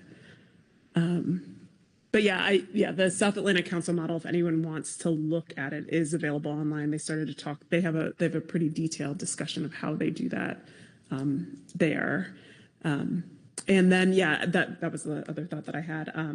I agree. It's this back and forth that's necessary. It's really hard, obviously, for I know that industry was there on the first day of the assessment and was around, and I think waiting for the opportunity to comment. But then by the time the discussion rolled around to a place where they could, where that input would have been helpful context for the conversation, they weren't there anymore. But it's in part because it's a lot of time for industry to take out of the day to come and sit and wait around at a meeting to maybe be called on to add context to something. And so I think that has to be a really big consideration as well, as like, how do we mesh these different working styles with each other, especially given that I also know that NOAA has the constraint now that they can't just stay.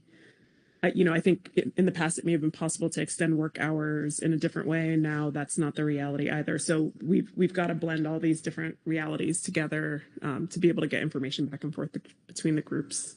So that's it. Thank you. Thank you. Any other discussion? Marcy Remco.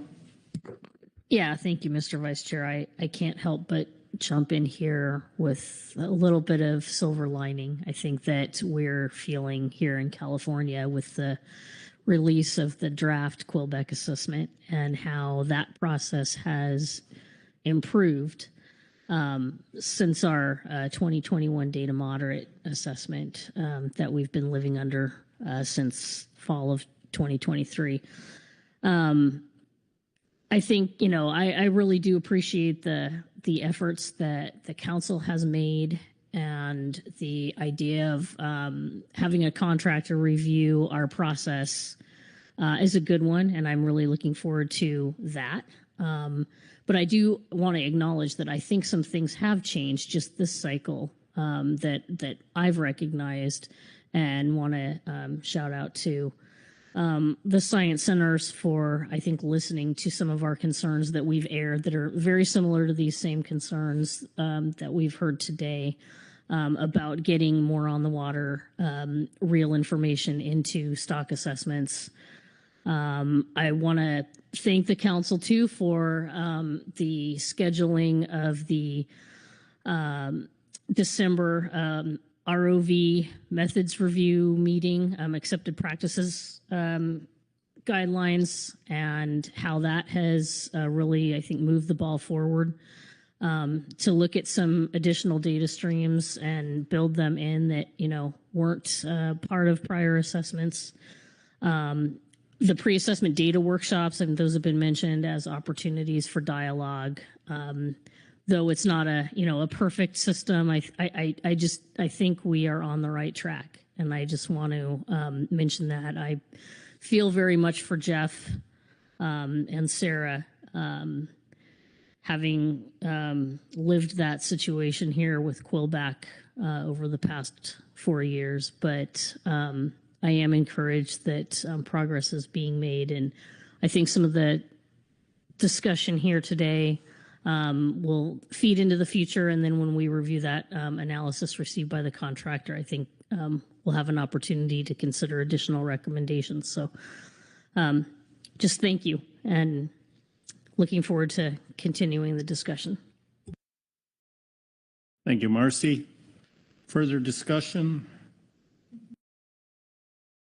And I'm not seeing any on this topic. We've had a lot of discussion, obviously, the NIMS report, but a lot of discussion on the stock assessment process, which is a living document. We have the review undergoing. We've heard a lot.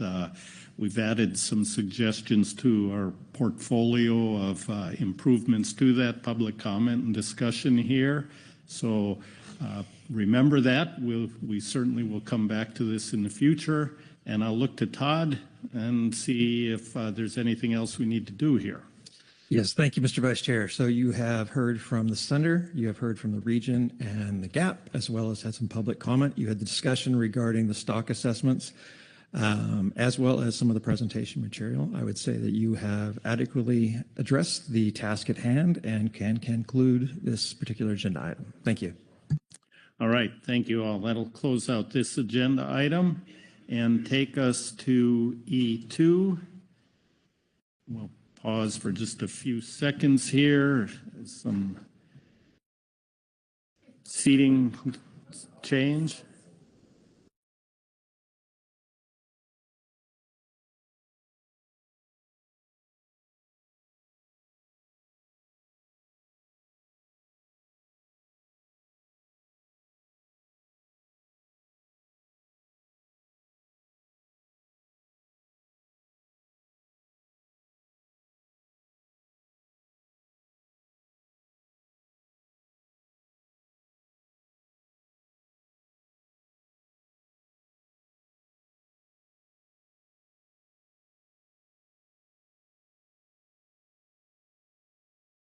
All right, and as we get organized here, we've been joined in the staff seat by Jesse Waller. On my right, Caroline McKnight for California Department of Fish and Wildlife. And so you don't refer to her as the person between Asia and Butch. Heather Hall is in the WDFW seat. So welcome all of you. And Jesse, are we ready to go? Thank you, Mr. Vice Chair. We are nearly ready to go as soon as I get the okay to share, which I just did.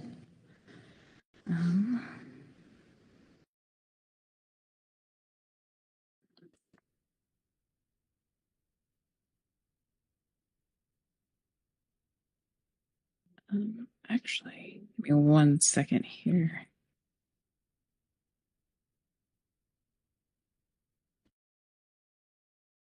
Okay, now we are ready.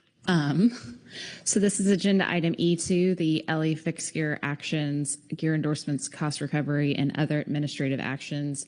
And if it is okay with the council, since we are running just a little bit behind, the PowerPoint's been up for a little bit, and y'all saw a lot of this in March. So if it works for you, I can skip over some of that I was planning on presenting just to make this a little bit more expeditious.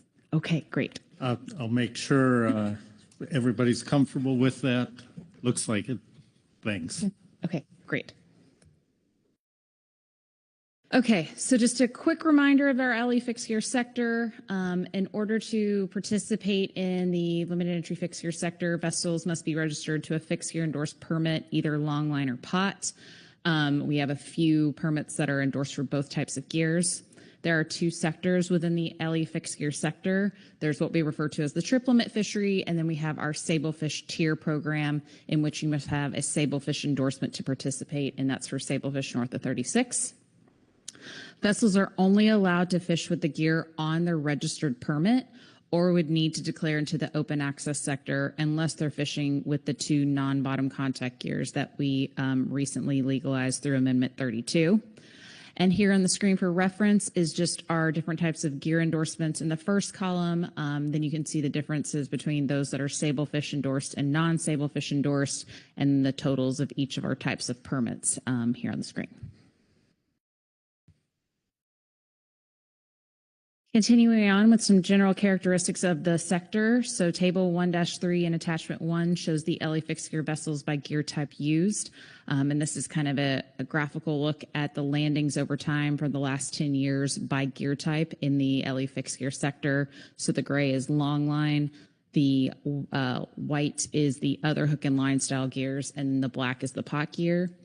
So the majority of vessels utilize bottom long line gear, although that has been decreasing over time. The vessels using the other types of hook and line gear have been increasing. And while pot gear landings have overall been increasing, the actual participation in the number of vessels has been variable.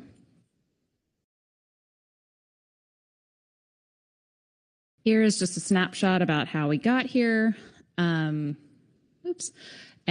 after we finished the second review of the LE fixed gear program in 2022, so it's been a few years in the works, and we are here today to take final action.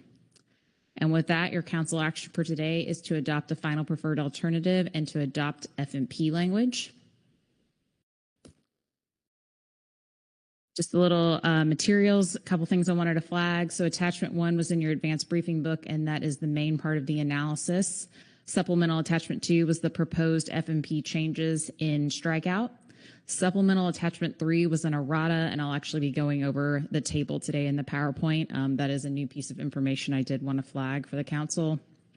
NIMS report 1, which Ms. Kent can cover, is the proposed cost recovery program. And then you do have supplemental advisory body reports and I believe some public comment.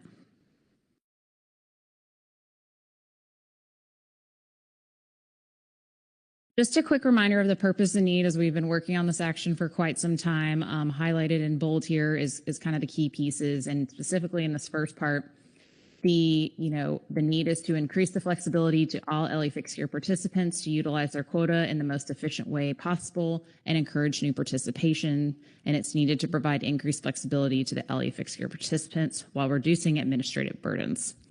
And then the second paragraph deals with the purpose of developing a cost recovery program, which is required by Magnuson. So there are 5 action items that are included that was adopted in the council's range. The council can choose to select an action alternative for each of these items or some, or take no action on all of them. Back in March, I did a full in-depth look at each of these, but today I'm going to be focused in on key reminders, any new information incorporated since March. But of course, if there are any questions on other parts of the analysis or things I don't cover today, happy to take those questions. So first off is the gear endorsements, and as in March, this is the longest section in the analysis, and that we'll cover today. So as I mentioned at the start of the presentation, under no action, vessels registered to LA fixed gear permits would only be able to harvest their limits or quotas with the gear endorsed on their permit unless they're using the non-bottom contact groundfish gear to harvest up to their limits. The council had 3 action alternatives to consider, and with each of these alternatives, there was more flexibility provided to the participants. In March, you selected alternative 3 as your preliminary preferred alternative, which would create a single limited entry non-trawl endorsed permit. Vessels registered to the permit with this endorsement would be permitted to use any legal non-trawl gear to harvest their quota. So this would treat them similarly to how our open access or vessels gear switching in the IFQ sector could use non-trawl gear. And based on feedback from the GAP and Council in March 2025, staff added a new sub-option to Alternative 3, which would be to exclude entangling nets from the gear permitted. There was mainly a concern about set nets, but we kind of expanded this to all entangling nets, which is set nets, gill nets, and tramble nets as well. Currently, set nets are prohibited north of 38, so this would expand that exclusion of entangling nets to coast-wide for LE vessels. Do want to note that there is no record of any directed groundfish vessels using set nets or other entangling nets to harvest groundfish in recent years, so there's no impacts expected for Alternative 3 with or without the sub-option, and you could include it in your FPA if desired.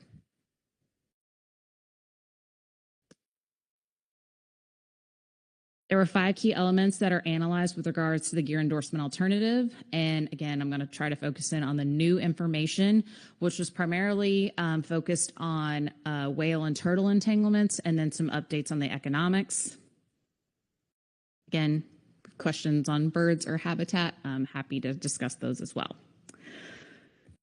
So just a reminder about how we framed up this analysis. When you have 200 and some odd permits and 100 vessels participating, it's really difficult to say how many people are going to do what given the opportunity. So we went with a scenario-based approach to provide bookends to the analysis. So in scenario 1, this would be no shift in activity. This would be the same as no action, but this could also occur under alternatives 1 through 3, just because people may choose not to actually change the gear type that they use. Scenario 2 would look at all bottom longline vessels shifting to using slinky pots. This could occur under alternatives 1 through 3. Scenario 3 looked at bottom longline vessels shifting to a mix of what I'm referring to as traditional pots and slinky pots based on size. So larger vessels greater than 50-foot LOA would transition to traditional pots, and all the other vessels would move to slinky pots.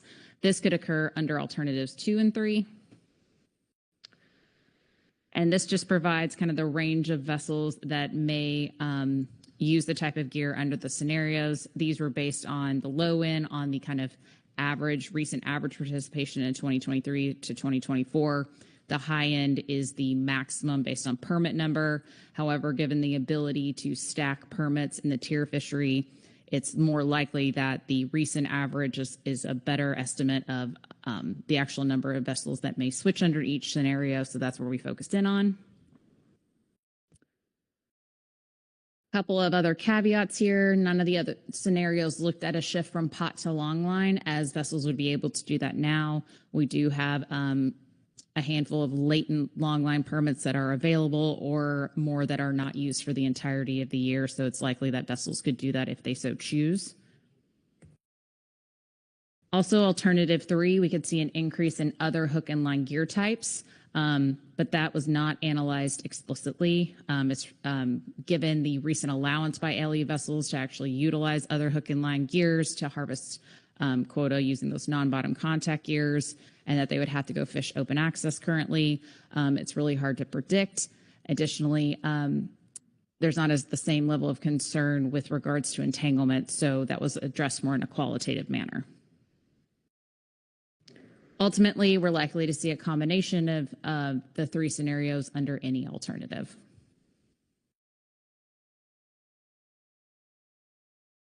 Okay, method of assessing entangling risks. So in March, we talked a lot about entanglements in reference to vertical lines, as that's the main source of entanglements for fixed gear fisheries. And as a reminder, I have a picture here from our gear marking action showing a more traditional pot setup. And you can see here, this is showing 2 vertical lines here on the screen. However, it's really not so much of the number of vertical lines in the water that matter with regards to entanglement, but rather how long the lines are fishing and are in the water, or what we termed as vertical line hours in the analysis. Therefore, the change in risk of entanglement with any of the scenarios or alternatives is going to be the change in vertical line hours.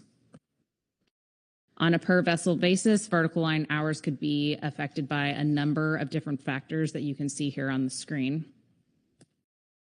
And so the total change in hours and vertical line hours is going to, you can kind of think about it in a formulaic way, where it's the vessel level change in vertical line hours times the number of vessels that change gear.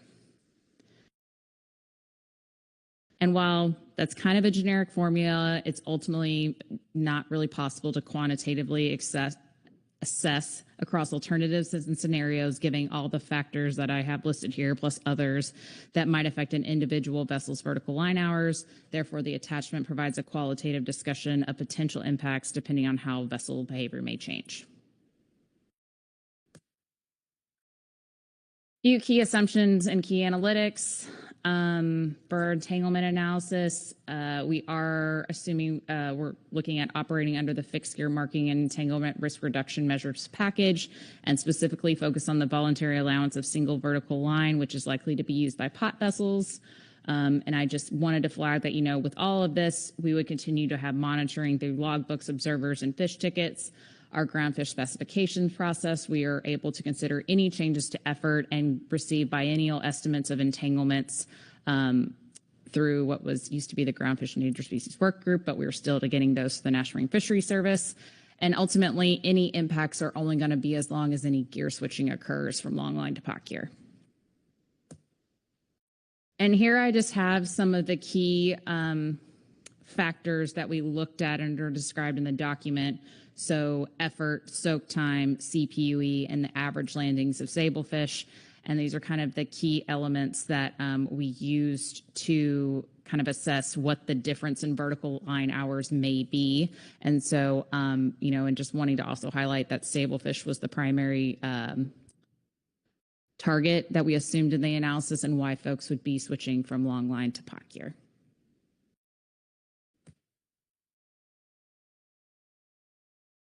So the largest portion of the analysis that was updated from March was on marine mammals, and the overall conclusions didn't change from March, but I did want to highlight some of the new analysis and reframing of information. And a reminder, we have 2 distinct population segments of humpback whales, Mexican and Central American. The Hawaii DPS is not ESA listed. We've had 3 observed takes in the non-trawl fishery since 2002. And then the 2024 BIOP, which we used a lot in the analysis, uses a predicted species distribution model and co-occurrence of fishing effort. So with scenario 1, again, this applies to no action alternative 1 through 3. Here we would see no changes in gear use. This could be, for a variety of different reasons. It's not economically viable for folks to change gears, or that their current strategy works for them in targeting their target strategy. Under no action, the effort would be constrained by gear endorsements, and what I was just speaking to is the action alternatives. There'd be no regulatory constraint, but those other factors preventing switching gears from long line to pot gear. And this is the one piece that is a lot of information, but I do kind of want to walk through because it's a new key element that we did add. And this is found in that supplemental attachment 3 that was the errata, because I realized one of the columns was left out of the main document analysis. So here we have an assessment of the average line hour per pound of sablefish for longline and pot gear based on a range of assumptions. And it's really intending, the GAP had kind of requested this and the council had a discussion, and it's intended to provide a more apples to apples comparison across gear types. So there's several assumptions in this table. We're going to work our way across, and it's actually based on the information in the slide I showed a few slides ago on kind of some basics that we've observed or seen in the fishery. So first column here is the gear type. So you have long line on our top rows and pot gear on the bottom rows. The first column is our vertical lines. So long line vessels are likely going to continue to use 2 vertical lines on each set. With pot gear, again, operating under the assumption the gear marking entanglement risk reduction measures is in place. Pot vessels could continue to use 2 vertical lines or may choose to go down to 1, which is what we have heard from industry. The next column is a range in the number of sets per trip. So for longline, we have 2 to 5. Pot gear, we have 7 to 14. And this is based on industry input, which is the low value, and then the observations from WICOP, which are the high value. There are 2 ranges of soak times based on the observed sets from WICOP. So for longline, we looked at 6 to 12 hours, and pot gear, we looked from 24 to 36 hours. These are bins where generally most of the sets occurred, but obviously there's a wide distribution, and some sets might have a higher soak time and some have a lower soak time. Next is the average number of trips. This is based on fish ticket data. So longline average 14 trips a year, pot gear at 6. So when you multiply the vertical line hours per trip times the number of trips, you get a total range of total hours per season. So you can see the wide variation depending on, the multiple types of factors on the total hours per season, and that's on an individual vessel basis. Again, we're thinking about this is that the main reason folks might switch to pot gear is that they're targeting sablefish. So here we have the recent average catch of sablefish for longline and pot vessels. And so then we get to this nice apples to apples comparison here of line hour per pound of sablefish by dividing the total hours per season by the total average catch of sablefish per season to get to these rates here shown on the end of the table.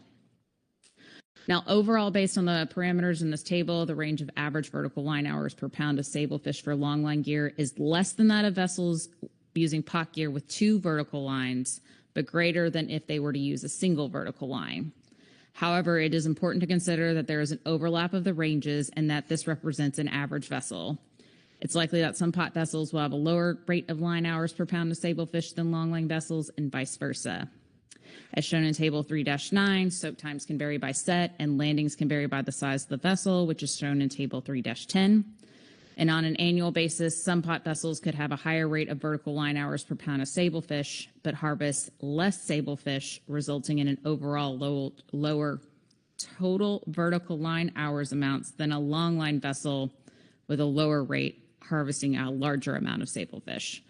So ultimately, that's just saying it's really vessel dependent and gear type dependent and every other factor that goes into this. So it's really hard to assume. So this is really just an average vessel, but you're going to have vessels that are higher than this and lower than this. And then within gear types, you could also see differences across individual vessels. So this was a large bulk of the new analysis, and it kind of framed up our qualitative assessment of our different scenarios and our alternatives between March and June. Scenario 2, moving on. So this again applies to alternative 1 through 3. And under this scenario, all longline vessels shift to slinky pots. We have limited information on the risk of entanglement with slinky pots compared to bottom longline or traditional pot gear, noting that there was a 2023 known entanglement with slinky pot gear. Now I'm thinking back to our factors and how that might impact vertical line hours under scenario 2. Depending on the vessel, they could change for using 1 to 2 using slinky pot gear. For soak time, it's likely similar to longline gear, but possibly longer. For CPUE and harvest levels, there's really limited studies on the CPUE of slinky pots, but from what we have seen, there's similar catch rates of sablefish between the two gear types.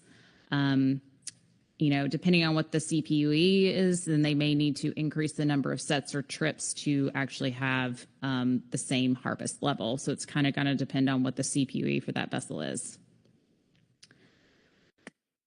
Ultimately, this is what we want to look at here, right, is our vertical line hours, which I've abbreviated VLH here on the screen. So if vessels have high CPUE and are looking to maintain their catch levels, they would decrease their overall vertical line hours. If they have the same CPUE and maintain catch levels, they may have the same or increase their overall vertical line hours. If they increase their catch levels, then it's likely that they'll have the same or increase in their vertical line hours as they did when they were a long line vessel.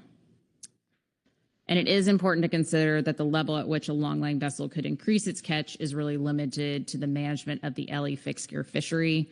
A portion of the LE fixed gear fishery is non-sablefish endorsed, so they would be restricted to those trip limits that we set for those fisheries, both north and south.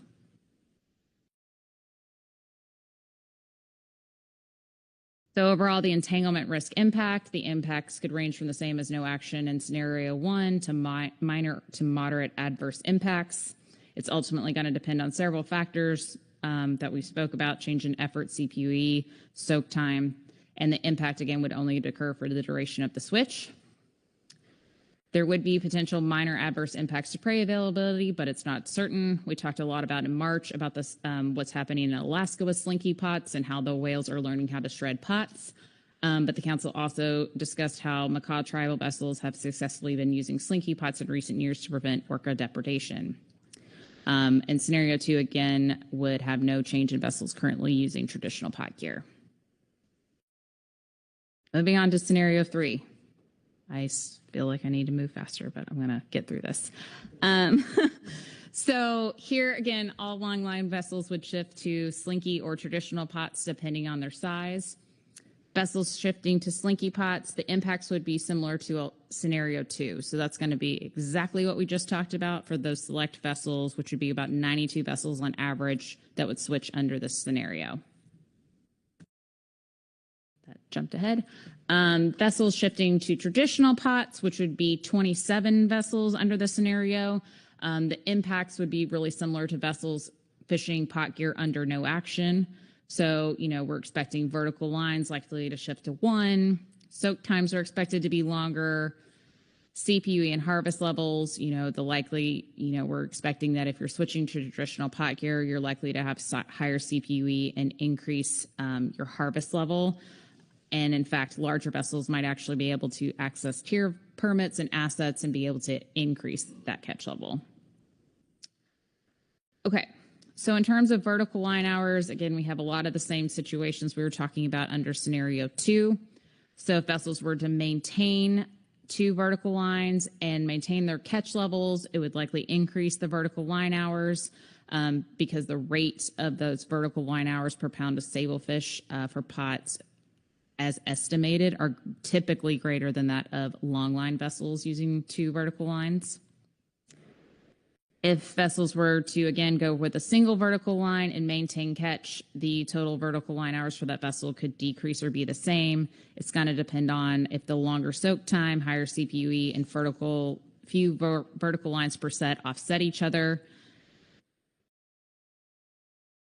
And then if vessels were to increase catch levels, you could see the same or increase in the vertical line hours for that vessel.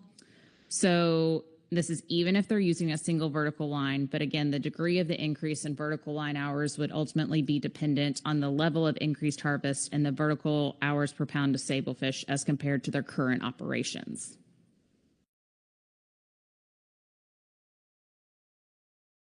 In terms of entanglement risk impacts, it's pretty much just what we talked about with scenario 2. It's going to range from the same as no action to minor or moderate adverse impacts, and the impacts would be dependent on the duration of the switch. And then for prey availability, there could be potential minor moderate adverse impacts with pot gear having lower rates of depredation. Okay, so here at the end, impacts under scenarios alternatives. Ultimately, the risk of the impacts is going to depend on the degree of the shift from longline to pot gear, type of pot gear, and fishing time and area. The scenarios, again, look at those extreme situations. It's highly unlikely given the investments required. Alternative 1 is likely to see results between scenarios 1 and 2. Alternatives 2 and 3 are likely to have similar impacts given the limited interaction with other hook and line gears permitted under alternative 3. So it's going to be some combination of folks staying with their current gear, some folks switching to slinky pot gear, and some folks switching to traditional pot gear. Overall, the conclusion, the analysis is that there's no significant impact to whales anticipated from any of the action alternatives. I might stop there for a brief second and see if there's any questions before going through the rest of the presentation. Rebecca Lynn. Thank you very much. Boy, I've been trying to read this stuff ahead of time, but it's still pretty complicated. Can I just ask you what is moderate adverse impacts? Thank you. Mr. Vice Chair, Ms. Lynn, that is a qualitative judgment by the analytical team. So it's not high. That's all I can really, there's no quantitative metric behind that. Any other questions? Not seeing any. Continue. Thank you, Mr. Vice Chair. I did just do a really quick reminder on sea turtles because that's also kind of involved in the entanglement analysis. So again, we focused in on the biop. There are 2 populations on the Pacific coast, and we really were focused on the West Pacific nesting population.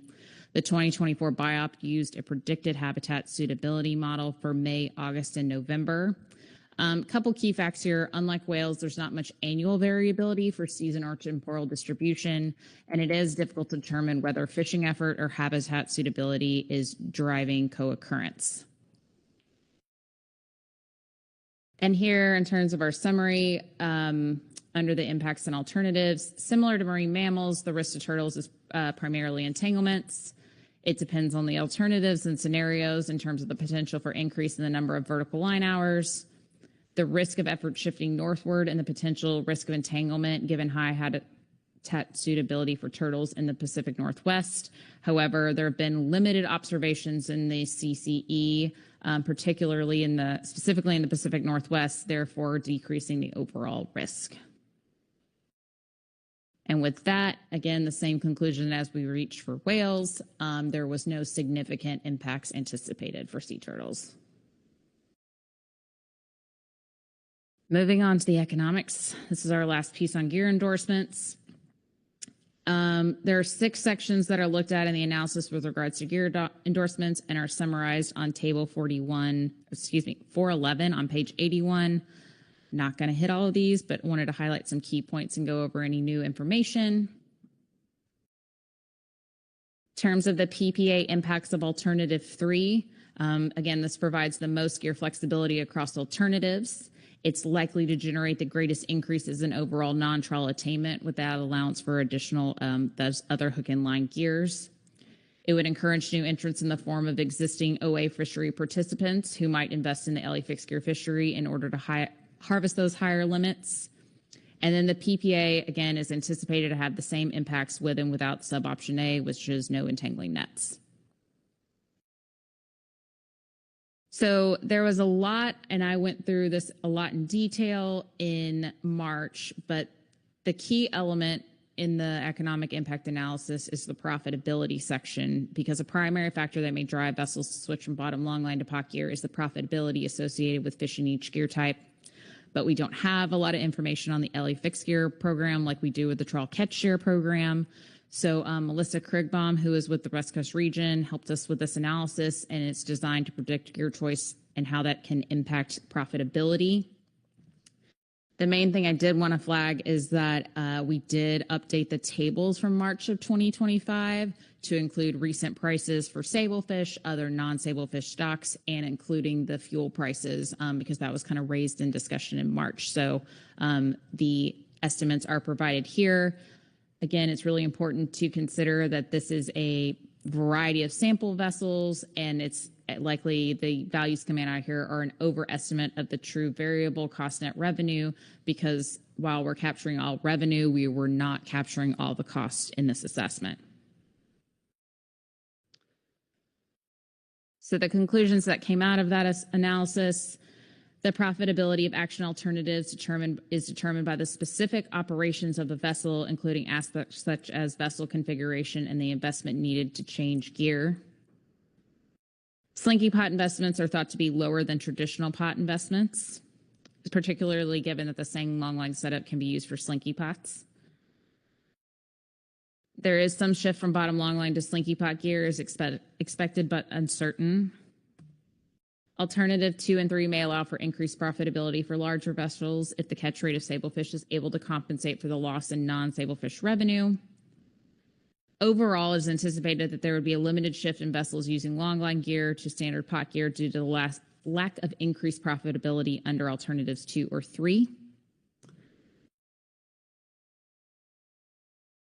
And these last two bullets, so the margins of difference between the gear types are small enough that a change in price can change the profitability calculation, and that ultimately the decision will be based on a vessel's individual expectations of future conditions, is really driven home in the analysis, because we actually just, like I said, we adjusted the average price to be more reflective of recent prices, and it changed the conclusion from March to our recent analysis, and that a 50-foot vessel with improved catch rate would actually have a higher net revenue maintaining line operations than actually switching pot gear, which we didn't assume back in March. So it's we're on the border here of a little bit of price adjustment here and there, and that can really make the difference of whether or not it's going to be profitable for a vessel to switch gears. So again, this was a way to try to assess the potential for change, but it's going to be very vessel dependent and condition dependent on whether or not folks are going to switch gears. And lastly, we have a few administrative items I'll try to get through. So the base permit designation, this was originally intended to help with administration of gear restrictions, but under alternative 1, which is the PPA, we would remove this requirement from regulation. NIPS has determined it's unnecessary because we already have a regulation that requires vessels to have a permit of sufficient length. And so there would be a positive impact and would meet National Standard 7 to reduce unnecessary duplication.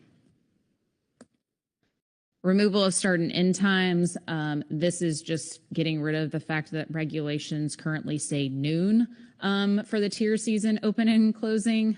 Due to e-ticks and longer seasons, we no longer need that reference to noon in the regulations. So that would be alternative 1, which was your PPA. So no impacts here. Permit price reporting. So currently, no permit price information is collected when LE fixed gear permits are sold. And under your PPA, alternative 1, owners of all LE fixed gear permits, both sablefish and non-sablefish endorsed, would be required to disclose the permit price upon sale to a new owner. And this was recommended in both of the last 2 program reviews. So under no action, we continue to have limited to no information on assessing permit values in a formal manner. And so under alternative 1, your PPA, there'd be negligible impacts to industry. It could be a one-time included on the permit sale form. There'd be a one-time to cost to NIPS to change the form, and there would be some ongoing collection of the data, but likely minimal. And we may be able to assess impacts to permit prices in the future. However, something that the analytical team was discussing between March and June to consider is that it's really considering the utility of this data. So as an example, permits are usually considered a bundled asset. They could be when they're sold. So the vessel and permit might be sold together, resulting in the permit itself not actually having any kind of assigned value. And so while a permit seller may put a value on the form, it may not be truly accurate on the price of the permit. And so the cost of alternative one could also be higher than no action, especially if there's only a few permits sold. Given confidentiality, it's really only useful if more than 3 are sold in a given period of time. Otherwise, that data would not be available. Finally, here on cost recovery, just quickly, under no action, no program would be developed, which is not consistent with MSA. Under alternative one, we would develop a cost recovery program with sub-option A being the vessel owner pay the fee. The cost recovery elements are proposed by NIMS are in NIMS Report 1. And again, this would only be for tier vessels only. Some impacts under no action, there would be positive impacts to industry as there's no cost recovery fees, but it would be out of compliance with MSA. For alternative one, there's no estimates available outside of, for direct program cost. We did do a preliminary examination of the range of cost to vessel owners, but we do have a high degree of leasing in the tier program, which is something I think you'll hear from the GAP on their recommendation on who should be paying the fee. And then finally, what's new is our F&P proposed changes. So just an overview, in supplemental attachment 2, there is a pretty lengthy red line, which mainly focuses on chapters 6 and 11. And there's a summary of the proposed F&P changes on page 1 of that attachment. So I kind of bin these in types of edits. So there are several administrative nomenclature edits. So I went ahead and we removed daily from daily trip limit because we don't actually have a lot of daily trip limits left anymore. They're mostly weekly or bi-monthly trip limits. So we're working to kind of clean that up. For specific FPA actions, so anything, I worked off the preliminary preferred alternatives. So this was an example here of changing limited entry fixed gear to limited entry non-trawl or LENT. So there was kind of a find and replace in the F&P there. Other updates to the F&P, there was some very much outdated language. For example, there was references to if the council wanted to implement a permit stacking program. Obviously, we've done that, so it kind of updated that language to reflect that we've implemented a permit stacking program, the tier program. Also removed some outdated references to protected species interactions because those do change over time. And finally, the council in their motion, we talked a lot about Amendment 6, which was the basis of our gear endorsements, and there was a lot of text in the F&P that spoke to what happened if we were to allocate between LE and OA.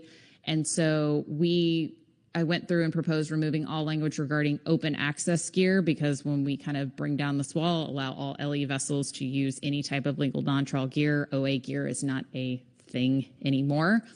In addition to their basis for allocations, I replaced language from Amendment 6 referencing LEOA allocations with more general statements, which the council kind of gave me direction on in March.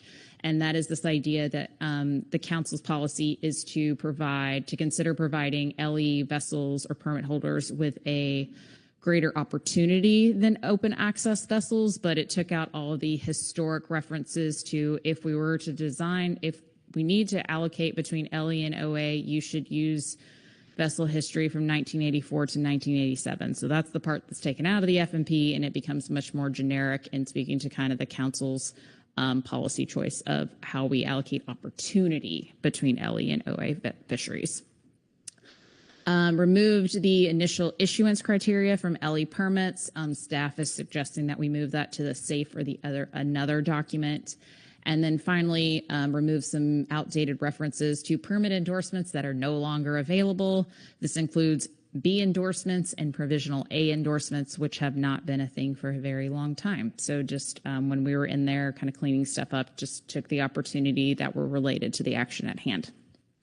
And with that, your council action is to adopt a final preferred alternative, including a fishery management plan amendment. And I'd be happy to take any questions on the presentation or anything else. And with that, thank you, Jesse. Any questions on any parts of this? Looking hard. Rebecca Lent. Thank you, Mr. Vice Chair, and thank you again, Jesse, for giving this to us in a digestible format. I'm just going to jump right to making this a super champion for deregulating fisheries. I mean, it opens up the choices, and this has nothing to do with the fact that the preferred alternative shares my name. But for example, just giving the choice and looking at profitability, how our vessel operator is going to choose what they're going to use and when. It'll probably be based on profits, but it could be safety, could be weather, could be how long their trip wants to be. So it's really down to their individual choice. I just think that this lifts so many restrictions that it's going to be more than a twofer. It'll be an 8-fer, something like that. So thank you very much. Thank you. Any other questions? I'm not seeing any questions. So what we're going to do, we still have some reports to get through and public comment. We're going to take a break now, so then we can go continuous in that last 45 minutes to an hour we have. So let me see what time it is here. 4:46. Let's be back here in 10 minutes at 5 to 5, and we will continue. Thank you.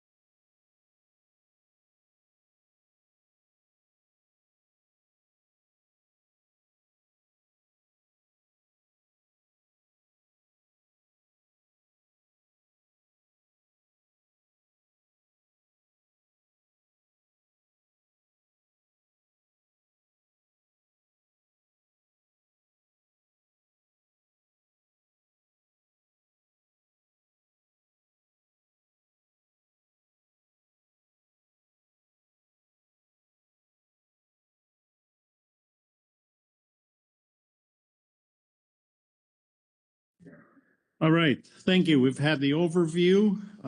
We'll move into our reports on this agenda item. First up is the NIMS report. Keely Kemp.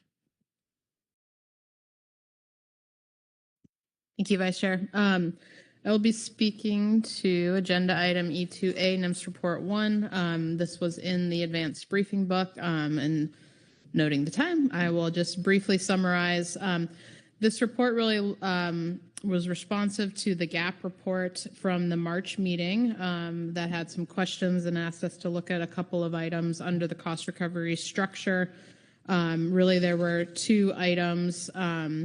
One of which was looking at trying to set up a system a bit more similar to the trawl program that would be including the fish buyer. So we have a response in the report to that. We just did not think that was a feasible structure to look at because of the differences in the permitting structure. And then I had a further conversation with the GAP at this meeting about that same question. And at this point, right, those folks are not on notice that we were interested in looking at that. And so I suggested that at this point, we felt fairly confident in the structure that we've already laid out. And I'm assuming we'll hear from the GAP a little bit more on that. But on the other question that they raised, we responded to in our report, which is that there was some concern with the structure that we had laid out that would set up a single annual bill for cost recovery. And there was rightfully so concern about getting a big bill at the end of the year that the folks weren't ready for. And what we believe we can offer and laid out in the report is that similar to the trawl program right now, there's a function in e-tickets that takes the cost recovery fee percentage. So we feed that to PAC states every year. And so that there is information on every landing as to what the value of that landing is with the fee percentage. So what is your cost recovery fee for that landing? That's already used in the trawl program. And so we intend to try to work with Pacific states on that for the sablefish program.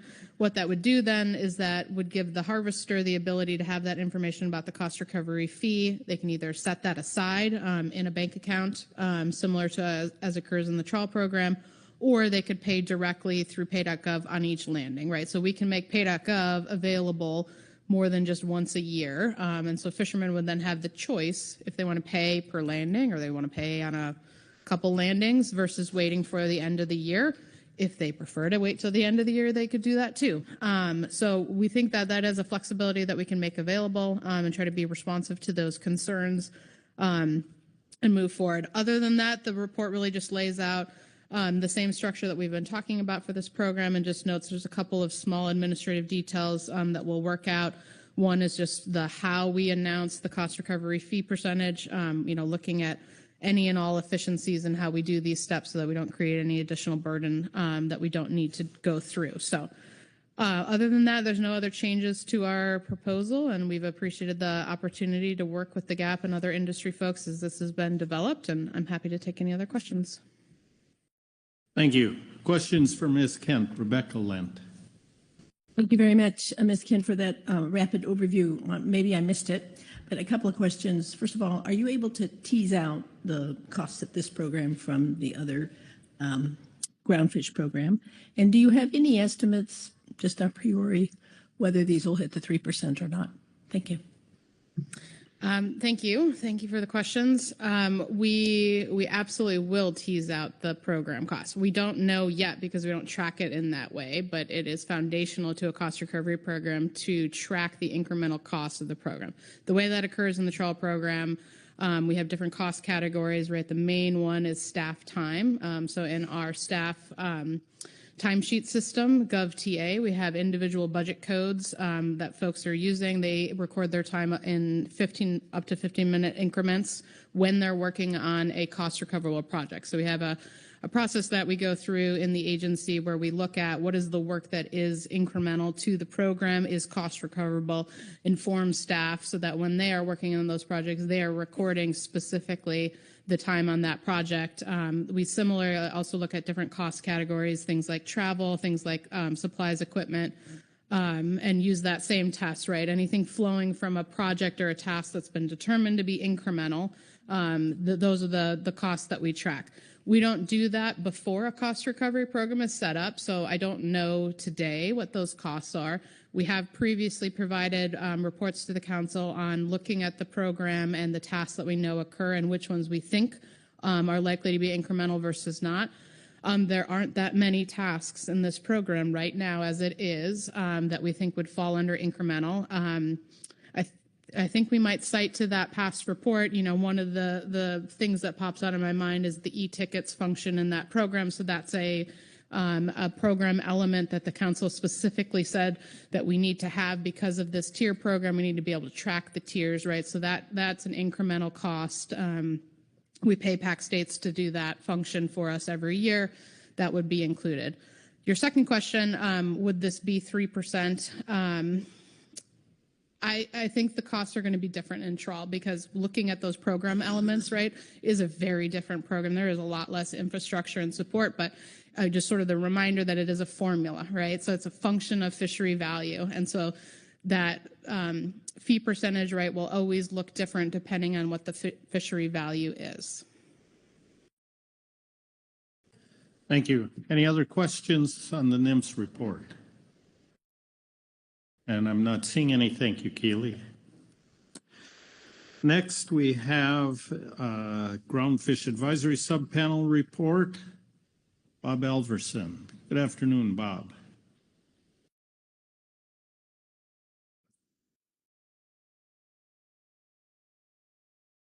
My support team's copping out on me.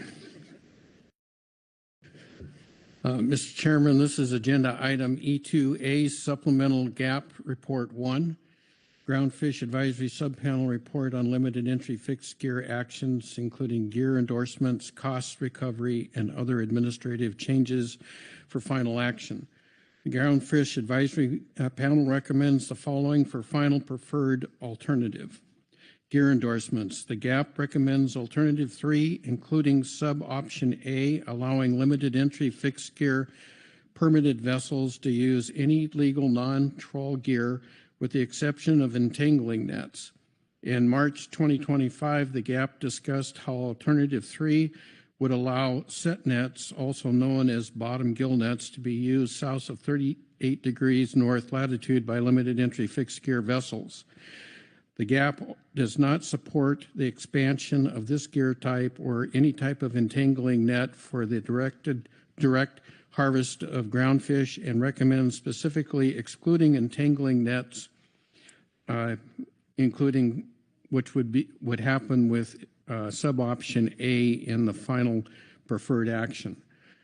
The biggest benefit to the fishery of this deregulation is the increase in participants' ability to adapt to the many dynamics of fishing, including time, place, market, whales, bycatch, etc., and catch of target species with the most effective gear type. Examples of strategies that could be used include using Portuguese longline for blackgill, blank, and shelf rockfish, rod and reel for shelf and nearshore rockfish, snake gear, also known as Vietnamese longline, for chili pepper rockfish, pots for sablefish, hook and line gear for sablefish, etc. Attachment 1 describes the potential for large shifts from one gear type to another, such as longline to pots, through 3 scenarios under the alternatives. Concerns were brought up about the increased risk of whale and sea turtle entanglements, given that sablefish pot gear has a higher number of confirmed entanglements. Given the multitude of factors, markets, bycatch, opportunity, economics, and individual ability that could affect the decision to use one gear type versus another, it is nearly impossible to make specific estimations of what change in gear type used, if any, may occur. However, the GAP agrees that there will likely be participants who stay with their current types and those which switch to other gears, and that these changes will not only be toward sablefish pots. The GAP appreciates the analysis incorporated our suggestion determining the change in risk of entanglement under action alternatives. Overall, the GAP concurs with the analysis that while the impacts are uncertain, the impacts of this action are not significant. Based The base permit proposed change, the GAP supports alternative 1 as the FPA. This change will help streamline National Marine Fisheries Service administrative reviews with fishing permit changes.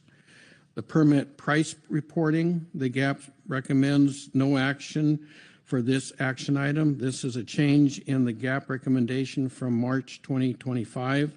With additional discussion, it was thought that this information is readily available from current quota brokers such as Dock Street Brokers. Additionally, as the analysis suggests, permit prices reported may not be accurate. Past sales of limited entry fixed gear permits and tiered permits specifically have not occurred frequently, such that the information is so limited it could not be made public. Therefore, alternative 1 would provide little additional information. The initial request for permit information by the Scientific and Statistical Committee was to be an indicator of expected future profits in the fishery and ease to enter into the fishery.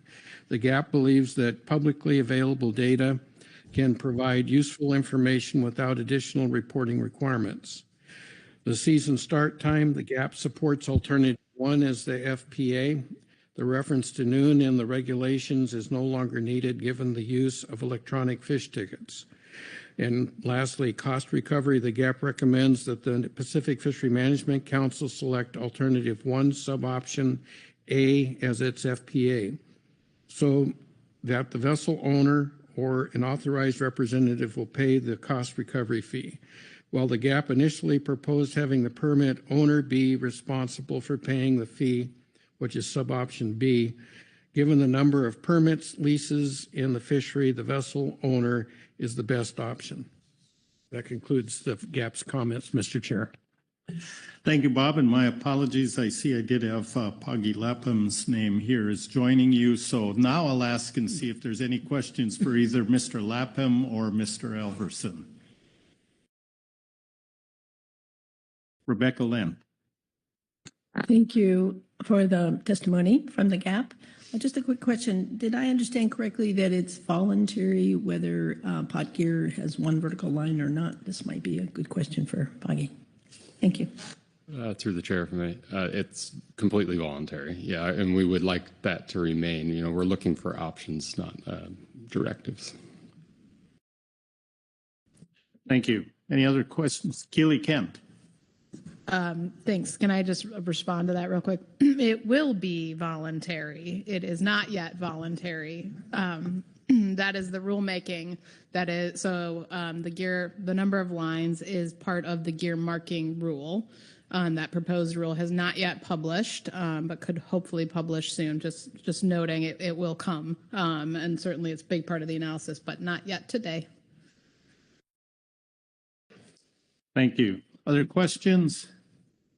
Chair Pettinger. Thank you, Vice Chair Hassemer. I was in the GAP for a little bit. I believe you guys spoke to about the basically people camping on the pots, just leave them out for extended durations. How much of an issue is that currently within the fleet that is participating in the pot fishery? And did you guys talk about what the ramifications could be potentially if we go forward here? Through the chair for me.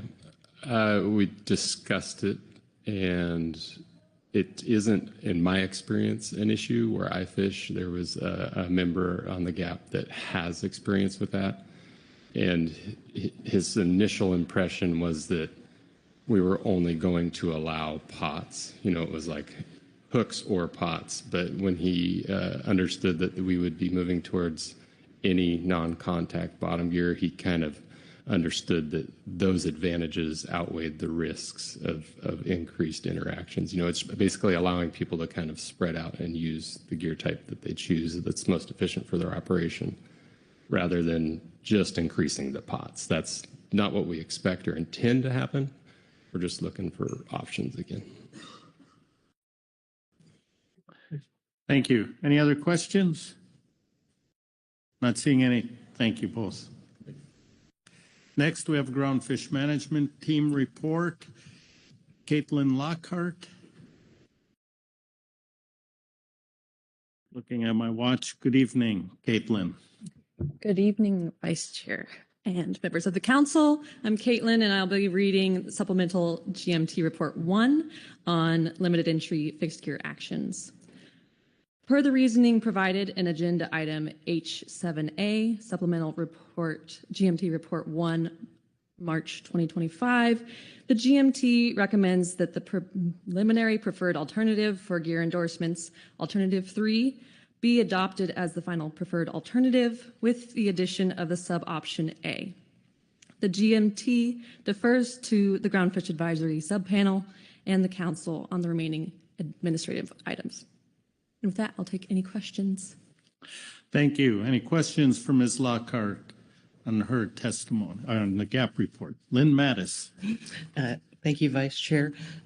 Thank you, Ms. Lockhart. I wanted to acknowledge that I think this is the first GMT report you've given to the council. Nice job. Way to pick a tough one.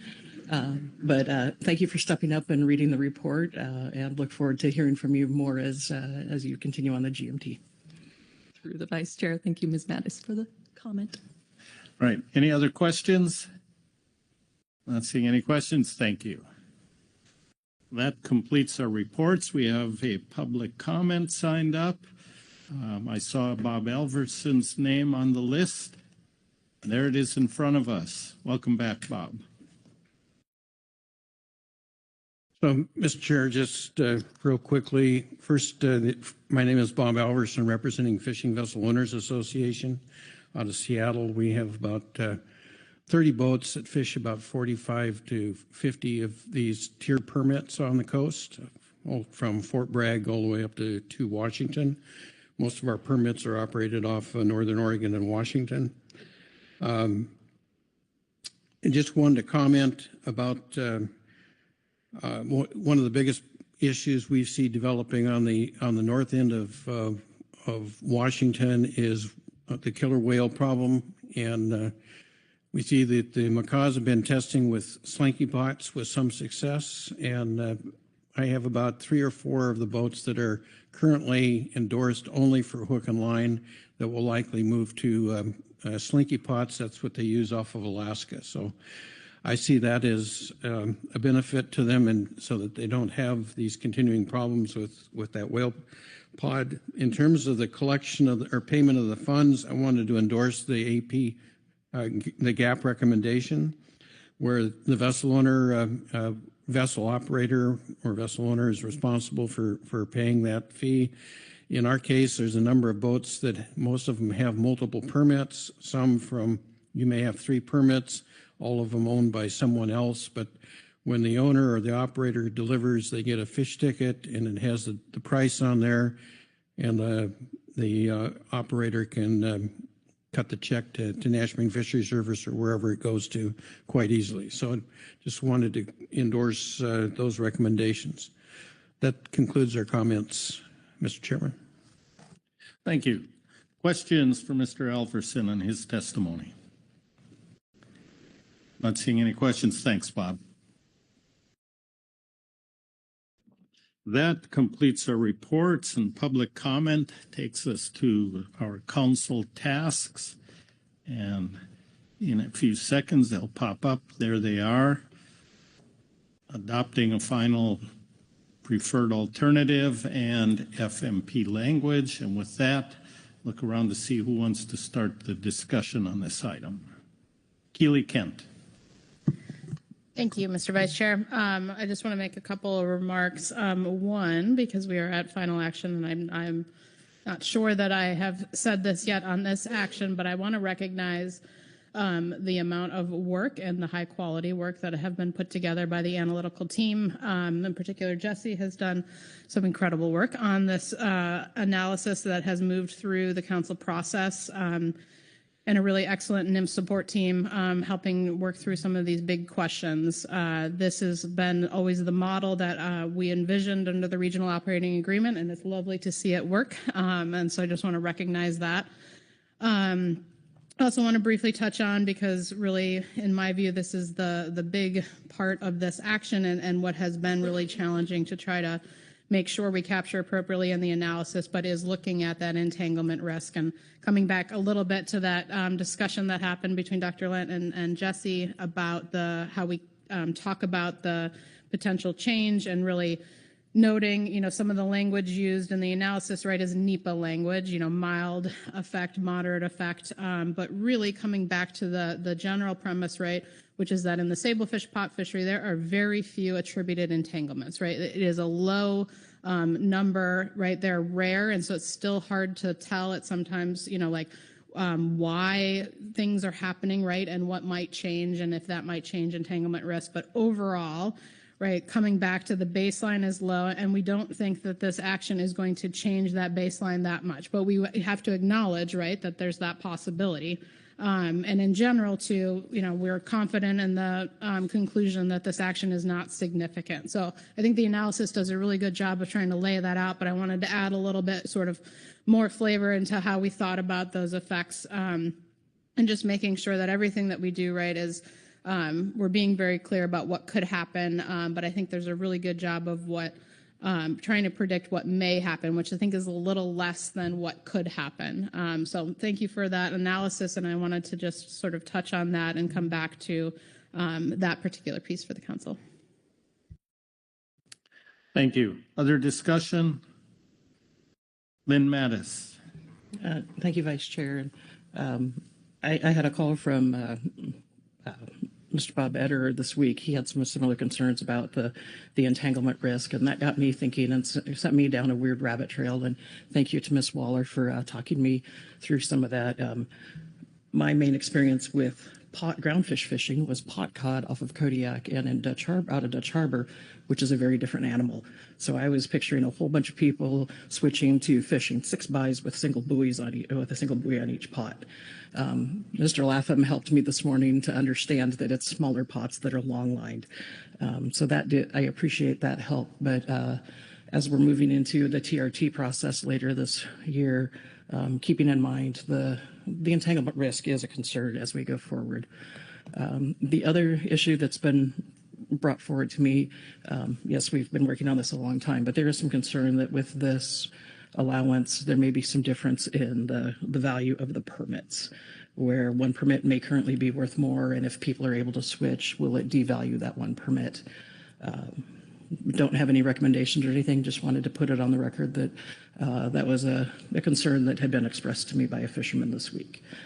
But I agree with the amount of work that the analytical team, Ms. Waller, I'm assuming probably Ms. Summer was involved, and I'm not sure who else at NAMPS, but this was a large body of work. And for Jesse to get through 44 slides in about 23 minutes was pretty impressive.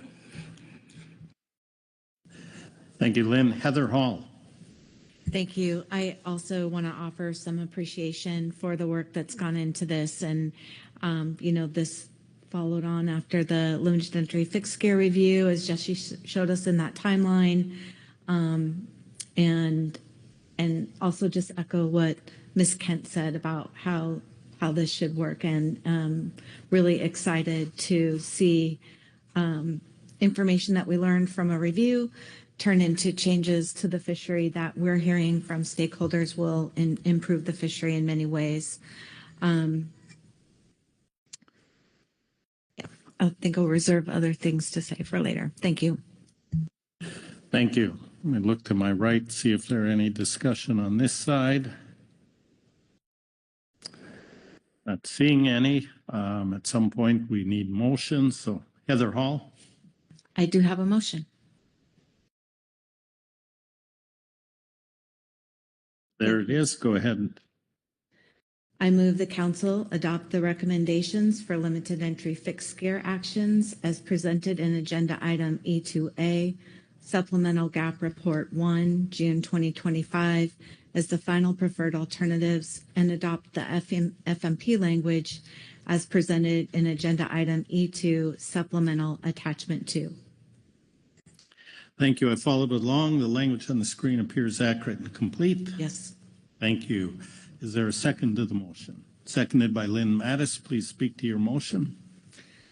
I think the GAP report did a really nice job of laying out their their preferred alternatives. I really appreciate the time from PPA in March to where we are now at FPA, and all of the work that the GMT, or excuse me, the GAP did to flesh out some, I think, important changes that are reflected in their recommendations here. Just noting gear endorsement, alternative 3, maximizing flexibility, but also flagging that sub option A that specifically excludes the entangling nets. Base permit, alternative 1, no change from March, which is the removal of the base permit designation. Relative to permit price reporting, the thought that's gone into that, this is a change from the PPA, moving this one to no action. And then the season start time, removing the start and end times of the primary fishery in groundfish regulations, and then relative to cost recovery, alternative 1, but sub-option A, which is the responsibility of the vessel owner, which we just heard Bob Alverson speak to. I also think the action aligns well with the purpose and need, and really meets that flexibility to limited entry fixed gear participants so they can use their quota in the most efficient way possible, encourage new participation. The action is needed to provide increased flexibility to participants while also reducing administrative burden. And then I also appreciate the changes to the FMP, which we didn't have, and the extra time that went into that. So I think that's all captured really nicely in my motion. Thank you very much. Any questions for clarification on the motion? Rebecca Lent. Thank you very much for the proposal. Can I just confirm that it does include the change to not collecting the permit sale price? Correct. Any other questions for clarification? Discussion on the motion? Caroline McKnight. Thank you. Thank you for the motion, Heather. I will be supporting it. I just wanted to take a moment to say thank you to the staff for the analysis and the time that's been spent to do this. But I do want to just take a second to acknowledge the sub-option A for the entangling nets. We had our EC identify that as problematic, not just so much about an expansion of that gear type, but as a conflict with some of our California state regs. So the time in between PPA and FPA have allowed us to figure out how to problem solve that. And I think we landed right where we're supposed to be. So thank you for that. And then I wanted to take a moment to say, while it's hard to deprogram acronyms that you've been saying for 10 years, I appreciate all the effort to go through the FMP and do all of the necessary cleanup to make sure everything is tidy. So thank you. Thank you, Heather. Thank you. Any other discussion? Not seeing any, I will call the question. All those in favor say aye. Aye. Opposed? Abstentions? Motion passes unanimously. Thank you very much.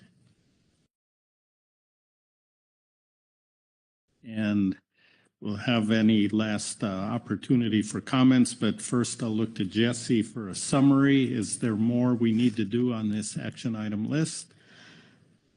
Thank you, Mr. Vice Chair. No, y'all have completed your action for today. You adopted your final preferred alternatives for our 5 action items, as well as adopted the FMP language.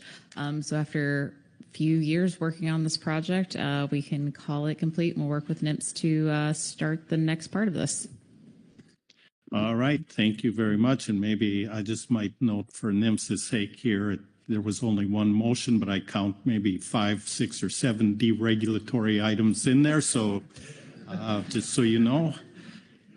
Any other discussion, comments on this? Not seeing any. Thank you all for your good work. That will close out this agenda item. I will not be taking up agenda item E3 today. I'm going to pass the gavel back to our chair. All right, good work of Vice Chair Hassemer. And with that, I'm going to turn to Executive Director Burton for announcements. Thank you, Mr. Chairman, and very nice work today, everyone. We are a little bit behind schedule, and as our Vice Chairman just indicated, E3 is still on the docket. I believe it's your intention, Mr. Chairman, to stop us here for the day. So we're planning to take up E3 first thing tomorrow at 8 a.m. So E3, that's groundfish in season. And then that would be the only modification, but the sequence will still be the same. So after that, we'll jump into HMS after that E3 ends tomorrow. Let's see, in terms of other announcements, we do have the chair's reception this evening. That's in the patio right behind the lounge in the hotel. So that starts in about a half an hour. So hopefully see all of you there. Other than that, I do not have any more announcements, but I do see that perhaps there's a question. Thank you very much. Oh, sorry. My turn. I'm just wondering for the highly migratory species discussion, I don't believe that the EFPs that have been issued to potential participants, the new ones, have been published or posted. I think that's imminent. But is there a way we could ask our friends at National Marine Fisheries Service to see if those could be posted before we start the discussion of EFPs tomorrow? Thank you. Okay. All right. Thank you, Rebecca. Eric? Yeah, I'm happy to reach out to our colleagues at NIMS and ask if we can receive those and post them as a supplemental attachment. Maybe Keely can help me find the right person, because I think Ryan is in transit somewhere, but we'll figure that out and see if we can make that happen. Okay. Very well. Okay. We'll see everybody in about half hour at the patio tonight.